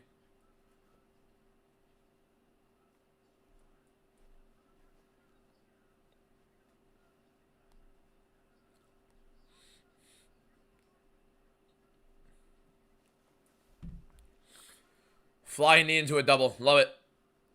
Alaskarov now in the full guard of Bruno Ferreira. Ferreira trying to keep himself there and keep himself safe. Looking to isolate an arm, maybe try to get something working in there. McGregor's going to sleep max. I pray to God he does. 47 seconds left. 45 seconds left right now in the round. Alaskarov looking to probably sit here in the guard right now with Ferreira. Trying to throw up something, but nothing crazy. But yeah, definitely a clear 1 for Ikram Alaskarov in round 1. Come on, Bruno, don't let me down. Hey, your boy's going to let you down, my guy.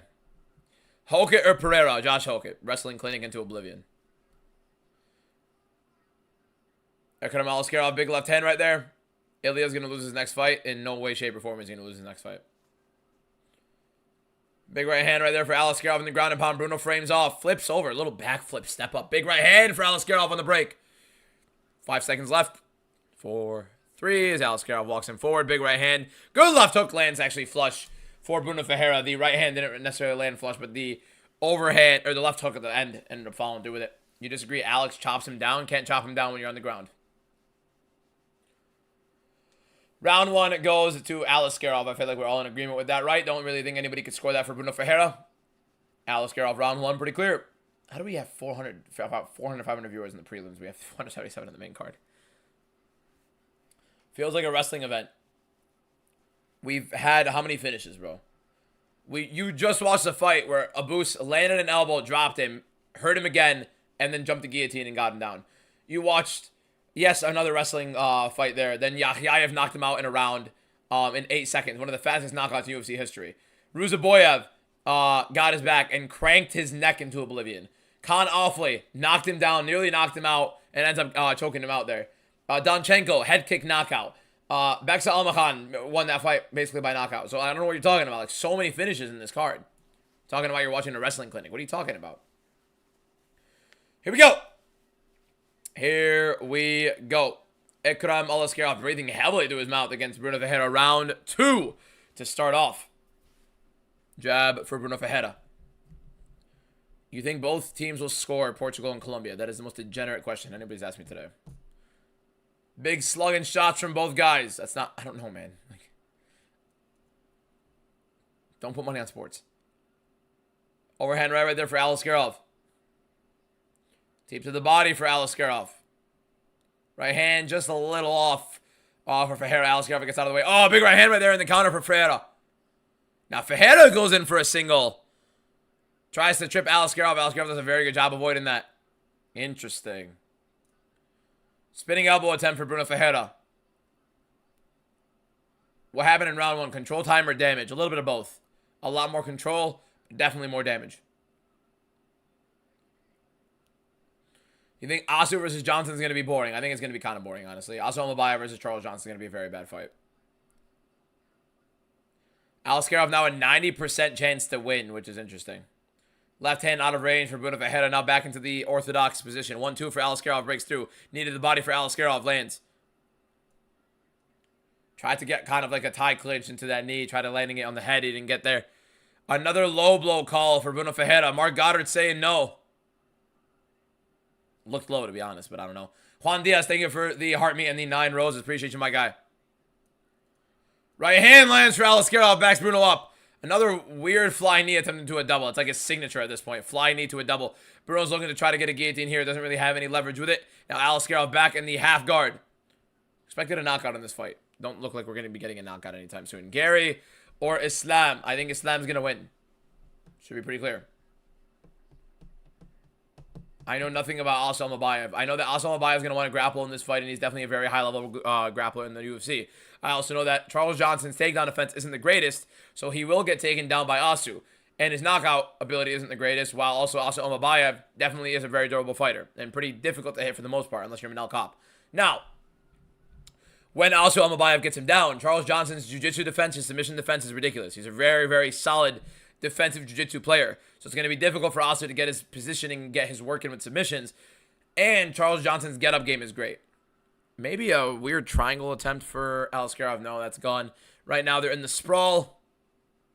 Alaskarov looking to frame and turn around to the back. And he does get almost gets the hook in, but he almost slips it. Beautiful stuff from Alaskarov there. Beautiful stuff from him. Yo, I'm live. What's up? Sunday, because it's actually like it's gonna be tough for me. Yeah, yalla, bye.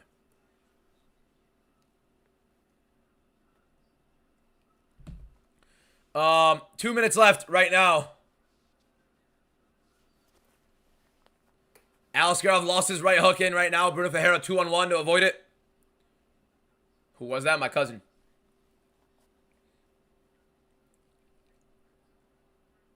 Inside trip right there. Attempt for Alaskarov. Does not get it. Bruno Ferreira does a very good job getting up. 90 pounds on Kyle because he said it went by knockout. Nice. Big shots right there for Alaskarov. Another attempt at a flying knee. A minute and a half left to see if either one of these guys can get a finish in this round. Oliver, thank you for the follow. Appreciate it. Let's call you Oliveira. Oliver, thank you for the follow. Good jab right there for Bruno Ferreira. Big right hand for Bruno and a big left hook where it turned for Alaskarov. Bruno, big swings. Alaskarov gets out of the way. Weird single leg entry for Alaskarov, and he gets it. I mean, it works, bro. It worked. Kind of like ducked his head off to the side. Now he's in the full guard right now of Bruno Ferreira.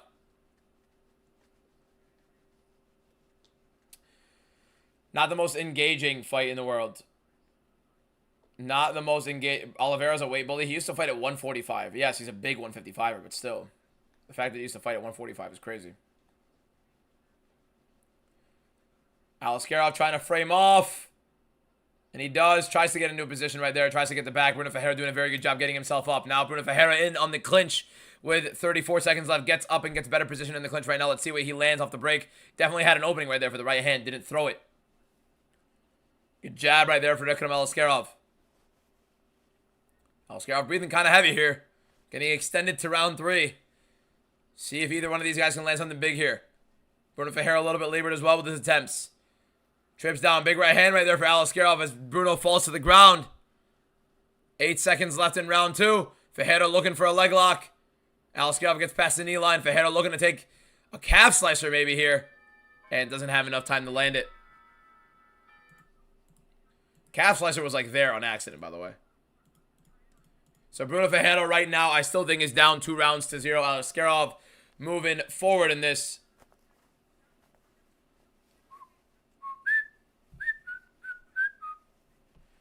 (2-0) Ikram Alaskarov, pretty clear. Charles Johnson's weight, 70 kilograms.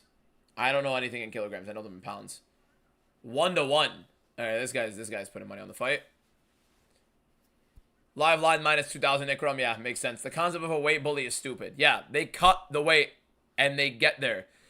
Here's the thing. Weight bully is the funniest conversation in the UFC because if somebody's cutting so much weight and they had a bad weight cut because they're cutting so much weight, everybody will say, oh, they cut way too much weight. They're drained. Of course they're going to look bad. It wasn't a great weight cut for them. Or if a fighter wins and they're bigger, oh, look how much weight they cut. They're so much bigger. Of course they're going to be winning that fight. It's the biggest double-edged sword in the world. There is no such thing as a weight bully. They make contracted weight. Simple as that. Ikram Alaskarov up 2 rounds to 0. Somebody said Bruno won round 1. There's literally nothing happened in round 1 for Bruno in success. So no. Overhand right for Bruno in the left uppercut though. Kind of had Alaskarov a little shaky. Forgot to start the clock. Whoops. I'll start at 4:30. Left hand again for Bruno there. Bruno has to get a bit aggressive. He doesn't need a finish. High kick attempt for Bruno, but gets fouled. Jab for Bruno immediately as he gets back up.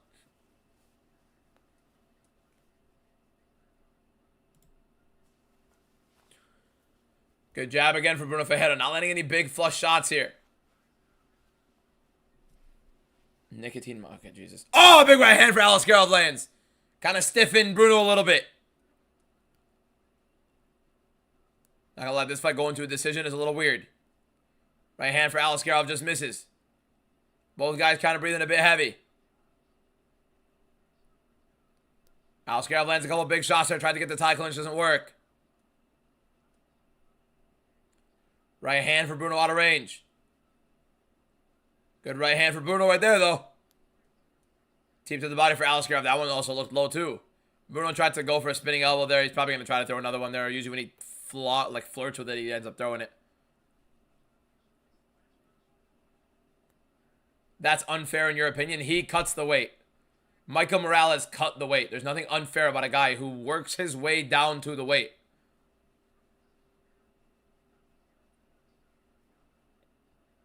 What do you have Fiziev by knockout? Alaskarov getting the takedown is probably, seemingly perfectly fine to sit in the guard here. So, Bruno framing off.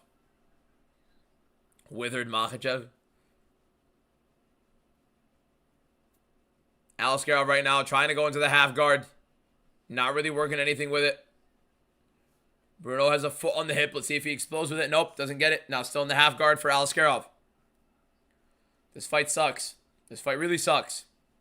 Like, really, really sucks. Alaskarov trying to get the back in right now. Bruno doing a very good job turtling up, but now one hook in for Alaskarov. And there, that is a picture-perfect body triangle. That is one of the prettiest body triangles I've seen slipped in a while. This guy shoved his leg all the way across on one end. Couldn't get the other hook in. Didn't even worry about it. Shoved the one hook he got all the way across. Ridiculous dexterity. Great focus. And he ends up shoving it in. And that's a nasty grip for Alaskarov across the chin. But Bruno does a very good job defending. It's going to be interesting to see if he can get this. Bruno trying to explode out of this body triangle with a 2-on-1 and does not work. Alaskarov has a body triangle. Could flatten out Bruno here, and he kind of does. Bruno deciding to either give up mount. But let's see if Alaskarov could find a finish with this. Elbow for Alaskarov. Bruno pull a Chandler, slam him. Bruno's not. I mean, he is strong as a big dude, bro. So now he has a body triangle in mount. Let's see what Alaskarov does to work here. Bruno's going to be playing defense a lot here. Let's see what happens. Does Bruno take a chance or does he play defense? Torres probably going to put Fiziev out cold. I wouldn't be surprised, only because Fiziev said he's not going to shy away from brawls. Yeah, fair enough. I mean, I think it's going to actually lead to Torres getting knocked out badly. Torres is way too hittable. A lot of control for Alaskarov here in a fight where you would expect to have a finish. A minute 17 left. Alaskarov is in the mount. Think he lost the body triangle. Bruno did a very good job avoiding that. I don't know if he did lose it, actually. It might kind of looks like it's still probably there. Yeah. Alaskarov is just going to be riding out this mount while Bruno Ferreira doesn't really look to take any major risks in this moment where he has certainly lost the fight. Probably just trying to ride out into a decision. Let's see if Alaskarov can get a finish, but likely not. Ferreira just off to his side, avoiding any choke. Avoiding any ground and pound, heavy ground and pound at least. Alaskarov not looking to proactively finish maybe, but he is in the mount. You can't really knock him. Ferreira is solely defending. And let's see what Alaskarov does with this body triangle on the back with Ferreira cradled up right now with 30 seconds left. Doesn't look like we're going to be getting anything out of here with this. Seems we're going to be riding this out to a decision, which is wild to even think about.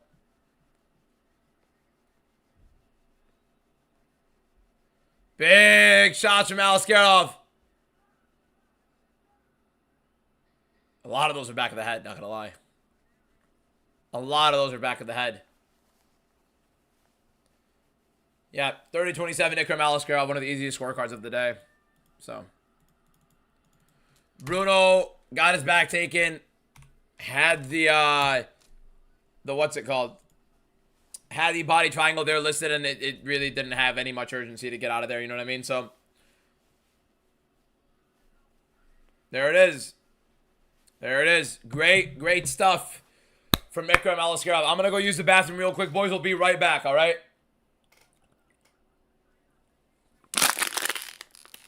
That fight sucked.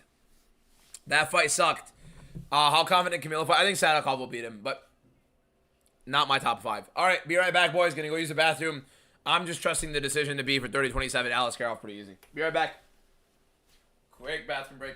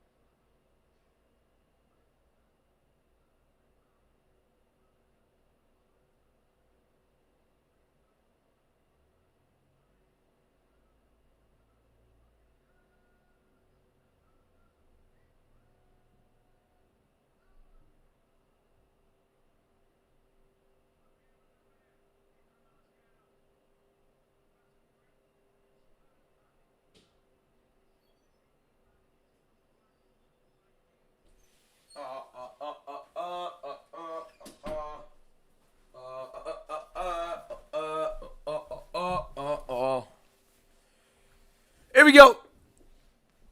Did he call out Bo Nickel yet?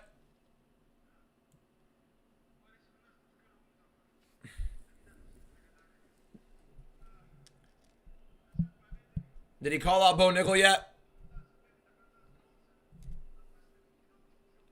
We might sweep the card.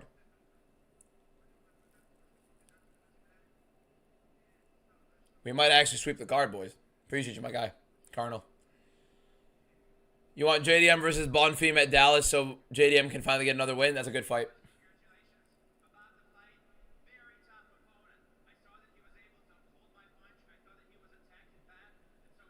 How don't you give round 1 to Bruno?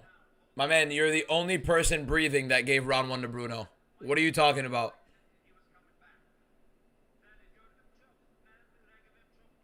I missed the scorecards. I was in the bathroom. I just assumed it was going to be 30-27 at cross because it was a pretty clear, obvious decision.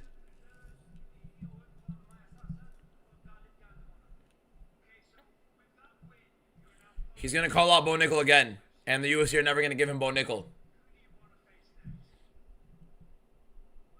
He's going to call out Bo Nickel again. And he should. He should have literally a whole montage of calling out Bo Nickel.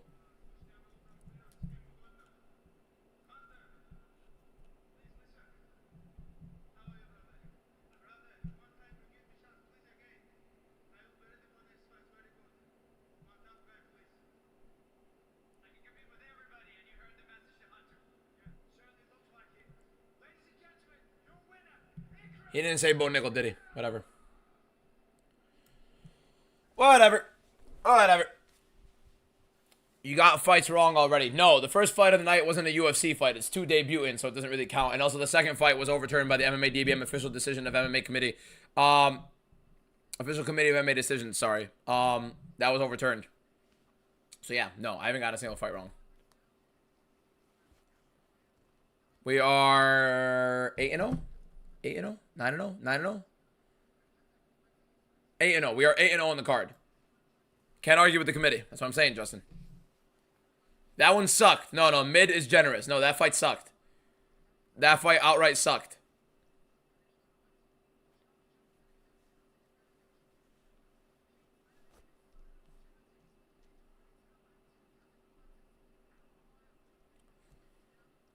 Did you watch round 1 blindfolded? Bruno won that. Yeah, this guy's rage baiting. Straight up rage baiting.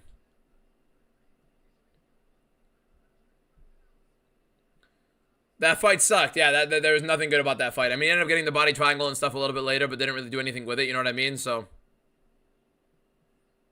expected a little bit more. Definitely expected a little bit more. But he didn't do nothing with it. So, we're waiting on it. I think somebody offered the thing for Volkanovski, and I responded to that. No? Yeah, I did. Awaiting payment, I see.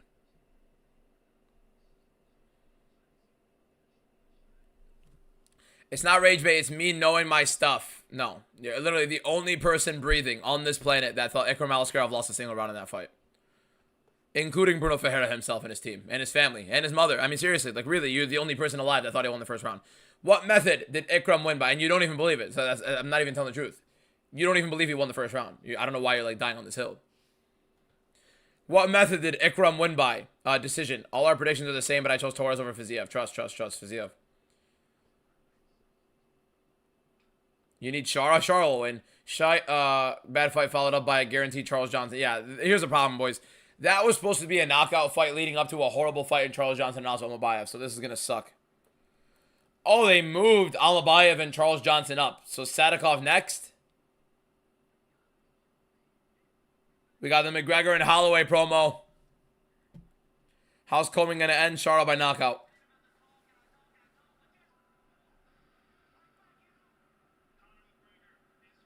McGregor return. Man. I can't wait for this guy.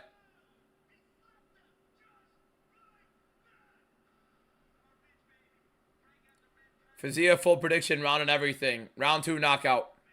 Round 1 or round 2 knockout. Stockton edits, thank you for the follow.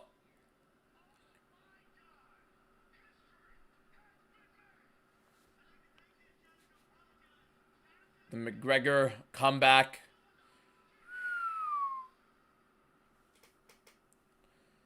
AR rankings might put Big Turkey at 15. Would love it.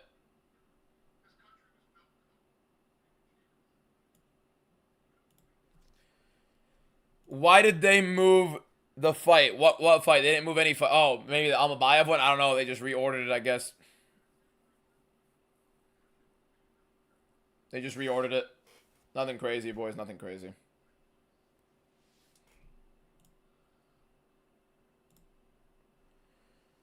What fight is going on right now? I think they're doing Sadikov and Camilo before. The Almabayev one. Almabayev will be after. Do I like Sadikov by KO? The most likely one, yeah. How is the main going to end? How's the main going to end? Knockout, Fiziev. One way or another by knockout. But yeah, Fiziev by knockout. I want Max to win, but I might go Conor. I want Conor to win. I don't believe he's going to win. I'm going to manipulate myself into believing he's going to win. And then I'm going to have Conor McGregor support throughout the entire week. How many strikes will Fiziev and Torres will get? Call the hotline. Zlatko, thank you for the follow. Appreciate it. Nappy, thank you for the 20 GGs. And Ryan, thank you for the 50 roses? 47 roses. Insane. Yep, 2-2 on the main card. Even got the methods right. Yes, sir. Phoenix Man, thank you for the follow. Appreciate it. Matsumoto or Alexander? Alexander beats the living shit out of him. My God. Big Nasty, thank you for the follow. Appreciate it. Pereira by triple backflip. 3 backflips before he starts wheezing and his man bun starts taking off. Prediction scores so far. We're 8-0 in the card. 8-0 in the card. You're dragging it. Alexandre wins 29-28. And not even remotely close. It's Alexandre beating the brakes off of him. That was not 8 seconds. That was 5. It was like a 4-second knockout, but he touched gloves. And then it was a late stoppage. So. And we're saying that for an 8-second knockout, which is hilarious. MMA DBM, what's your name? Ahmed. It's on my Instagram. How do you think the Sadikov fight will end? By knockout. Sadikov by knockout. He went to a gritty war with Colby Thick. You called that a war? It was a beating. It was literally a beating. He beat the shit out of Colby Thickness.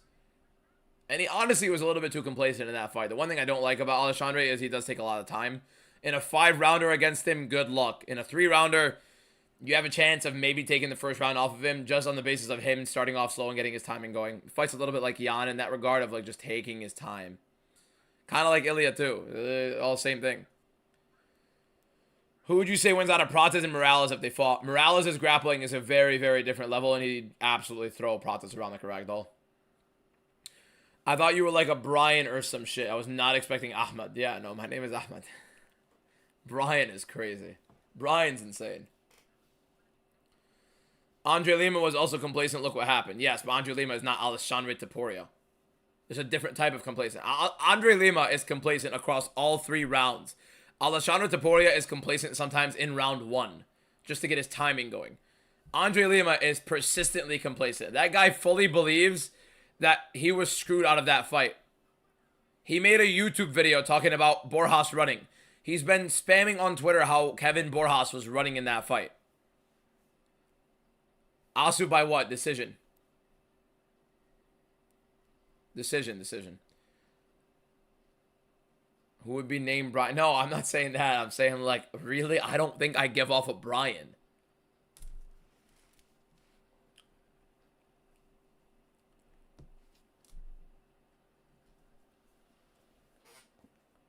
Pantoja or Van? I'm starting to lean more Van, honestly. I really am starting to lean a bit more Van. Am I selling Pokemon? No, my cousin is a very big Pokemon guy. If you guys know what Pokenotify is, they have like 200K on Instagram. That's my cousin. So check Pokenotify out. Check his YouTube channel out, Pokemon Doctor as well. But I do sports cards. I'm doing sports cards. Van demolishes Pantoja. I mean, I agree. How do you think McGregor going to be after not fighting in so long? Definitely a lot worse than you ever think he will be. Legally changing my name here. UFC tops Chrome? I don't reckon it's great. I think Top's knockout is way better than Top's Chrome. Chrome is not bad, but knockout by far is way better. Sweeping the card, best content creator. Appreciate your time, my guy.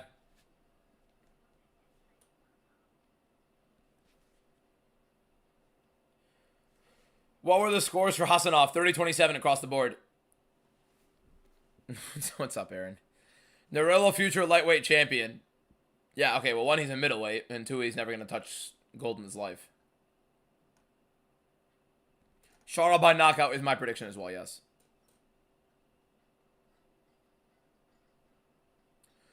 Are they walking out yet? No, we're watching a commercial right now.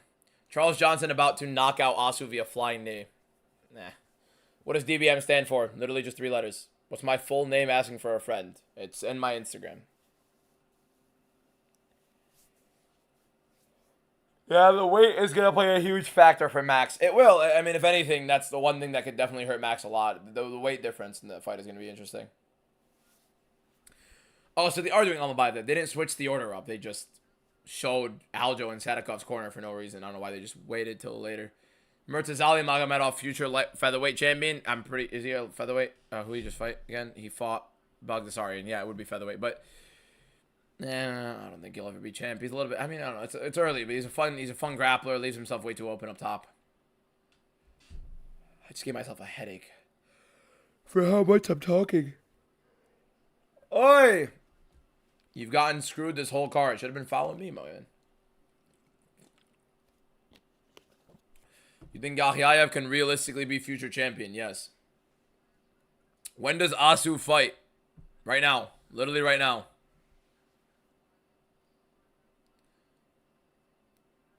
O'Malley versus Diego Lopez. Oh, 2 completely different weight classes. What's your opinion on the Conor return fight, and do you think he'll win? I want him to win. I'm going to predict him to win. I do not believe he's going to win. But I will be rooting for him, and I will manipulate myself into believing that he will win for my own sanity.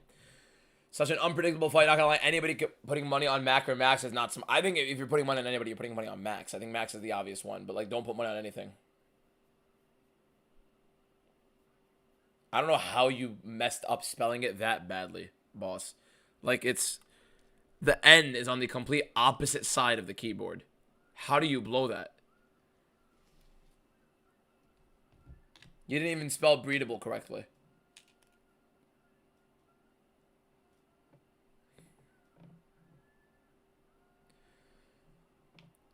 UFC cover curse, Max will lose. Hey, bro, I'm hoping for McGregor win. You know how crazy that place is gonna be if McGregor wins?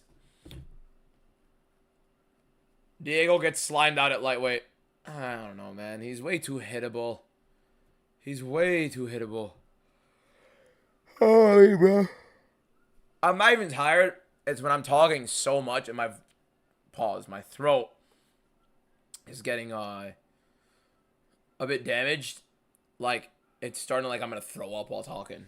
And I'm not going to be doing that. So, like, if I talk in my regular voice right now, it's this low. That's how messed up my voice is. But, yeah. Can't change it for 14 days. That is rough. So, if Conor does that bouncing S and keeps throwing, he's going to wear out. I mean, you mean the karate style? That's like, it's kind of his style in general. It's what he's comfortable doing. But I don't think he's going to be bouncing around. Like, I don't know, man. The arena will shake if he hits the strut. Bro, I'm going to be there, man. I can't wait. You think people underestimated Gaethje? Ilya underperformed or both? It's more so I believe Ilya underperformed. I think Gaethje was slightly underestimated. I mean, evidently you can't really argue otherwise. But Topuria 100% underperformed by a significant margin. What's Charles Johnson's hair? I mean, let's have a conversation about this seriously. What's he doing? What's Charles Johnson doing with that hair? Seriously, what's he doing with that hair? Here we go. Asil Mabayev versus Charles Johnson.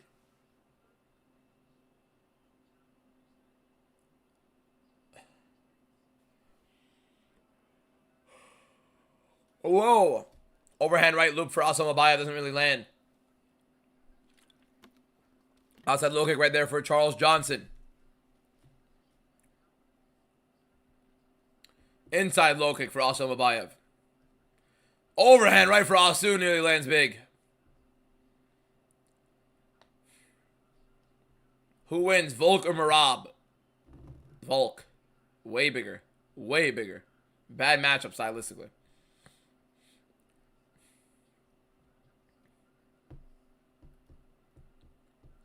The skullet is horrible. Almabayev aggressing. Oh, good left hook for Almabayev on Johnson. Johnson eats it. Didn't love it, and he tried to smirk it off. Another good left hook for Asu.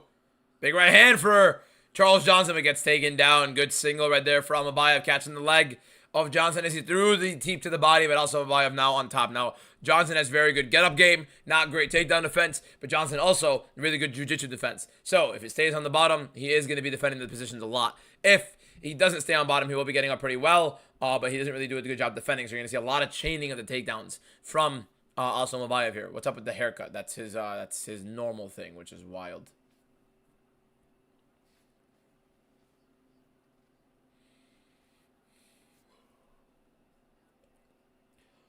Okay, for the people saying his haircut is hard, his haircut's great, would you want your son to wear his hair like that? There's your answer. Johnson doing a very good job trying to frame up, holding the body lock right now against Almabayev while on bottom, trying to look to frame. He does with the legs on the hips. He doesn't really fully get it, but he does get out of the guard. And now right back in, Almabayev does a very good job of getting himself inside the area. Good left hand right there from Almabayev as well. Butterflies are pretty good.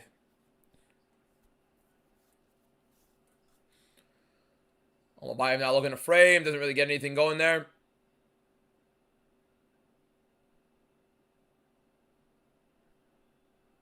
Trying to get them out, but butterfly guard right there for Johnson. Gets him out of the guard again. So here we go. Johnson trying to kick up. Trying to see how he can get back to his feet. 2 minutes left. Almabayev looking to get right back into position, and he kind of does, but he still has a leg across. Does Johnson. Uses it to get another butterfly guard. Still has the shin on the hip to try to frame off. He's going to use the cage to help himself get up, and he is working towards it. Almabayev looking. He has a good guillotine. Almabayev does have a good guillotine. He's kind of getting onto the chin of Johnson. Let's see if Johnson can fight off the choke. And he does fight the choke away from the chin. Very good jiu-jitsu defense from Charles Johnson. Almabayev still persistent in the grappling. Big shots right there. Another guillotine attempt for Almabayev. Might be jumping this one. Charles Johnson has 2 hands on 1 wrist of Almabayev, so Almabayev's going to make him work for this. Almabayev trying to set up this choke with a bunch of shots very quick to try to explode back into the choke. But Johnson very aware of it. 2 hands on 1 wrist. He gets out of the position. Almabayev, beautiful chain to the single. Great scramble right there from Johnson, though, to get to his own single. But now he's in the sprawl a little bit. As Almabayev gets the head, uses it to get his position as they scramble. And now Almabayev in the side control, a big ground and pound. Really, really, really good grappling sequences. This must be delayed. Well, it's stream delayed, so if anything, there's going to be stream delay.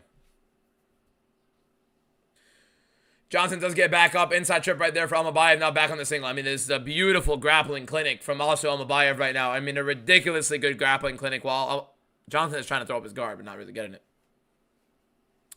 Asu versus Bexal. Who will win? Asu's a 125er. Bexal's a 135er. Asu looking to pass the guard here. Johnson is making it a little bit difficult, but Asu's very active when on bottom here, on top here as well, by the way.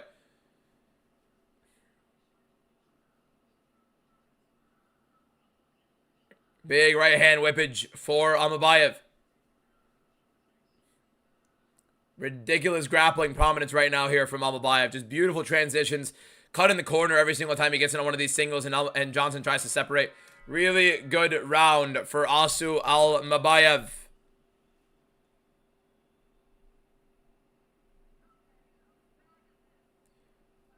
Love high-level grappling. Really, really love high-level grappling. You love to see the peak of it end up getting distributed in the sport, you know what I mean? Charles, round 3, fluke watch.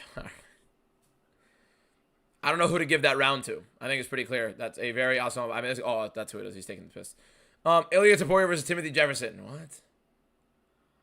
What fight is it, Ron? Also Almabayev versus Charles Johnson. Also Almabayev, round 1. You guys are getting rage baited by the guy in the TikTok chat. Where to watch UFC live stream? Paramount Plus. Beautiful left hook. Caught Charles Johnson right there at the end. Baby Shafkat looking tough. Asu's grappling is looking better and better every single card, by the way. Every single fight that he has, his grappling is looking better and better and better. Really just ridiculous persistence in them. Johnson looks a little shaken. Starting to squint at the eye here. Little damage under the right eye of Charles Johnson from that left hook. And he's taking some ground and pound shots from Almabayev. And Johnson pushing a pace, landing a couple shots right there on the inside against Almabayev. Johnson is a guy known for when he is down on the scorecards, he will push a pace. One good thing about Charles Johnson when you do watch him fight is even if he gives up round one, which he for the most part does, you will end up seeing him push a very big pace in round 2 and 3 to try to get it back. There were some years my dad didn't even make $100 grand. Somebody give effing Link, please. $8.99 for Paramount. Good. Spinning kick to the body for Almabayev in the right hand. Johnson asking where you at. Johnson, anytime he gets hit cleanly, he's like letting him know he does. Beautiful outside low kick for Almabayev. Charles Johnson returns his own. Good jab for Charles Johnson right there. Almabayev just pulls away the right hand, doesn't land it. Fun round so far. Ah, beautiful inside low kick from Almabayev. Hurt Johnson. Johnson didn't like it.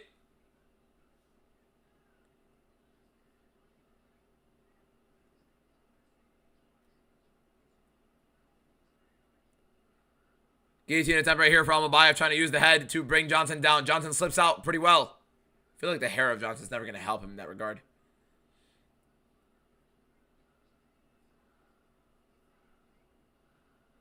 Almabayev now on the back foot circling. Johnson tries to throw a teep, ends up slipping. Almabayev now looking to grab the neck. And Johnson does a very good job getting up again. Good knee to the body right there for Almabayev. Rip to the body from Almabayev. Actually, pretty good defense for there from Johnson. I feel like he did end up breaking that. Oh.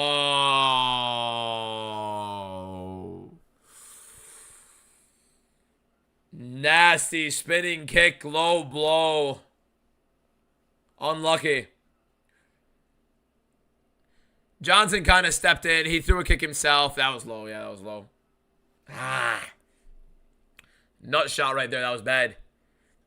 Look, in all honesty, Johnson was kicking. It was still a low kick regardless of Johnson kicking, but it did kind of elevate it a little bit. Now Johnson's back in. Here we go. He says he's good, and he puts both of his hands on the thing. Why do you say you're good? At that point, you take your time, bro. Take your time. You don't need to rush it.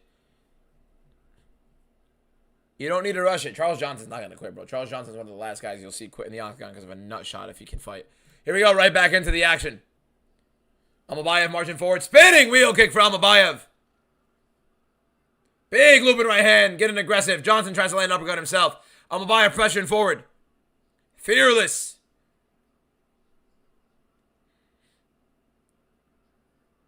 Almabayev pressuring him down.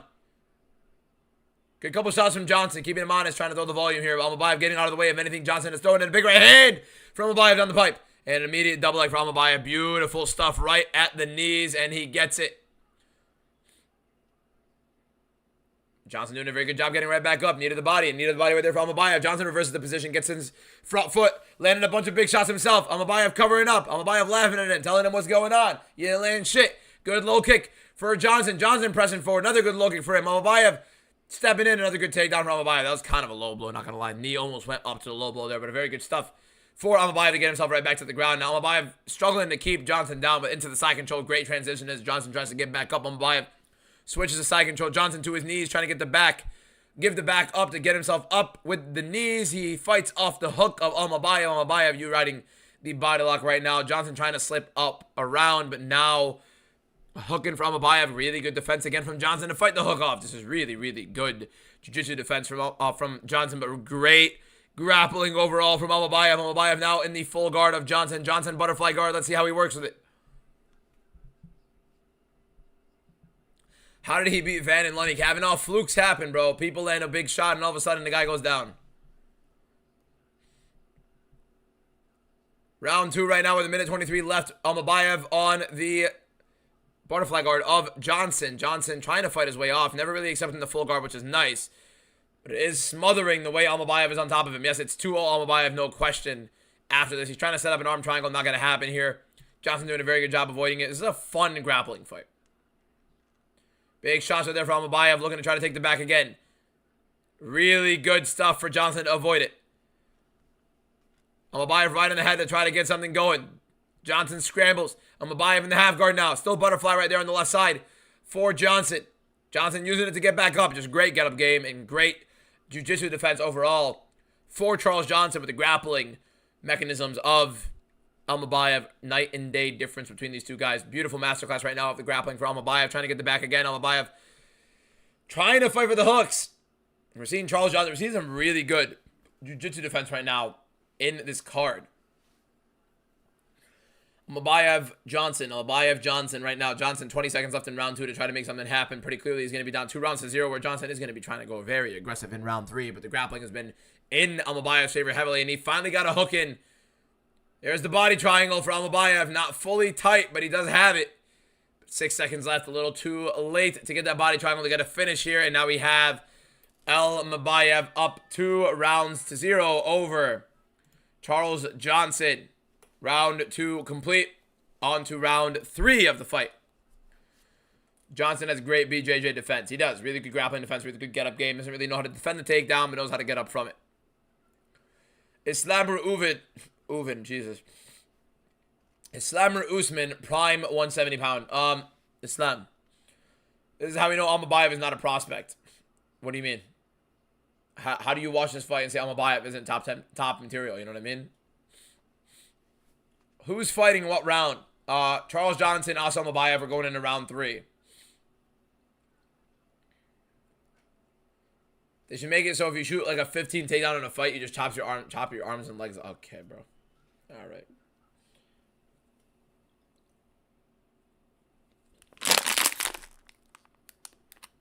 Johnson only beats prospects. He gets lucky against youngsters. Here we go.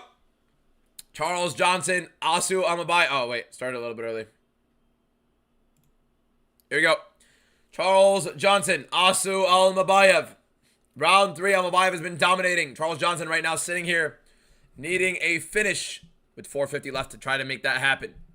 Great outside looking from Almabayev. Has chopped the legs up of Charles Johnson on both ends.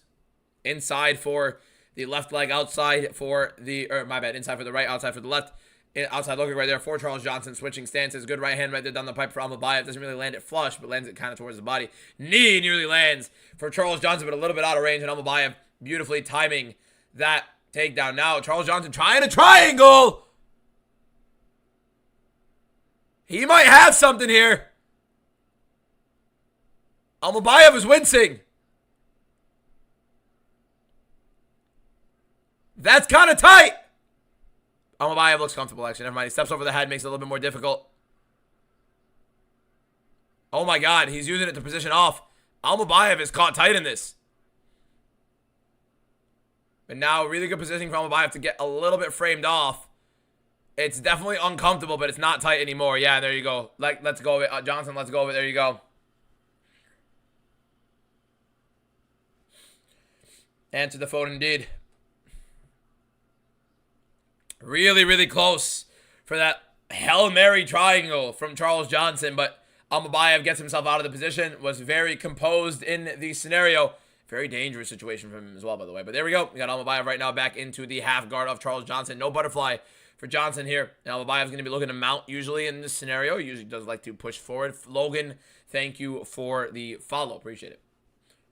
Over 62,000 followers now on TikTok. Thank you guys so much.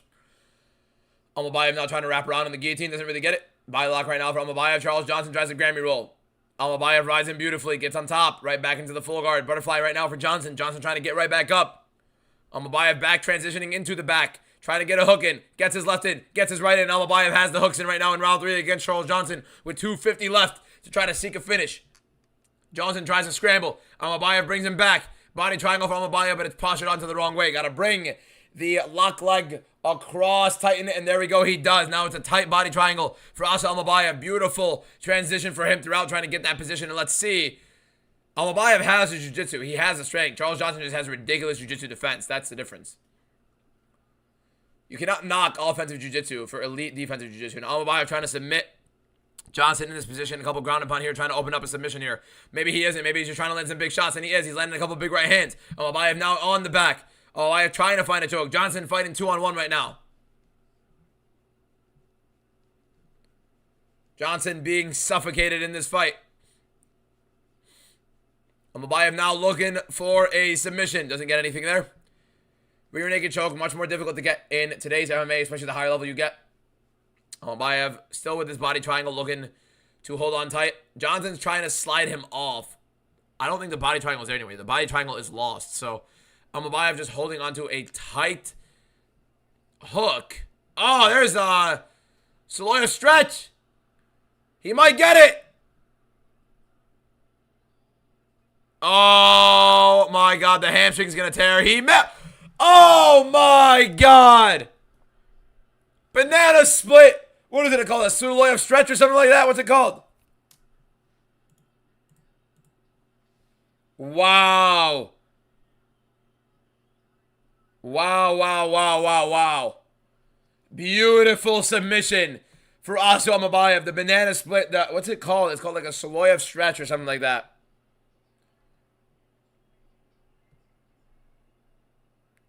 Yeah, it's called the Saloyev stretch. The banana split. Nasty. Nasty submission for Asu Amabayev.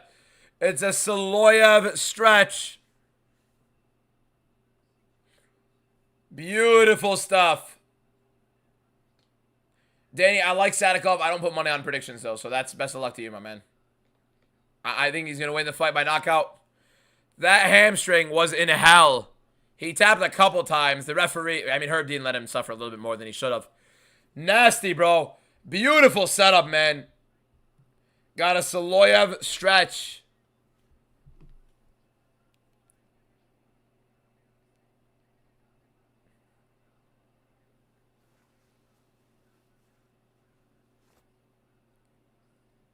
Man, man, man, man. Asu looked good, bro. Asu looked good.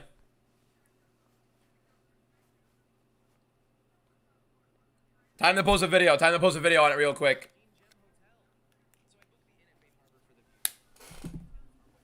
Let's get a video on that, boys.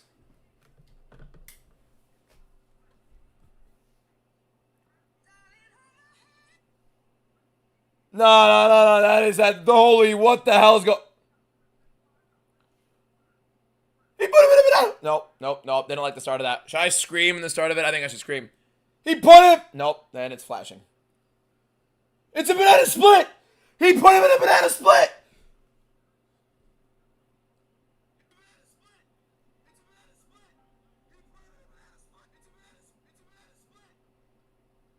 No, I don't like that. Oh my God, he put him in a banana split. That's nope, never in my life. Nope, hell no. Asu Amabayev just tore this man's hamstring in half. Charles Johnson just got put in one of the nastiest submissions in UFC history. The Saloyev stretch, only a handful of them have happened. And my God, bro, just look at the strain on the hand. Bro, I'd be screaming. That's one of the nastiest things I've seen in the UFC. Amabayev was putting on an absurd grappling clinic, and he ends up throwing Johnson's hamstring in for orbit. Ridiculous setup, by the way, ending up getting it. Johnson was trying to scramble, trying to shake Amabayev off the top when Amabayev had great back take. And then Amabayev grabs the leg, stretches it out, and pulls it for the submission. And you could see the pain Johnson is in. He's tapping with both hands. He's literally tapping with both hands. Stop the fight, Herb. Guy looks incredible. Asu Amabayev is one of the top-end flyweights in the UFC. He fought Manel Kopp. It's hard to beat him. But my God, what a performance. Literally relentless, high-level grappling clinic. And the beautiful round 3 submission. The banana split, the Saloyev stretch, whatever you want to call it. Ridiculous finish.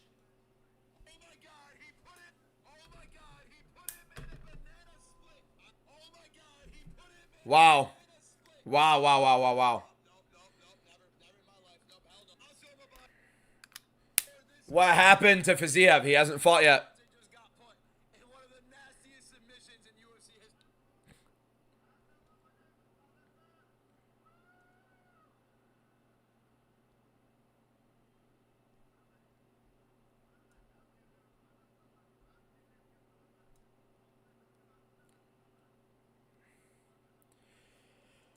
Great stuff from Asu Amabayev, man.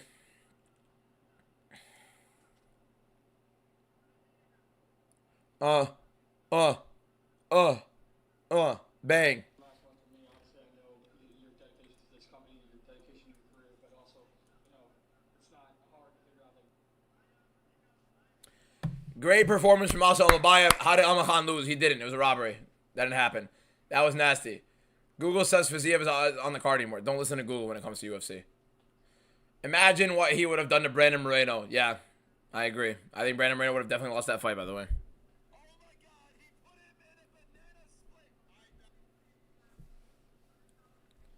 What a submission, man. Hope he calls out Horiguchi. I mean, I feel you.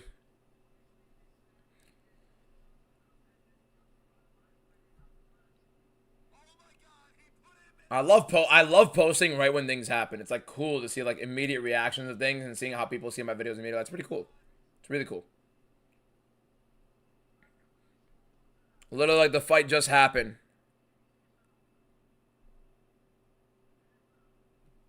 That's a funny thumbnail. Why not? He also had a badass standing guillotine in his last fight as well. Yeah, I mean, he has a nasty guillotine. He has some really sick chokes, really good submission ability. Someone earlier, by the way, was saying that, yeah, where's the guy? Where's the guy in the TikTok chat? He was saying that Almabayev has no jiu-jitsu. I mean, come on. Sorry, best we could do is admit Al-Bezzi in the Apex. Who did he just call out? Who did he call out? Called out Van? Bro, what are we doing here, bro? I hate when a fighter has just a disgustingly bad call out. Like, bro, you know what to do, man. You know that you're not getting that call out. You know nothing's gonna come out of that. What are you calling out Josh Van for, bro?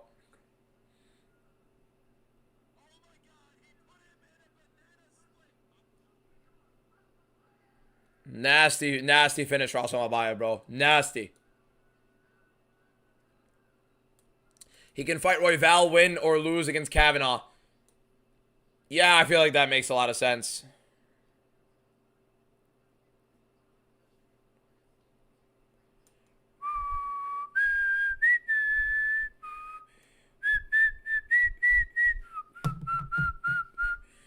Next 3 fights by knockout. I feel you. Give Asu Tatsuro. Ooh, that's a good fight. Oh, there's Shafkat. The GOAT. The GOAT, Shafkat. Bless him. Bless him.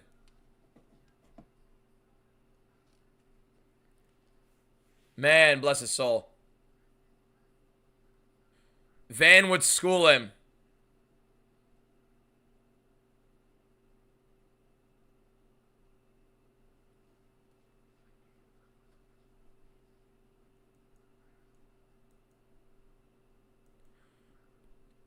Do we have any news on Shafkat? Nothing yet, unfortunately. I really wish we did, man. I'd love to have news on Shafkat.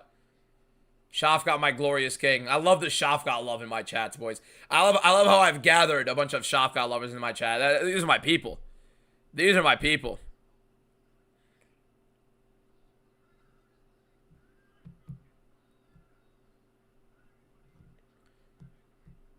I gotta listen to a voice note real quick, boys, so be right back. I feel like there's somebody canceling basketball on me, which is great.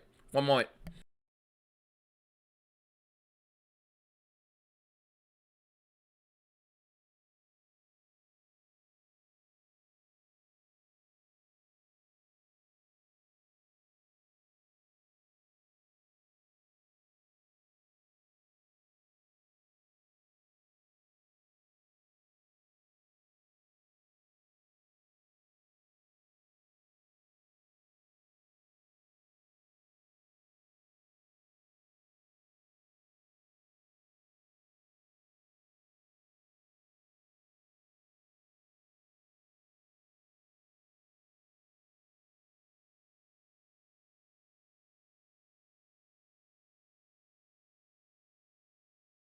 All right, we're back.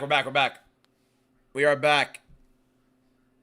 Order delivered. The Strickland delivered. That's nice. I don't know why it took so long. Why does Strickland take so long? Strickland had delivered a while ago. That one took a little bit weird. Sadikov 100%. Asu versus Tyra or the loser of Royval versus Kavanaugh. Perfect prediction on main card so far. Yeah, it's going to be perfect. We're not going to lose a single fight on the main card. It's pretty easy. Pretty easy card to predict. For me, at least. Strickland versus Cejudo. Strickland. You know, I mean, maybe the guy that weighs like 50 pounds heavier. Who you got, Connor or Max? I want Connor to win. M, thank you for the follow. Husi, no, thank you for the follow. I do think Max is gonna win. I'm not gonna say that during my predictions though. We should be 9-0 right now. We are 9-0. We are 9-0 right now. 1, 2, 3, 4, 5, 6, 7, 8, 9. Wait, 1, 2, 3, 4, 5, 6, 7, 8, 9, 10. Oh yeah, 9-0. We're 9-0. First fight doesn't exist. Second fight was a robbery. Every single one since. Who you got, Ian or Islam? I have Islam Makhachev. Do you see Shafkat in the crowd? Hell yeah, I saw Shafkat in the crowd. My whole room actually got brighter the moment Shafkat showed on the screen. I don't know if you guys saw that. Great lighting from him. Look at McGregor fast.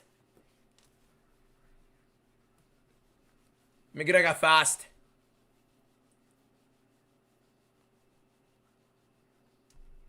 Look at the Mac.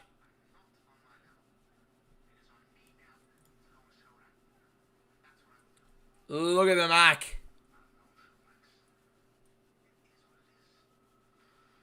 He's going through him. You're not going to lay a glove on me.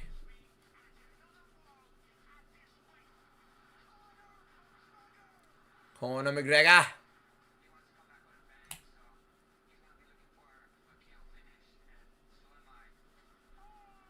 Max is going to give him the brawl he wants, so that's the thing. The thing with this Max and Conor fight is that Max is going to give him the fight he wants.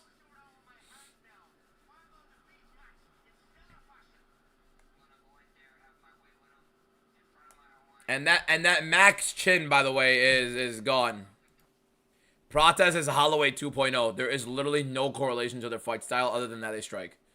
Prates hits like a truck. Max Holloway never had some absurd knockout ability. Prates is more of a Muay Thai guy. Max is like mainly a boxer. Started throwing kicks a little bit later in this thing.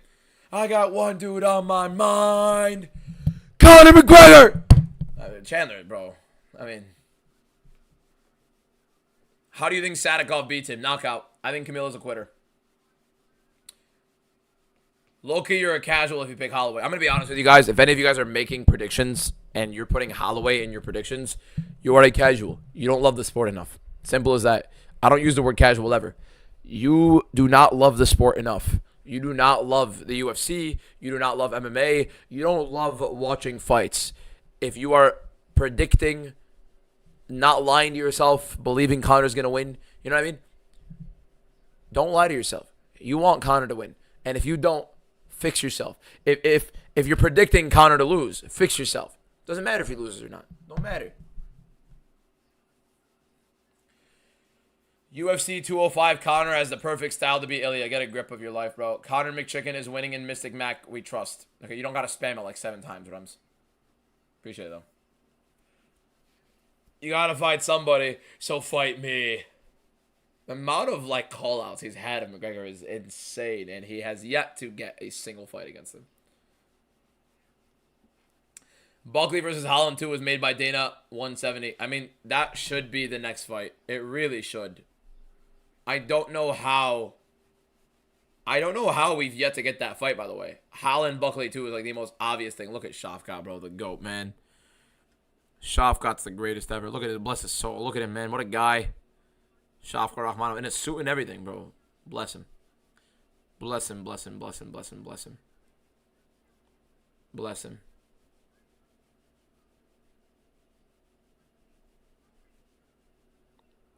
I love him, man.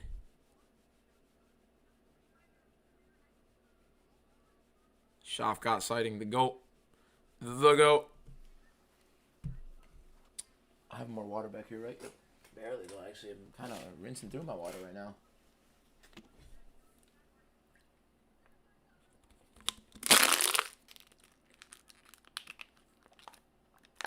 Draco! Draco, send the galaxy, bro. You legend. Appreciate it. I go look back to grab a water bottle and I missed the galaxy. Draco, you legend. Thank you so much for the galaxy, bro. Keep grinding. Appreciate you, bro. You're a legend. Legend, Draco. Draco is a legend of this chat as well from the Galaxies. This guy's a legend. Appreciate you so much, my man. Thank you so much. I play basketball? Yeah. Love it. I'm going to make sure I got enough people here, bro. I got 1. Hold up. I got 1. I got 2. Peter, Hassan, Adam, Huncho. That's 5. And then we got, oh, Ayun's not playing, so I got 3 on me right now. I need 2 more. Fuck. What's the best thing I do in basketball? I'm a shooter.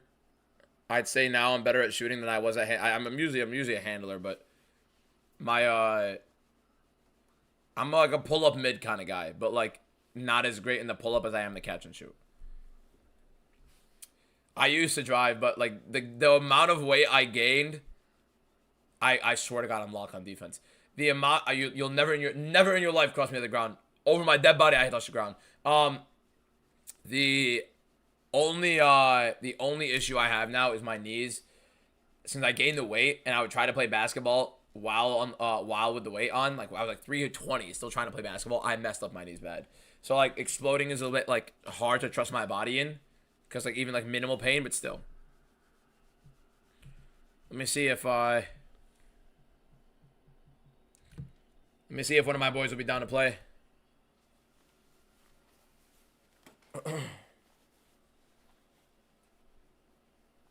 Is Shara and Fiziev 100% going to win? God damn it, he didn't answer the phone.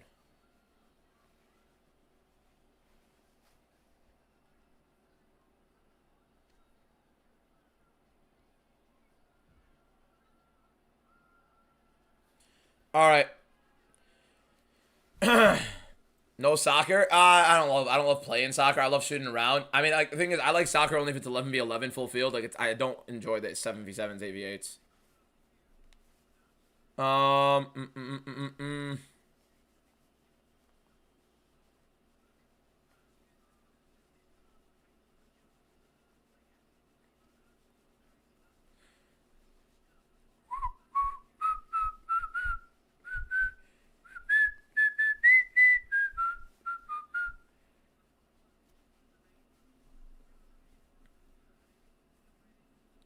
Let me call a guy, see if he wants to play. Here we go.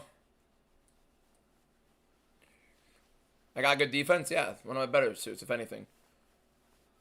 Okay, who will win according to you next? I think Sadikov, then Shara. Sadikov, Shara, then Fiziev. You literally see them. They're circled on the screen, man.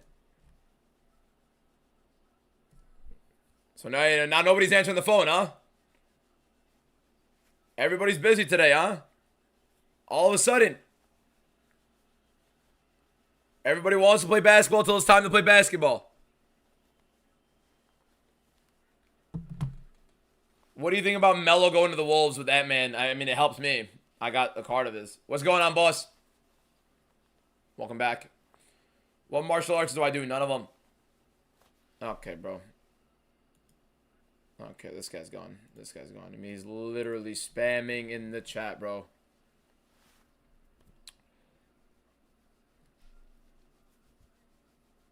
MMA D-Man versus Michael James for the BMF belt. Come play soccer and pick up soccer in Chicago. If it's 11v11, sure. If it's 7v7s, 8v8s, I hate the smaller field soccer. It's not the actual beautiful game, you know what I mean?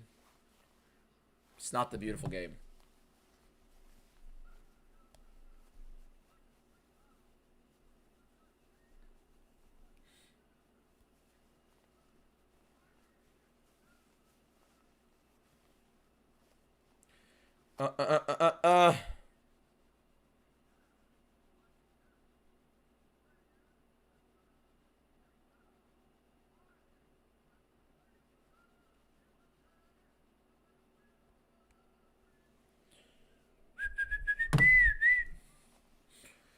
What do you think about the World Cup so far? It's been sick. It's been literally sick.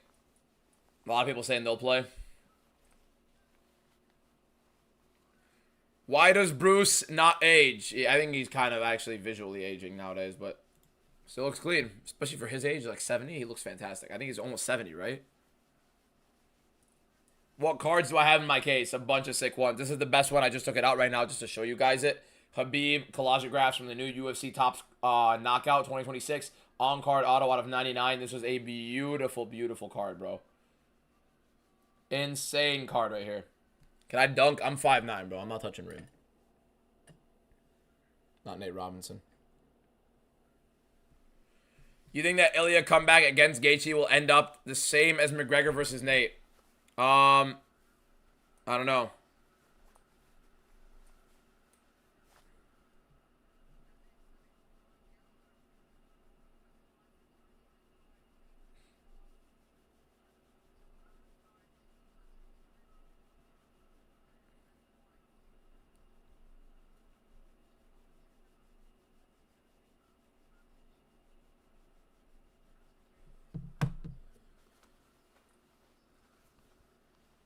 Here we go. Oh, the clock. Shoot. Let me match it up real quick right now. 1 sec. Match it up with 4:30 real quick. Sadikov versus Camilo. Here we go.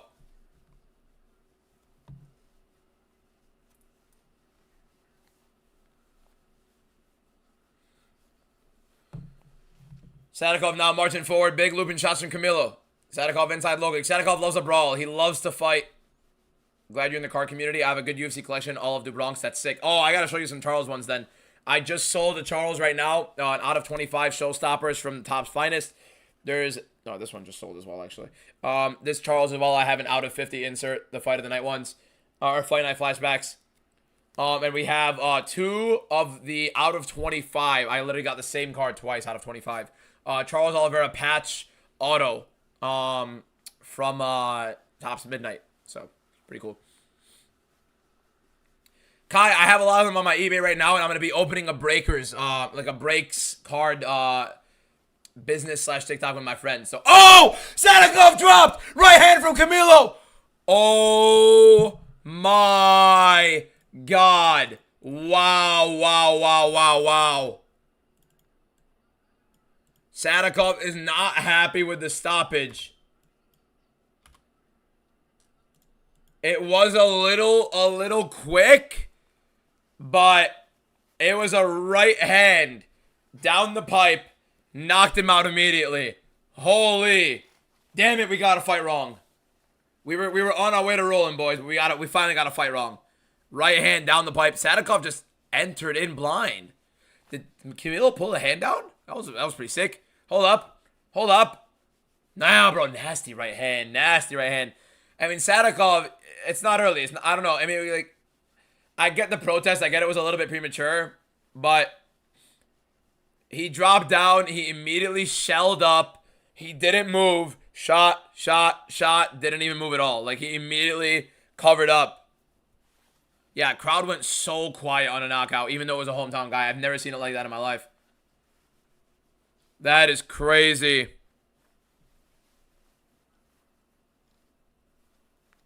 That is insane.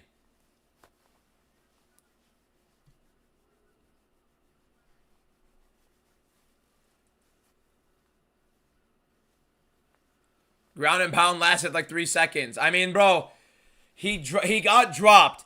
He kept himself shelled up immediately. Went down himself after trying to get up for a second shelled. He was hurt badly, and he did not move after a couple shots. Like, you can't just sit there and recover under a guard. It's not going to work like that.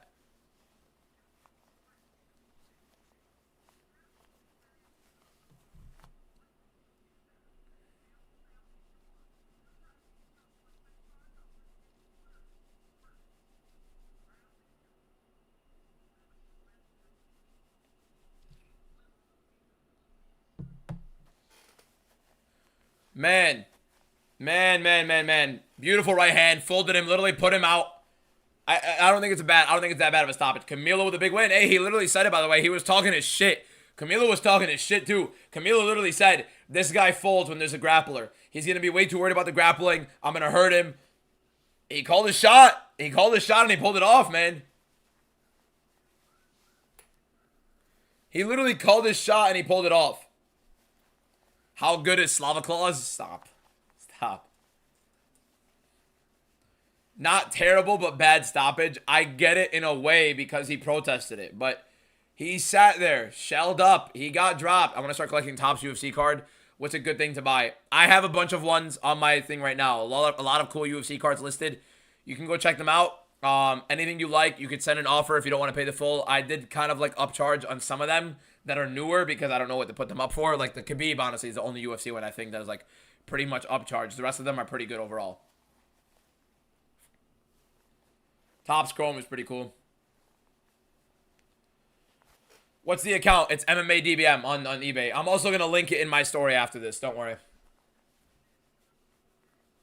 Did I change my Camilo prediction? No, Camilo knocked him out badly. Like, and I was on Sadikov, so.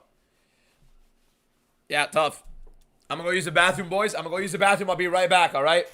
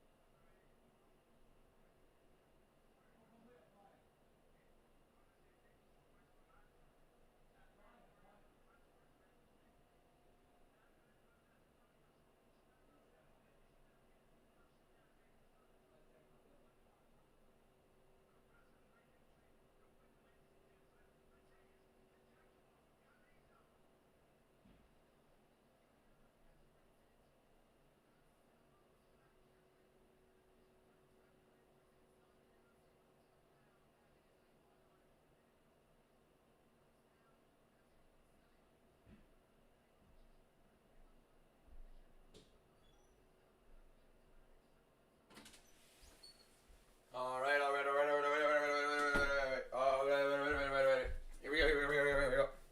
Here we go. I don't know why the whole chat's oh, it's just all the like the what's it called, guys? The what's it called? I'm in the same regulars.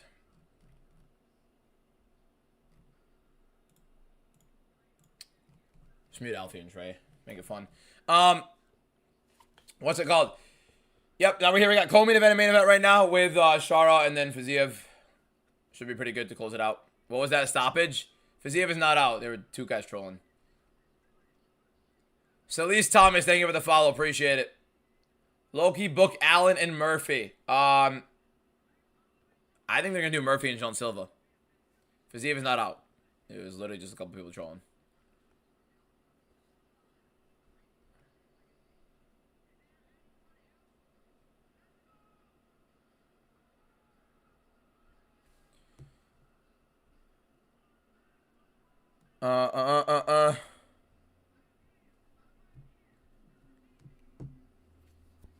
Check Insta. I will.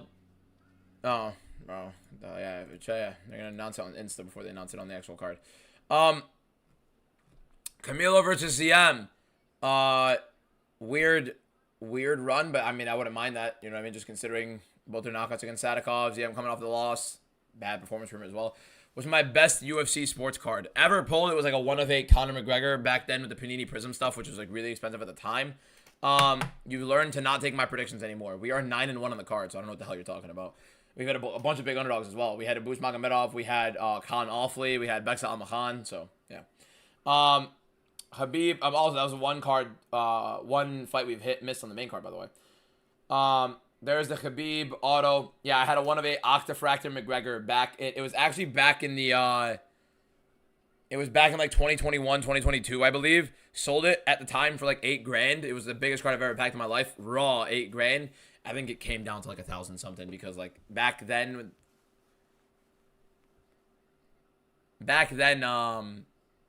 it was like very different. Kai, eventually, I get you're not trying to clout you. I get that. You're just trying to plug. But I'm not trying to, like, buy any singles right now. I'm going to be buying singles a little bit later. I'm going to be doing a break business soon. So, like, maybe down the line I'll be buying singles, but nothing yet. Unless there's somebody I really like. If Shara and Fiziev win, I'll send another Galaxy. Nah, bro. You're good. You're good. But I appreciate it.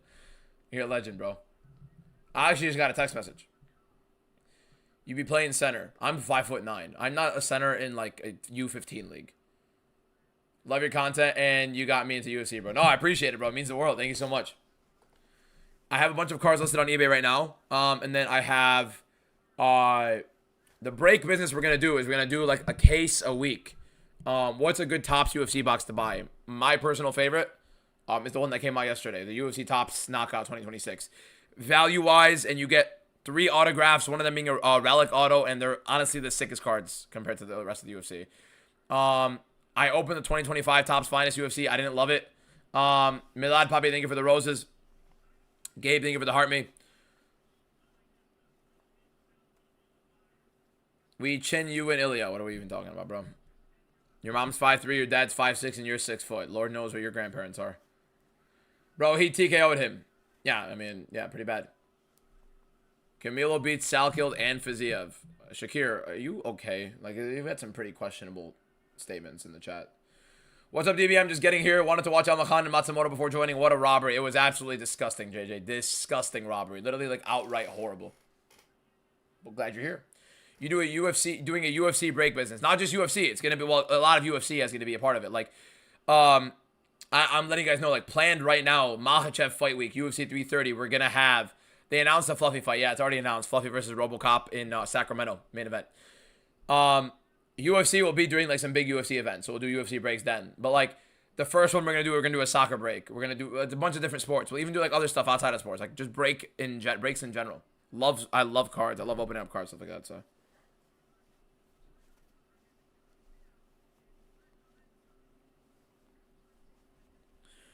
Call a couple people and see if they could play some basketball because I gotta scrape a little bit right now. It's not working out, my man.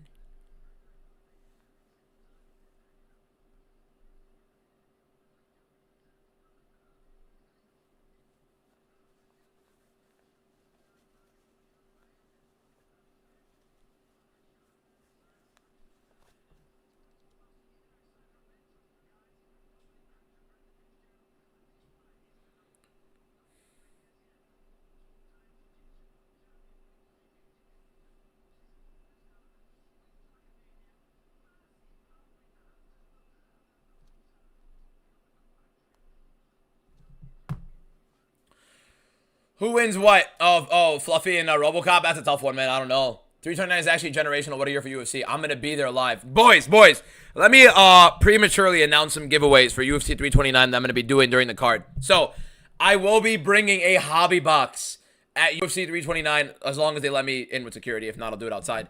A hobby box where it's going to be a bunch of packs. It's going to be like a $200 to $300 box where we're going to be giving it away to people there. Like, we're going to be giving away individual packs to the people there. So whoever's there, we're going to be giving away packs. We're going to be doing it. Also, I get a couple of packs from Home of Fight cards, which are slab packs. And we're going to be giving those away. I'm going to be giving away every single one of them, including the $150 Elite pack. So we're going to be doing, I want to say, like nearly $700 worth of giveaways at the event. Probably $1,000 worth of giveaways on the week.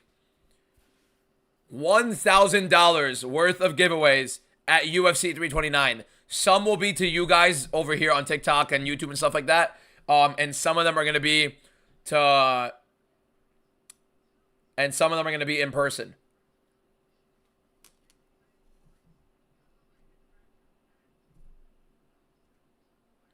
Who is your favorite fighter of all time? It's Petr Yan and Ilya Topuria. I think McGregor's also there. Did Sadikov get knocked out? Badly, yes. Who is your favorite? I already answered that. It's going to be bad.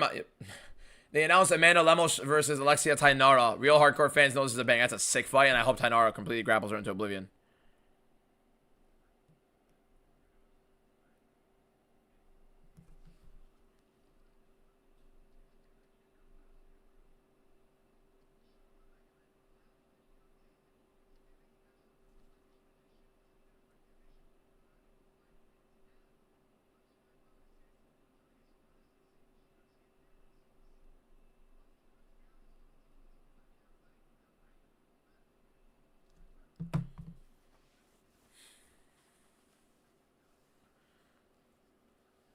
I also think Fluffy wins. RoboCop doesn't have good cardio. Yeah, it depends on how Fluffy can manage early on with RoboCop. RoboCop can manage a little bit early, but then let's see how he ends up breaking down. It's a 5-round fight as well, so it's definitely going to be favoring him. Seriously, though, why aren't they using meta? I don't know why they announced a whole different ranking system where they're going to be using AI and they're going to be using it as like a basis, and then all of a sudden they're not actually using it. It doesn't make any sense. It's kind of weird.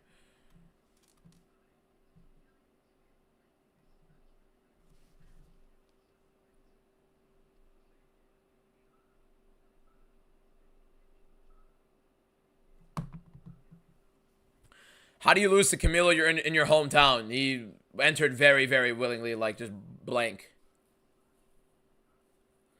Is he top 10 all time? A crazy take? Yes, it's a wild take. He's not a top 10 UFC fighter of all time. I think 15 is not bad. Fringe 15 also good. Bro, how do you lose to? I already answered that. That's bad.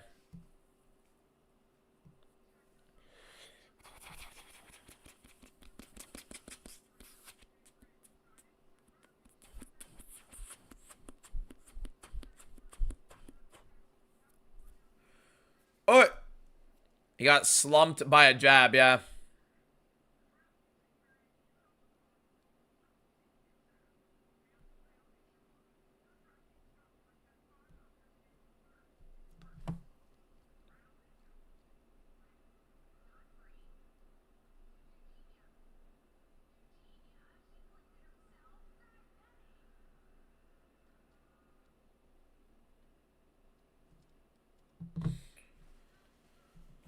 Oh, Chara Bullet about to put BTA. I think Chara's gonna literally beat the brakes off of him. I don't see how Michelle Perez is gonna compete in this fight. I think it's to justify this main event, and it'll be place next card. Can't justify an untangled fighter in the main event. What the hell are we talking about?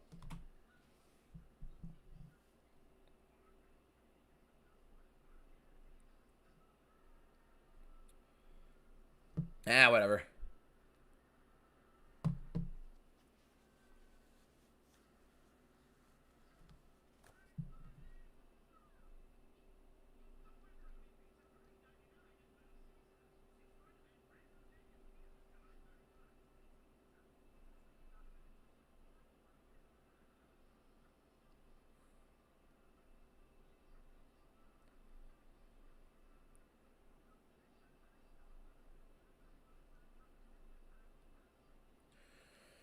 Chara knockout round 2. Yeah, I think somewhere in that realm. Depends on how aggressive Michelle Pereira wants to enter this fight. I think Chara can end up getting the knockout.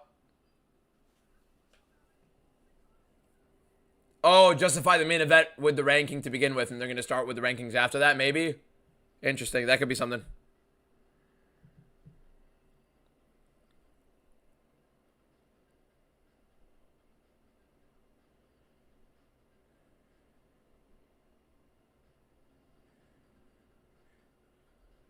Who is fighting next? Chara Bullet versus Michelle Pereira. Co-main event. Sorry, I'm spacing out right now. We're scrambling to try to get people to play basketball today. A couple people ended up bailing out last second because they're just fantastic people, right? Incredible people. Who doesn't love those kind of people? Why do I have a feeling Chara is going to lose this? No. Show us the walkouts. Yeah, no. We get to watch these beautiful advertisements instead of watching the walkouts of the fighters that we're actually here to sit and watch for, what, 7 hours, 6 hours? Like, damn, bro, come on.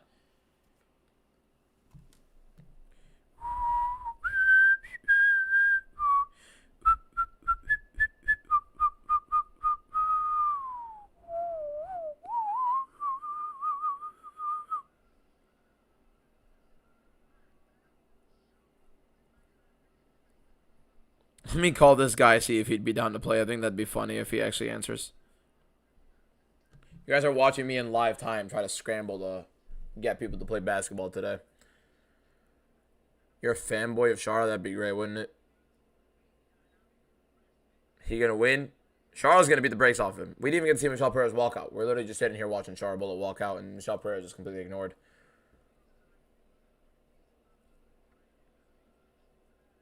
Hey, what are the chances you hoop in 3 hours? Wallah, you're lying. How about that? Yalla, have fun. Bye. Damn it!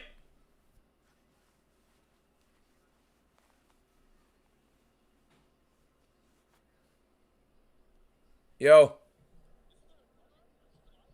I'm live literally right now in the middle of the call, yep. Yeah. Fizzy's next. Charles fighting right now. I'm done. Hey, bro. I think he's gonna knock him out, but Yalla. Bye. The degenerate ass friends. Bro, this inactivity thing from TikTok.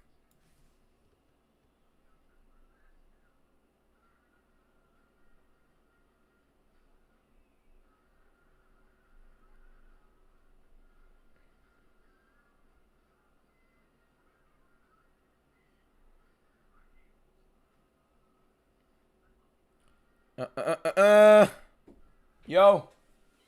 Hala.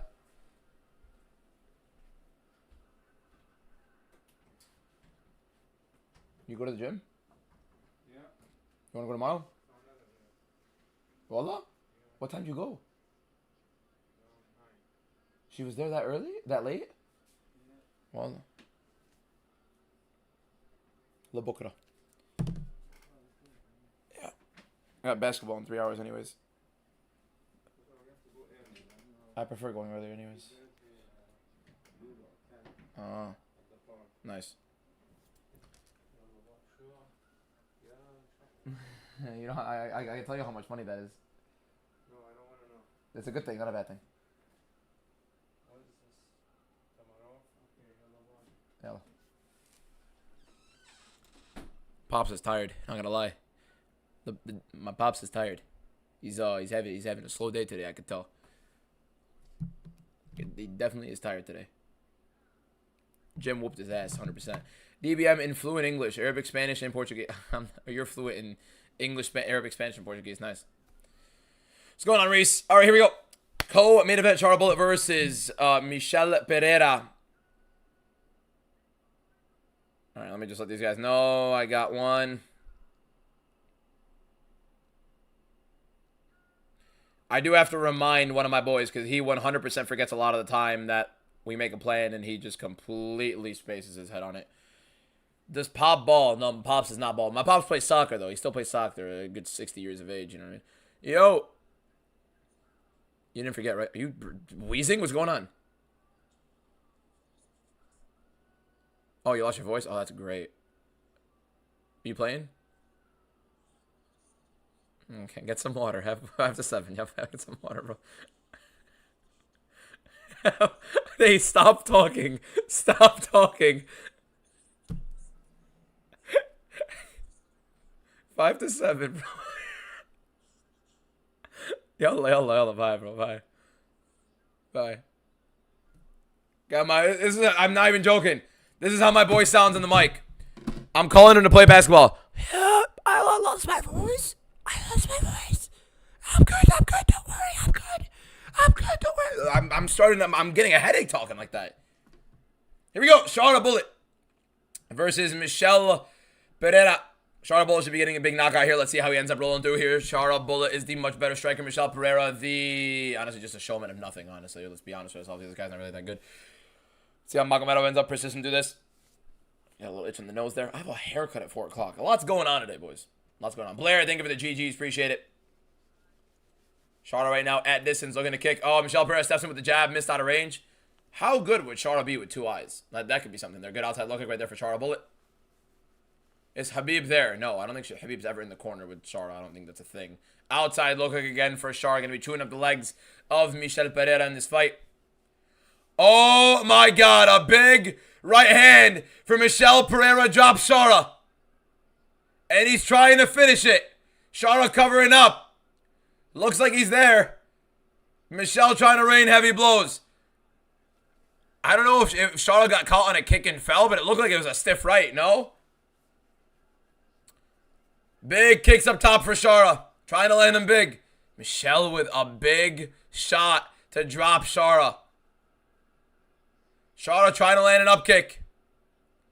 Michel trying to still land some big ground and pound. Oh my God. Oh my God. Now Charlo trying to throw up his legs here. Maybe, I don't know what he's trying to do with his guard here, but I think he's just trying to avoid Michel trying to get any sort of side control. Right hand down the pipe. It was not a trip. It was right there on the button, right on the nose, dropping Shara as he was throwing a kick, though, so it may have been a little bit of a slip, but it was a flush right hand. That should be counted as a knockdown regardless of the situation.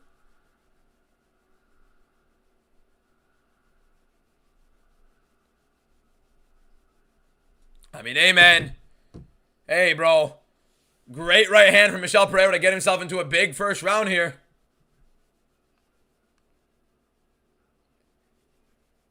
Shara trying to throw up his guard, trying to get a little active here, but really now Magomedov barely even a favorite live. Even with the Michel Pereira big knockdown, no longer the favorite. Still not even a favorite here.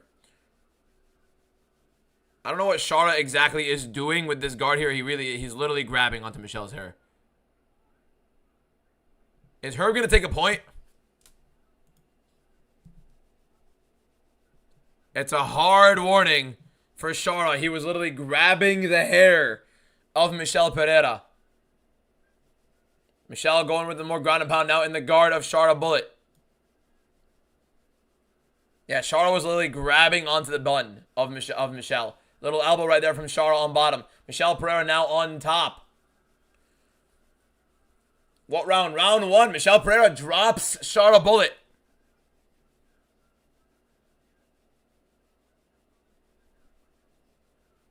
Could be interesting to see how this fight goes, because Pereira's best thing is round one. So we get to see how it looks in rounds 2 and round 3. He was also pulling Shara's hair as well. Good elbow right there from Michel Pereira. Shara Bullet landed a bunch of little shots here, just kind of annoying Michel there.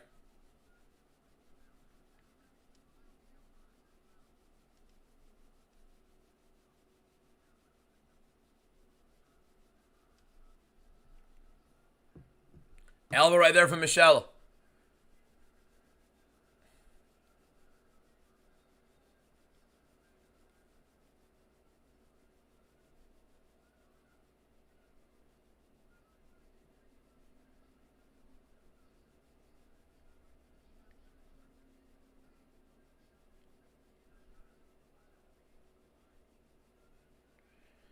Michel now on the side control, framing on top of Shara. Trying to get the back. Michel Pereira looking for a submission. Shara Bullet giving up his back. Michel Pereira looking for the hooks. Shara trying to scramble out on the wrong side, though. There's literally an obvious side to scramble out of. He's going into the hook of Michel. Let's see what he ends up doing. This is the one-eyed warrior. Now Shara reverses position. And he's on top of Michel with 37 seconds left. But this is a clear Michel Pereira round. Barring some, absurd damage from Shara. There's almost impossible for him to get the round back here. But great stuff from Shara to scramble. Great stuff. Michel is literally also holding onto the hair. I'm not even joking. He literally watched him just clamp on the hair. So 1-0 for Michel Pereira, but a good end to the round for Shara. We got to see how this fight's going to look on the feet in round 2, though. Michel expending a lot of energy in this round 1, and he really is a notorious gasser. A lot of heavy leg kicks right there at the end to the hamstring for Shara Bullet. But a good round for Michel Pereira with the right hand. Anybody saying 10-8? This is not boxing. You get a knockdown. It's not an automatic 10-8. He landed a right hand. He dropped him. He was on top for a bit. Shara got up. Did his own work. It was not a 10-8. Not even remotely close. So it is a 1-0 in favor of Michel Pereira in this.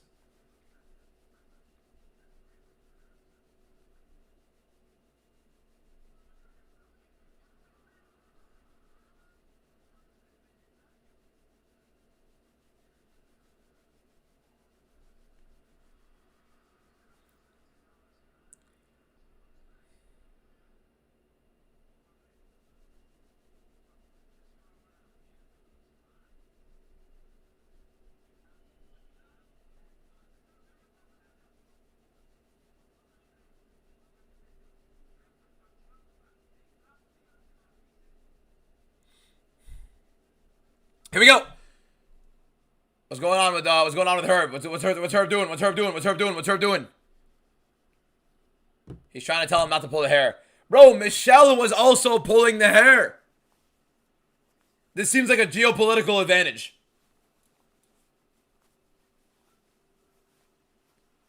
It looks like Michel was grabbing it. Shara has lost his mind completely. The guy's just going to fight without even the bell ringing. Holy shit.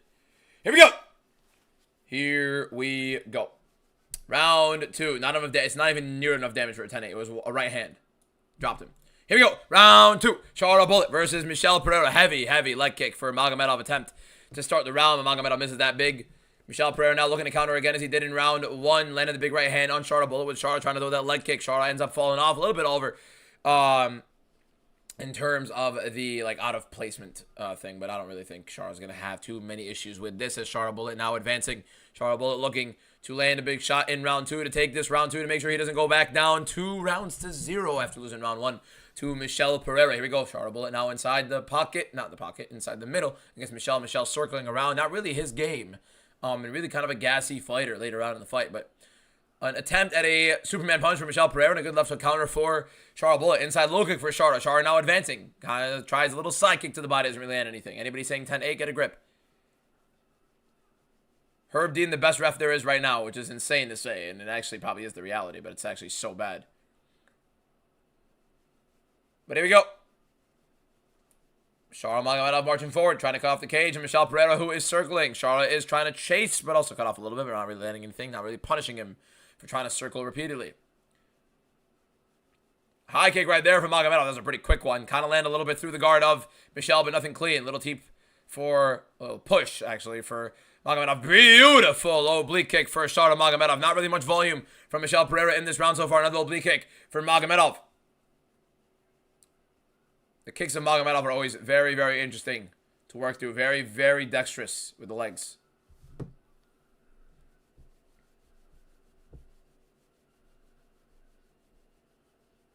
Very weird looping strikes for Michel Pereira. Great kick to the body counter for Chara and a good outside low kick.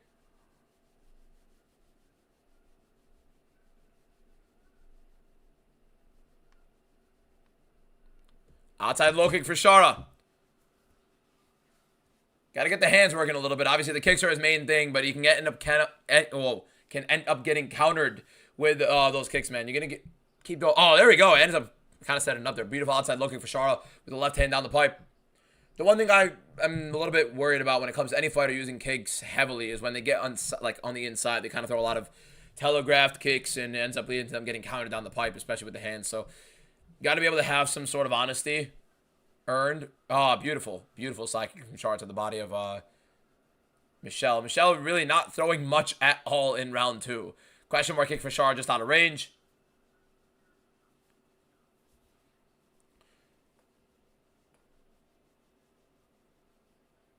Oh, great right hand for Michel Pereira right there. Spinning attack for Chara does not land. Good low kick right there from Magomedov. Michel Pereira breathing heavily kind of through the mouth. Teep to the body for Michel. Trying to save up a big shot here and there, Michel is, but really not able to throw volume. Still on the back foot as well. Really not helping him whatsoever. Giving Chara the front foot as well is quite literally the recipe to lose the fight against him. Like, he is always willing to give up the back foot if you're pressuring him, and so it's very interesting to see Chara actually moving forward and putting Michel Pereira on the back foot here. Right hand for Michel just misses the big swing.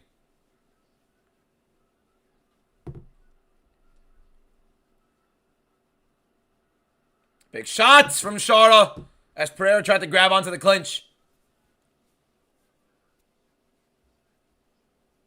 Yeah, Chara is winning this round off of activity, basically what we're looking at right now. Teep to the body right there from Michel Pereira. Caught by Chara, but it did land a little bit. Pereira trying to step in a little bit, feint some knees, see what he can get going. Try to find a little bit of an entry. Chara not really giving him much now. Pereira on the front foot with Chara backing up here. Pretty interesting. Chara throws with his chin open. Yeah, he really does kind of leave himself open. Not really too worried about the hands a lot of the time with his kicks. Like, he really is just focused on the kicks. Somebody saying 2-0 for sure. Really, I have no clue. Looking at Chuchito, like, it's very clear as day right now. Chara Bullet won this second round, and really nothing happening with Pereira in his favor. Pereira landed maybe a right hand or so.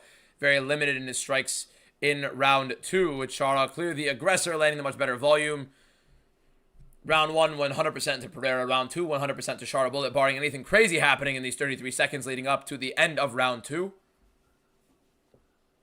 Chara now hasn't backed up to the cage, looking to throw something crazy. Wild spinning attack for Chara, landing a couple shots. Good jab right there from Michel Pereira, trying to get him off of him. Good outside looking for Chara at the end of that break, but nothing really crazy happening. Yeah, 1-1, seemingly, unless something crazy happens. Good little teep to the body for Michel. Caught by Chara, tries to land something off of it, doesn't get it. Shara marching forward, trying to cut off the cage. Michelle Pereira now on the back foot. Shara weirdly, wait, I don't know what the hell. Oh, Shara's like upset with Michelle Pereira trying to just constantly walk around and not wanting to engage. And Michelle Pereira tries a little rolling thunder, doesn't get anything out of it, and he probably gassed himself out. Michelle Pereira breathing heavily, putting his hands right now on the cage. Now he's sitting on a stool. Pereira is exhausted. Round 2 going to Shara Bullet Magomedov. Round one going to Michelle Pereira. We are tied 1 apiece going into round 3. Last round of the fight. 19-19.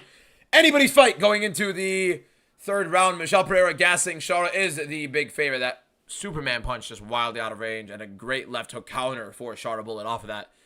Beautiful kick to the body for Shara. Tried to go for the knee. Another kick to the body right off of that break. Beautiful from the tie clinch there. Michelle Pereira getting caught with the knee there, and a beautiful right hook from Shara Bullet in that clinch. Clearly a Shara round. Oh, Shara Bullet's never going to touch gold. Never UFC gold in his life. Never. Never in a million years. Never in a million years. Shara Bullet. Michelle Pereira. Round. Okay, can Shara just back up real quick, bro? Come on, man. Come on, man. Let's get the fight started. Just back up. Back up. Michelle Pereira. Shara Bullet. Round 3. Michelle Pereira looking to get some success off of that first round. 79% favorite for Magomedov, considering that it's a 1-1 fight, despite the fact that Pereira gets exhausted, to have an 80% chance to win while it being tied on the scorecards with 1 round. What are we doing?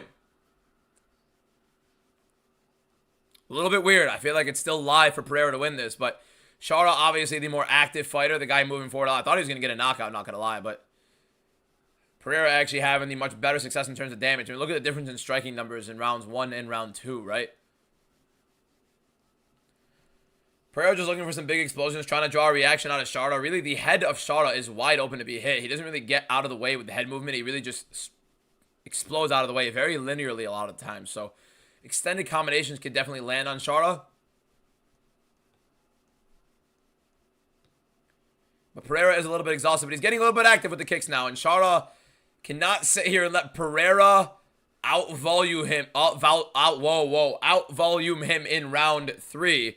Big looping right for Pereira, misses, and a return kick for Shara. Shara needs to get some strikes to the head, man, because really, a lot of the issue with him is not wanting to go to the head with his hands. He really has no confidence in his hands whatsoever. Jab to the body right there for Pereira. Pereira getting pretty active here, and Shara has to start getting it going. We are 9-1 on the card. Shara now pressuring forward, trying to cut off the cage. Michelle using his footwork. Trying to keep Shara honest here, not letting him put together many combinations. Now Shara trying to figure his entry out, overthinking a lot of it, honestly. 3 minutes and 11 seconds left. And realistically, Michelle has landed the more shots in this round with nothing big. Another good leg kick right there for Shara, though, and a great push kick for him right there. Jab to the body for Shara. Little out of range. Weird attack. Every time Shara goes in with his hands, he got jabbed up right there. Every time he goes in with his hands, he jumps. Like, he's throwing some weird combination. Jumping up with his hands off of, like, some weird spinning attack. Like, he just has to be able to throw with his hands. Really good sprawl for Shara. And a lazy, labored takedown attempt for Michelle Pereira. And a good sprawl for Shara. Oh, eye poke. Eye poke. That was weird. Like, he was, like, trying to frame off with the head. Ended up being an eye poke. I don't know. Herb might take a point. Herb might take a point because you've had the... Oh, not going to lie. That's not even a frame. He literally just poked him in the eye. Hey, he should take... You got to take a point. You got to take a point. You have to take a point. You have to take a point there. And Michelle's going to milk all 5 minutes of this. He should. He really should. But, I mean, you have to take a point. You have to take a point. There's no way you don't take a point here. He already had the foul with the hair grabbing, right? Already got warned heavily multiple times on the hair grabbing, and now that eye poke was bad, man. That's a point. It's multiple fouls. Whether the second one was an accident or not, you commit multiple fouls. I'm not going to be sitting here trying to figure out on intent. Shara's trying to even it out with the eye situation. Yeah, I get even if you believe it's an accident, although that one looked pretty bad. Herb. Is he going to take a point? He is not taking a point. Herb Dean is not taking a point here. Wow. Wow. He got hard warnings for the hair grabs. I mean, that was a pretty blatant eye poke. Jab right there from Michel Pereira. Got his energy, or a little bit of energy from the little rest he needed. Outside low kick from Michel. Another outside low kick from Michel. Chara needs to get active. Outside low kick from Michel again. Chara needs to have the activity pick up. He's just getting frustrated. Michel's constant movement on the outside, frustrating Chara, and Chara not really putting together any combinations to break it down. Right hand from Michel down the pipe. Now Michel moving forward. I mean, Chara wants to counter. There's a good counter for Chara. Lands a couple good shots there. Michel's shrugging him off. But a lot of those shots were landed by Chara. The problem is, will the judges see that? Who poked? Chara poked Michel. This is a headache of a fight to watch, honestly. I expected a little bit more activity from Chara, even though typically just weird attempts at just constantly wanting to counter. I don't get it. Big right hand for Chara there, though. Good jab. Good kick right there. A high kick nearly landed for Chara as well. He loves to play counter. He hates to play forward. He hates to go first. Little side kick, and he wanted a spinning back fist off of it. Didn't land it, but the side kick definitely landed. A lot more activity right there from Chara. You want to see the fights? Paramount. Oh, jumping knee from Chara Bullet. I think that kind of landed a little. That was close. That was close. Michel now clinching for dear life. That was close, man. Yeah, I imagine this guy had two eyes. Knee right there for Chara. That looked like a low blow, by the way. I swear to you, every single one of those are back of the head, and Herb is staring at it. There we go. Now it's to the side. Michel trying to smother a little clinch here. Trying to get some time off of the clock. I think he thinks he won that round. Good elbow from Chara. Knee from Chara. The activity from Chara late in this round. Looking to steal it, and it looks like Chara's kind of taking it. He definitely should have lost the point, though, but he didn't. So, wild. Good push kick from Chara. Drops Michel. A little trip off the cage there. Both guys swinging big. Chara looking to swing. Michel not really interested. He's nodding, and he's not doing anything. I mean, I think it's a Chara round. I mean, I'd say round 2, round 3 to Chara Bullet. I feel like it's pretty clear. I don't think you can really give Michel Pereira round 3 at all. Round 2, pretty clear for Chara, right? So, I don't know. We're all in agreement. I definitely think there should have been a point taken away.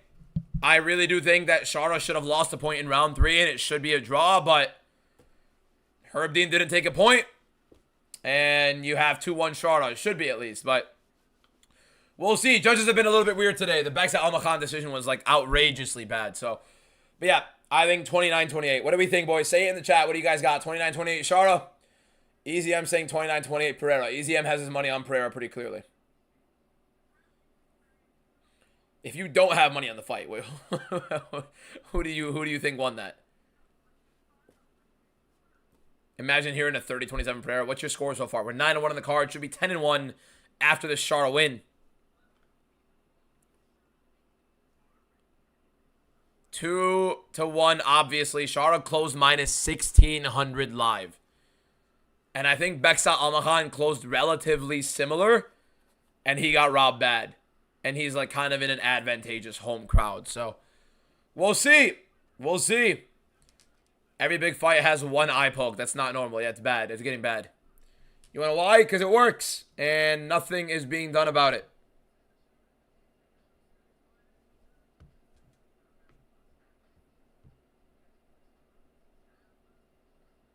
Here we go. I'm going to hear the decision. Really shouldn't be a conversation. It should be Chara Bullet 29-28. No questions asked. Michel Pereira blew it after that first round. Well, let's hear it. There really could be no draw because there was no point take. So, here we go.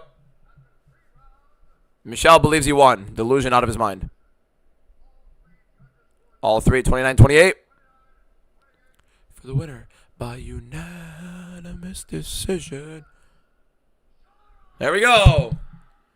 Shara Bullet, 29-28, clear as day. Honestly, a lot more concerning of a performance than it should have been. This is Michel Pereira he's struggling against. A little bit weird. Definitely should not be struggling in that fight. That right hand. I don't know. Definitely could have and should have been better for Shara. But, well, we're here.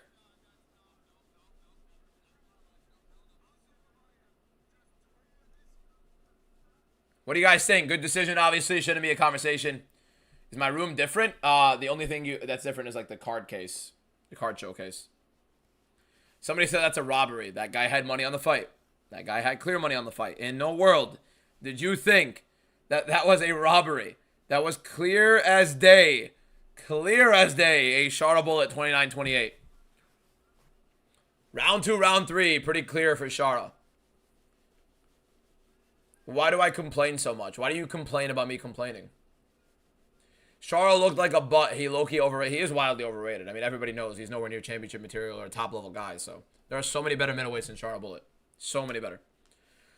Should have been a point deduction, though. I do think that round 3 should have been a point deduction. So it should have been a draw, but he's a fun fighter, good for the sport. But is he really fun? I mean, how fun is he? He throws some spinning wild stuff every now and then, but right?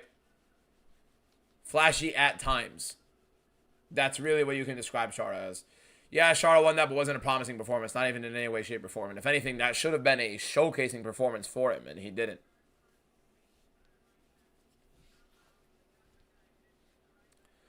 You nonstop talk about UFC Freedom 250 viewership. Well, when they post reports about the viewership that they have, I'm going to talk about the viewership. I've made, 3 videos on it.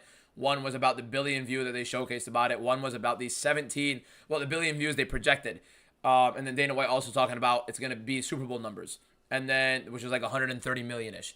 Then you have the next report where it said, and I made another video. So it was Joe Rogan saying it was going to be like 150 million views. And then the next report saying it did 17 million on Paramount. And then the other report that said it did officially 34 million worldwide. So they wildly undermined it. I'm not complaining about their viewership. I'm quite literally stating an objective fact. It was a disappointment in terms of the expectations they set out. However, the fights themselves were elite. This was not a big robbery. The robbery aspect of it is that Herb Dean definitely should have taken a point. But in no way, shape, or form did Shara Bullet lose that fight. That was 100% a Michel Pereira loss. In round 1, he took it. Round 2 and 3, he lost clearly. Fight did suck, though. We have Fiziev versus Torres next. It can't be boring, so we're going to have some fun here. It should be a knockout. With the performance I saw from Shara, I'd rather have Pereira win. I mean, I feel you. Not fun to watch. Not fun to watch whatsoever. Shara versus Dolidze in Abu Dhabi. I really don't want to see either of them fight, so no.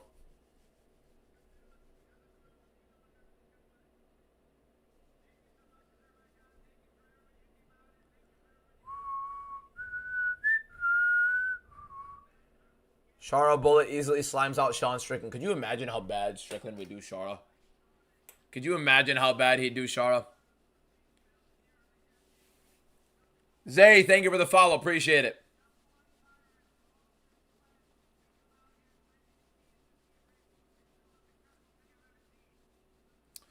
Two effing robberies. No. There was only one robbery on it. It was Al-Makan. Al-Makan, that's it. Sean Strickland versus Shara would be a worse repeat of Sean Fluffy. It would be way worse than Sean Fluffy. Sean would literally be walking him down the whole fight. Shara fighting today. He just fought. He just won.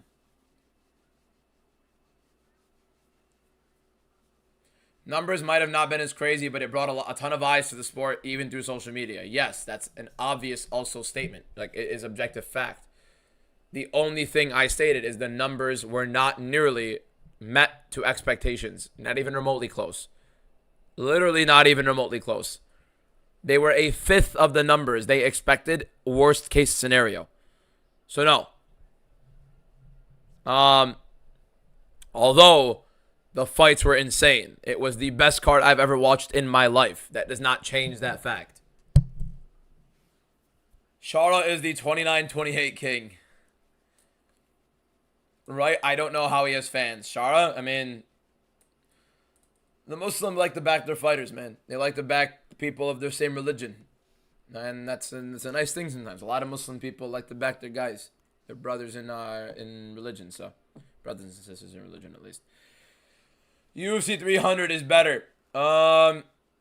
No, it was not better than the White House card. I think a lot of people just jump to UFC 300 just because it's called UFC 300. In no way, shape, or form is it better than the White House card. Sharo's style is fun when he's actually using it. That's the problem. What was Shara saying? Was that a Bitcoin scam? I don't know, bro. I'm not listening to it. He probably got paid. Cop beats Shara. No. Who you got winning the World Cup and who you rooting for? Rooting for Portugal, winning France. Very generic statement there from me, but that's quite literally the objective. You don't have to spam the comment 7 times. I promise you, I see it. Better fights, more stacked overall, actually has prelims. Yes, the fact that it had more fights is nice. It is by far not better fights. They were not bigger fights. Jamal Hill was the main event. Get a grip. Seriously. It was Zhang Weili versus Yan Xiaonan and Alex Pereira versus Jamal Hill. That was your main event and co-main event for UFC 300. It was not better than the UFC White House card. Not even remotely close. And the White House card had all finishes. Every single fight was won by knockout or TKO.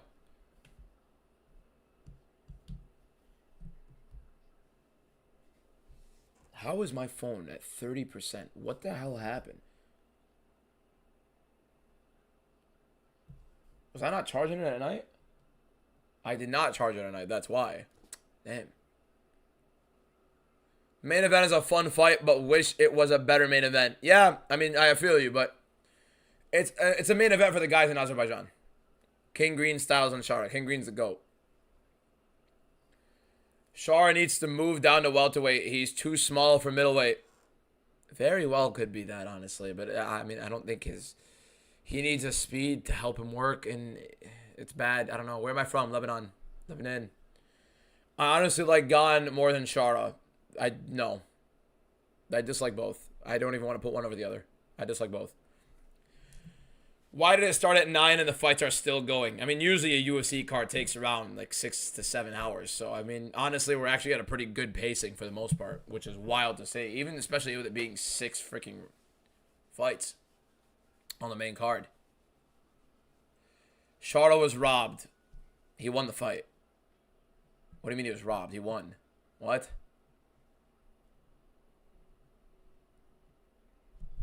This is a Rafael Fiziev knockout, boys. Shamil the Goat Ziev. Bro. Manuel gonna avenge Bahamondas. He got knocked out by Bahamondas. Where in Lebanon? In the Jnub. Hadsur. I did. Are we all hate watching Torres? How many hours, DBM? We're at 5.5 hours right now. We're really doing the 6-7 thing right now, boys. Come on. Mid-June. Late June. Kind of off topic. But who will win, Jacoby Smith or Kevin Holland? Smith should win. I hope Holland knocks him out. But I think Smith will win. He's so bad, though. I mean, he's like a physical demon, but the guy is not great whatsoever.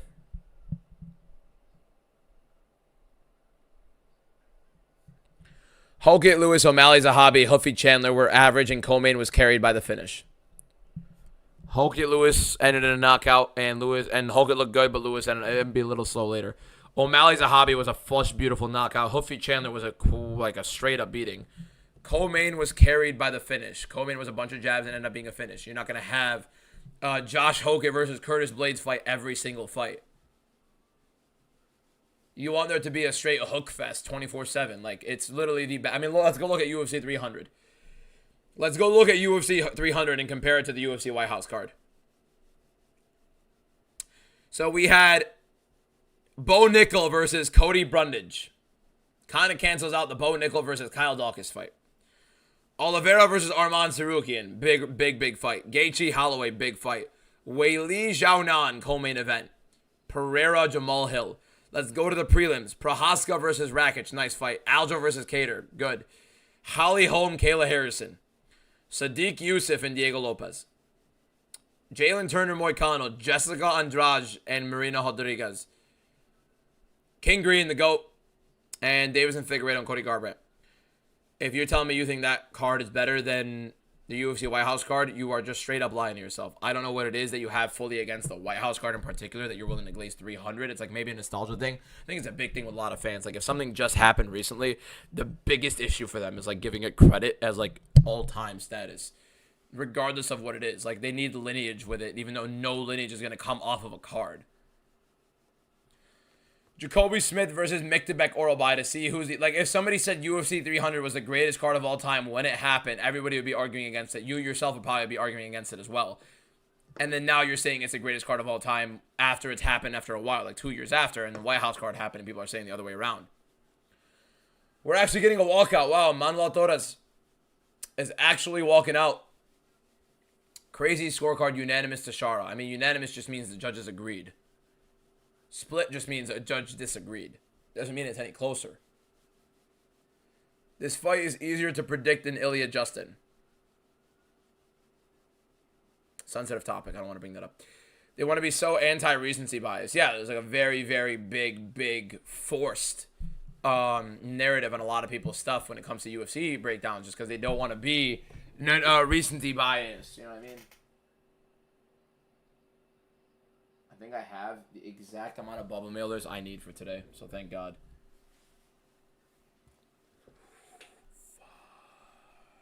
I forgot. Sports shouldn't be political. Yeah, so watch the fights and don't give a shit about the politics being around it. If you're gonna be sitting there like, I touched on the political aspect of it. Don't get me wrong, I did, just considering where it was and where it's coming from and all that stuff, but. Like, you can't sit here and say that, like, oh, I hated the UFC White House card because of how political it was. Then get a grip. Seriously. Like, ignore the political aspect of it. Focus on the fights. If you can't do that, that's a you problem. That's literally a you problem.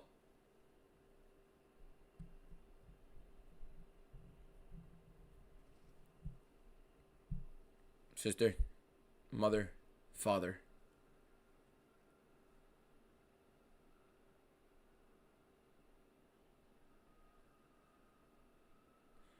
And place your order tomorrow. Love the Amazon delivery, by the way. Fiziev is in danger. Fiziev's going to knock his head off.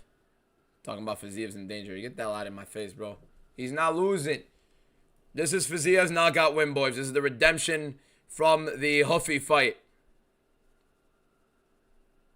Hopefully I charged the right card. Would have been great if I used a different card. There we go. Different cards for different things. Here we go. Fiziev is a burn. Great. Oh, does that say bum? That says bum. Wow, that looked like burn for a sec. No, he's not a bum. He fought Gaethje twice. Honestly, was very competitive in both of them. What were the other fights? Mauricio Huffy's Mauricio Huffy. You can't really complain about that one. And then Gamrot got hurt.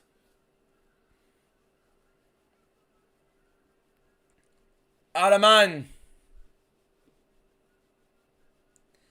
Fiziev will save us. It's a big fight for him, man. If he loses this, he would have lost 5 of his last 6. I need him to win. I need Rafa to win, man. I need Rafa to win. I need him to win badly for the heart. For the heart. The heart needs Rafa Fiziev to win. I feel for Fiziev because if he loses, he looks bad, but he's really good, but Viva Mexico. You're in enemy territory, my guy. It's hard to ignore the politics when the fight is literally at the White House. That literally has nothing to do with the political aspect of it. You are watching the fights. You are not watching a straight-up White House presser. And they push so much AI slop out. That has nothing to do with the politics. Now you're just complaining. I get the AI slop is AI slop. That 100% is a whole different issue in its own. But that has nothing to do with it being political. That's just the UFC being cheap as shit. Man, I like Fiziev a lot, but he's declined hard. How has he declined? He got knocked out by Mauricio Huffy. He beat the shit out of Ignacio Bahamondes. He competed very, very well against Justin Gaethje in 2 fights, one of them on short notice. I'm sorry, I love you, DBM. I agree with the rest of your predictions, but I got to go for my fellow Mexicano. Bro, trust it. I'm hoping your fellow Mexicano loses, with all due respect. Thoughts on the Shara escalator situation? He beat the shit out of a guy in the middle of an escalator. I mean, honestly, probably not the smartest thing to do as an individual. I see Manuel Torres trying to take him down. That'd be freaking hilarious because Fiziev's a way better wrestler. Way better wrestler. When you're talking about the best cards of UFC, strictly talking about the fights, it's dumb to include the politics. Yes, exactly. When we're talking about it's the greatest UFC card of all time, it's the best card we've ever seen in our lives, and people are like, no, it's too political for me. Go, literally get the fucking grip. Like, seriously, get a hold of yourself, man.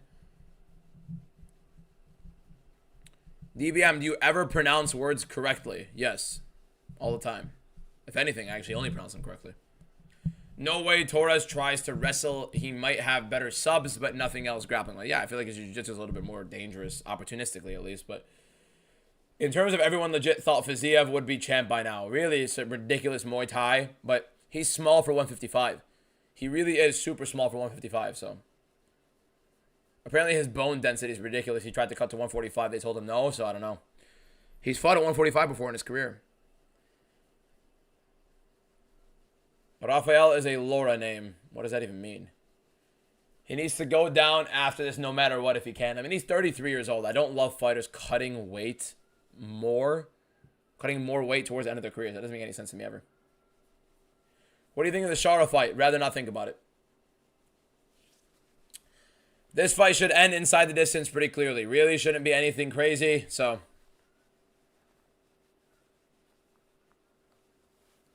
So was Michel. What about Michel? Jose Aldo did it, but he didn't do the best after. I mean, he was competing well at 135, but I mean, it's just not ideal. Like, Edson Barbosa went down, had some success, but like, seriously. It's never better to cut more weight in your life, man. Like, later on in your career, put more physical strain on your body that's already going to be deteriorating relative to what it was back then. It's recovery now at 33 years old, 35 years old, 37 years old is a lot worse than its recovery at 22, 23, 24. A lot worse. Even if you're in your physical prime, it's more so peak than it is prime. Like, their physical prime, a lot of it has to do with their mental prime also being reached, right? Like, you fully develop your frontal lobe at 25-ish, and then you end up growing a little bit more, accumulating that knowledge you're starting to get. You're starting to think with that brain that you have fully developed at that point now. The clock, yep, the clock's ready. Clock's ready, boys. Don't worry. Cuidad Madera, Mexico. Should I drop 500 on Fiziev? Call the hotline. Fiziev isn't at the end of his career. He's 33 years old. I know, he's not at the end of his career, but it's on the latter end of it. Big On gonna school Khalil, then will school and TKO Alberg. Ankalaev, I feel like, is gonna be champion very soon.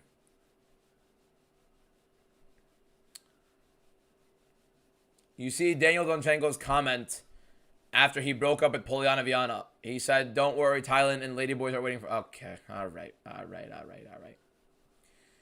He has 4 years at most, I think. Fiziev, yeah, probably. He's taking a lot of damage as of recent.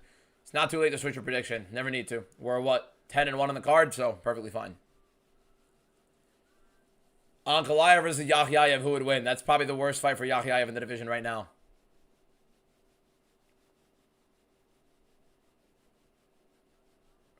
Here we go.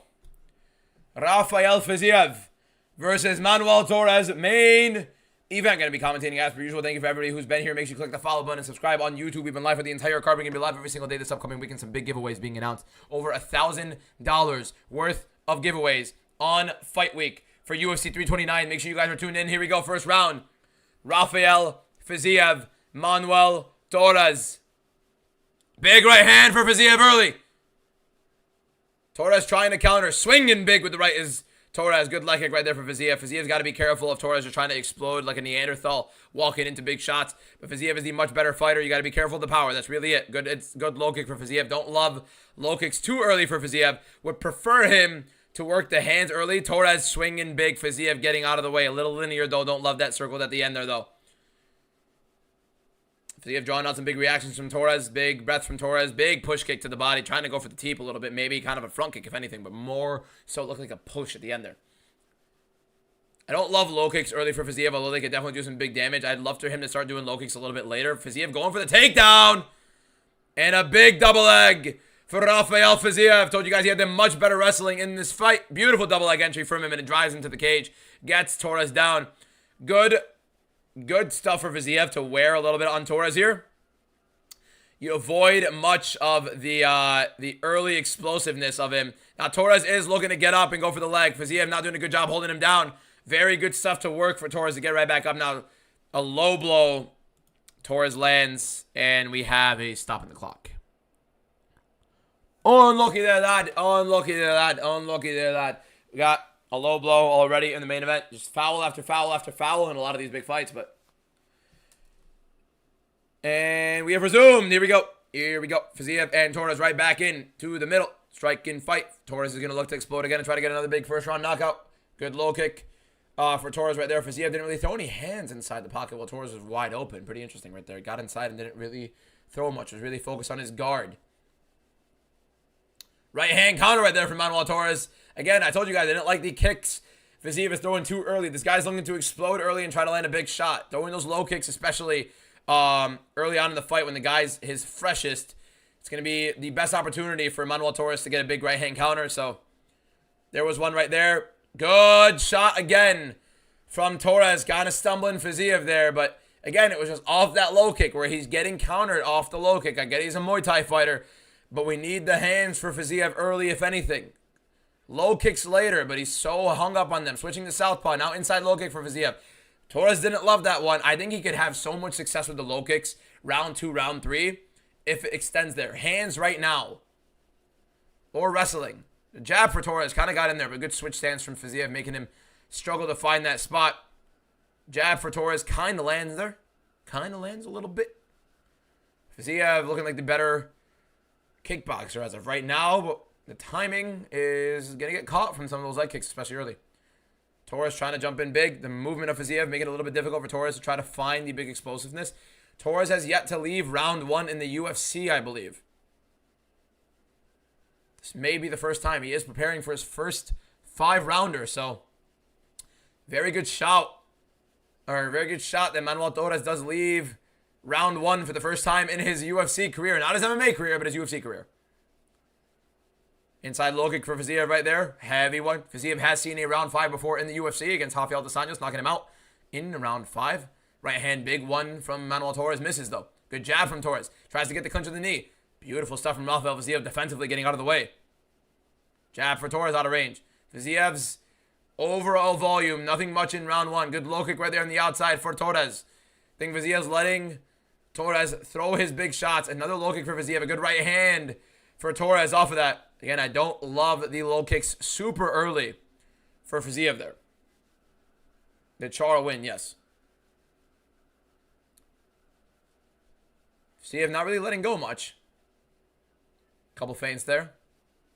Inside low kick right there for Rafael Fiziev. Another inside low kick for Fiziev.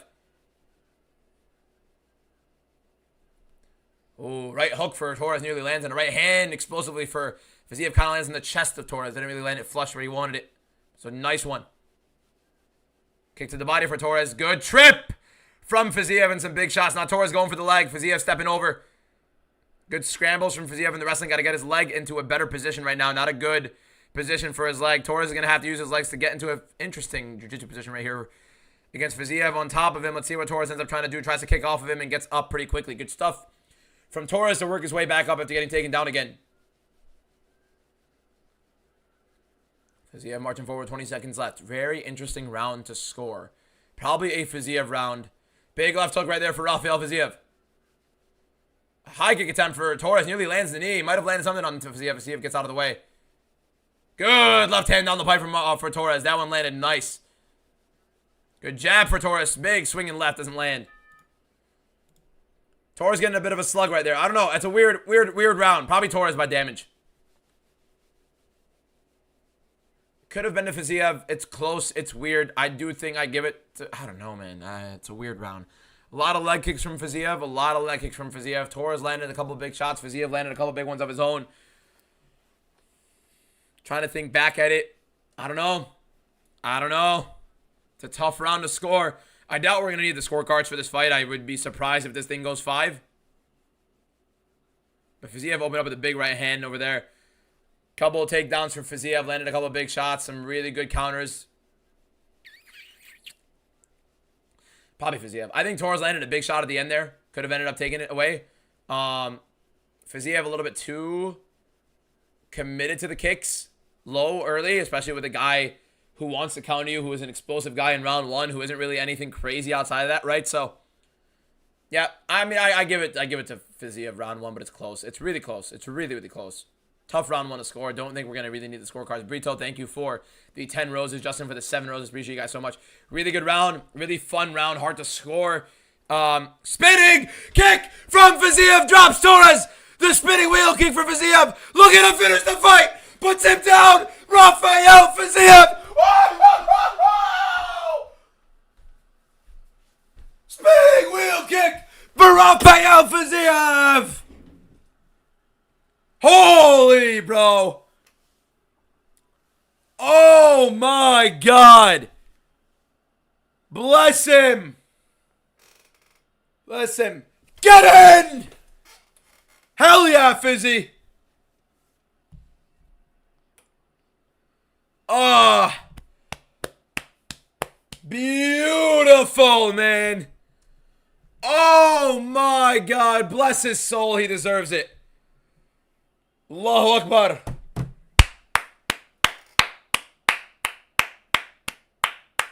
Bless him.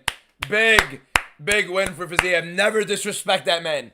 Never disrespect him. Bro, who is this piece of shit UFC official? He's in his home country. Get what you're trying to wrestle him out. Get the hell out of here, bro. Got this stupid UFC security guard not letting him go celebrate with the people of his own country. Get the hell out of the way.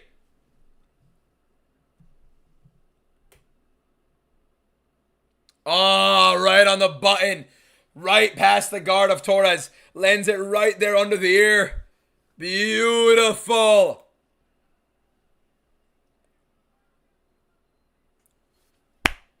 Alhamdulillah. Wallah. Bless his soul, man. Highlight reel knockout for Rafael Fiziev. Bless him. We had one loss on the card. It was Sadakov's bum ass, but... Nah, okay, that's disrespectful. But, like, you know what I mean. It was a very, very bad performance from Sadakov. Woo! Needed that one for the heart, boys. Needed that one for the heart. Absolutely needed that one for the heart. How good is Huffy? Mauricio Huffy's a baller, boys. Come on. So I was trying to tell you guys. He loses to Mauricio Huffy, and all of a sudden people are thinking like, oh, Rafael Fiziev is overrated. He's not really that great. He's a very overrated striker. All this, like, bro, shut the hell up. Seriously. I mean, come on. Oh, Fiziev would knock Salkod out into oblivion. Rafael Fiziev would beat the shit out of Kulin Salkod. He'd beat the hell out of him. How bad is Grant Dawson? Super bad. Super bad. Very bad. No chin. I think Fiziev wins. Huffy. He does not beat Huffy in a rematch. No, hell no. He was looking good in that fight, though. Don't get me wrong, but still. Torres got Michael Chandlered. Yeah. I thought it was hilarious that people were picking Manuel Torres to win this fight. I thought it was pretty hilarious. I mean, it was a very, very clear Fiziev fight. Very clear Fiziev fight. Beautiful spinning kick. Unbelievable knockout. Torres' first, second round in the UFC, and he gets knocked out in the very, very beginning of it. So how many second rounds has he really had? Alaman! Hell yeah! Love to see it, bro. Undefeated in Azerbaijan, by the way.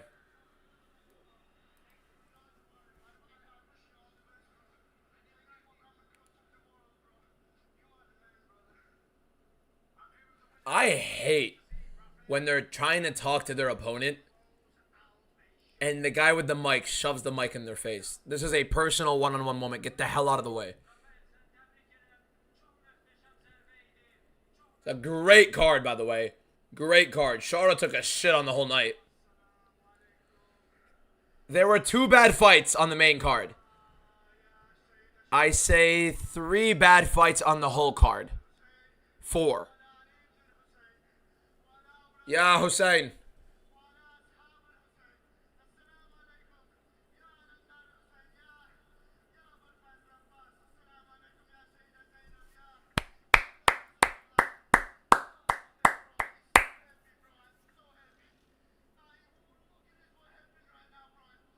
Bless him. Rafael Vaziev highlight knockout. I still have the clock going, Jesus.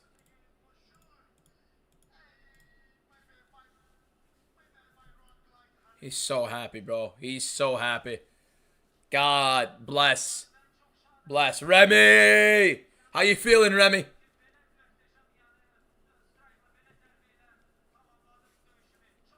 Allahu Akbar. Oh, bless him, bless him, bless him. I'm so happy for him, bro.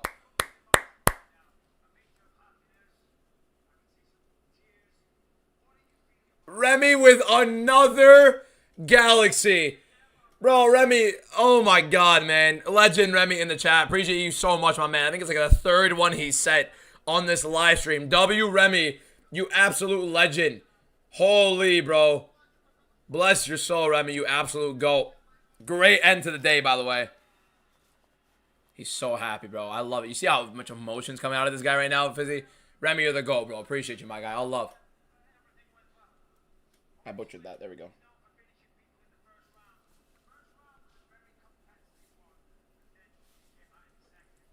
Spinning wheel kick. Knockout. Massive, man. Allahu Akbar.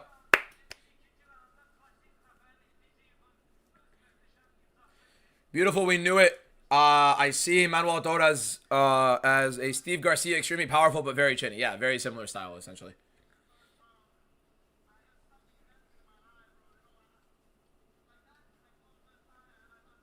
Man, bro, he was out, man. Appreciate you, Remy, my guy.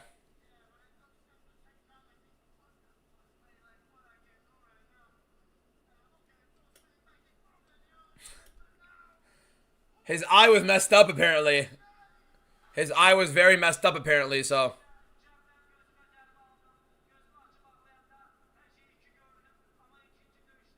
Am I Muslim? Yes. I love him, man. I love him. See if he has a call out.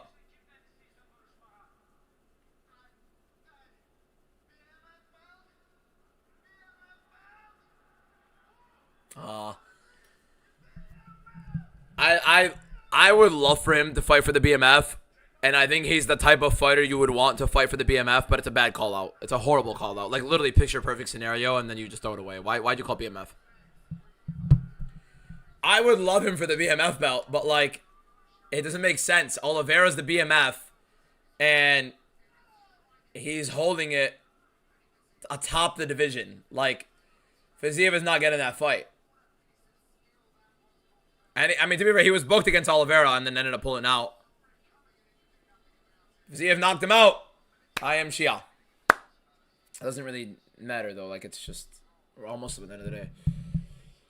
Great card. One loss in the card. It was Sadikov. We cooked. We did a great job. Fantastic overall run on this card. It was a beautiful one. A lot of underdogs. All 4 underdogs that we selected. Almakhan, Offley, Abus, and Fiziev all won. So great card. 4 out of 4 on the underdogs. We cooked. Incredible from you guys. We've been live for 6 hours. We ended off with a beautiful Rafael Fiziev knockout to end the beautiful, LFG. Let's no, 100%, bro. Oh my god, man, I literally chills watching that fight, bro. So happy, so happy. Thank you to everybody. It was a very big YouTube stream. You guys are all incredible. Thank you guys so much. Everybody in the TikTok, thank you guys so much. It was a great TikTok stream as well. All love to everybody. I was right. Fiziev did chin. Almakhan got robbed blindly, so we count that as a win. yeah, I'm going to post a recap video right now, TikTok, YouTube, and Instagram, and we're going to be going from there.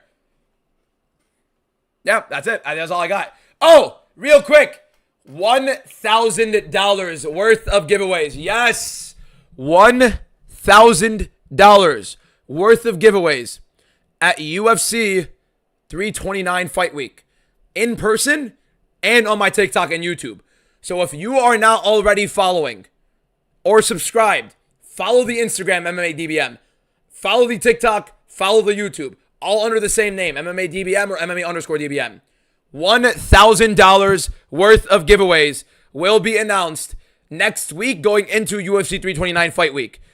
We are going to be doing giveaways for the people on stream and that follow me here. We're going to be doing giveaways for people in person as well. We're going to be doing prediction giveaways. So it is a giant Conor McGregor Fight Week, and we're giving away $1,000+. Okay? So make sure you guys, well, like in total giveaways. So make sure you guys are followed. Make sure you guys are subscribed. Make sure you guys tune in. And UFC Dallas announcements will be announced Monday. What time Monday? Not entirely certain, but it'll be announced on Monday. I can't wait for it. So yeah, thank you guys so much for watching. We will see you guys then. And stay tuned for it. Have a good one, boys. I will announce by, I want to hope tonight, if I can. If not tonight, by tomorrow morning, my full weeks. I'm about to play basketball in 2 hours. Yeah, I'm about to go package the cards that I sold and go deliver those. But yeah, thank you guys so much. And been sub since like 200 subs, bro. His YouTube's goated. Appreciate you, my guy. Thank you so much. Yep, all love to you guys. Really incredible stream today. I mean, if I'm gonna miss the gym, I'd love to miss it doing this. So thank you guys so much. You guys made it all worth it. And have a good one, boys. We'll see you guys again tomorrow for tomorrow's live stream. Stay tuned for the announcements. Peace out.